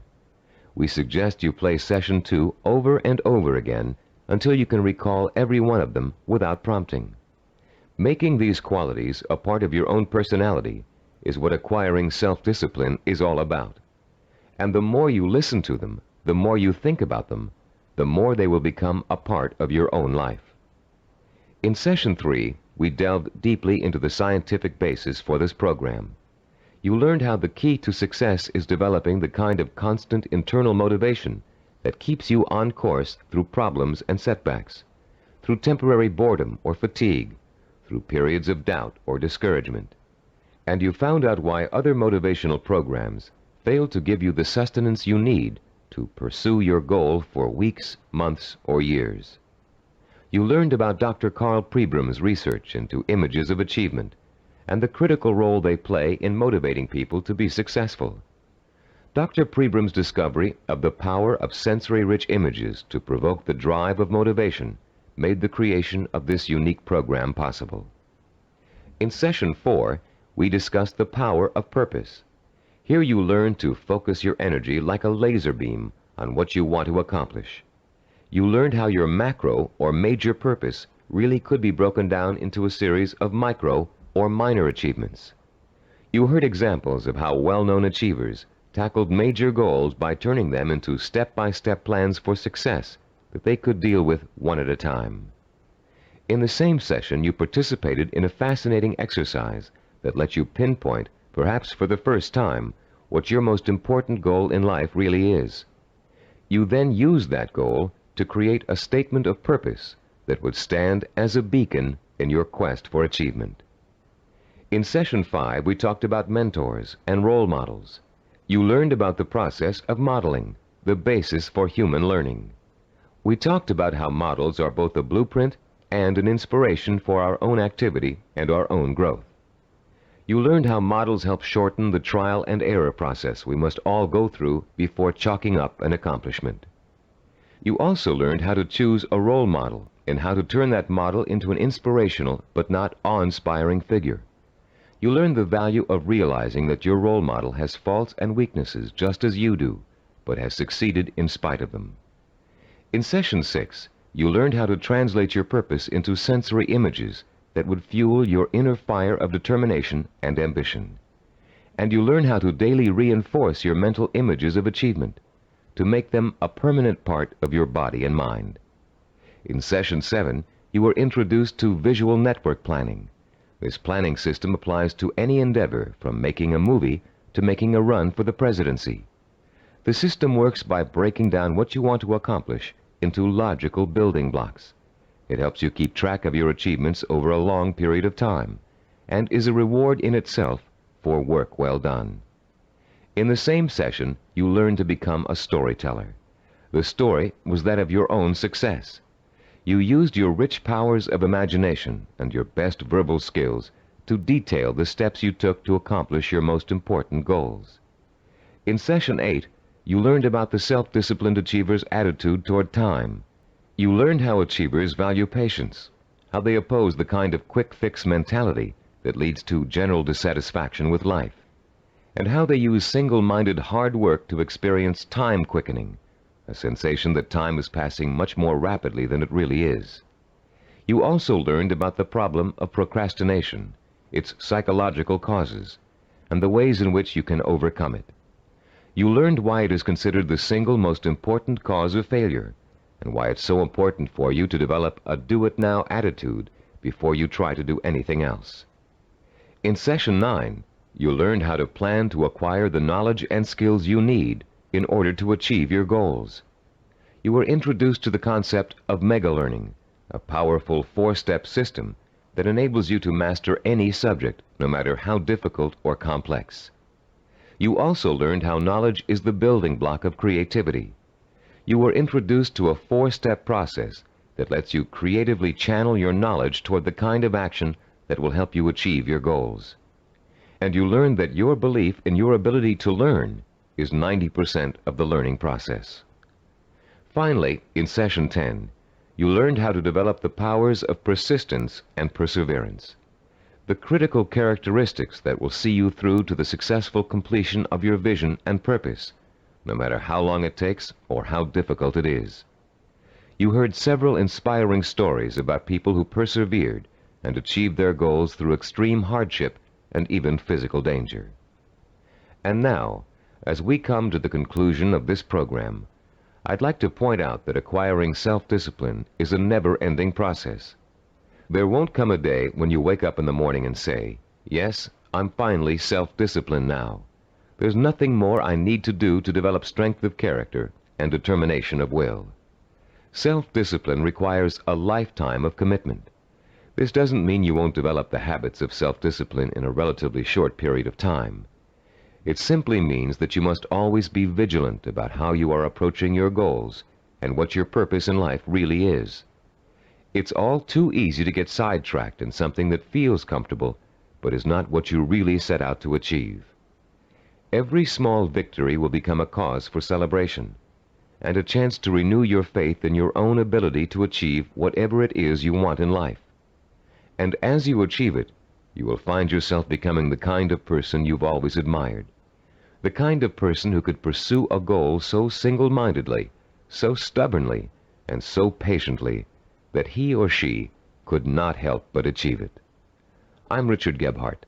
Thank you for joining me in this Cybervision program.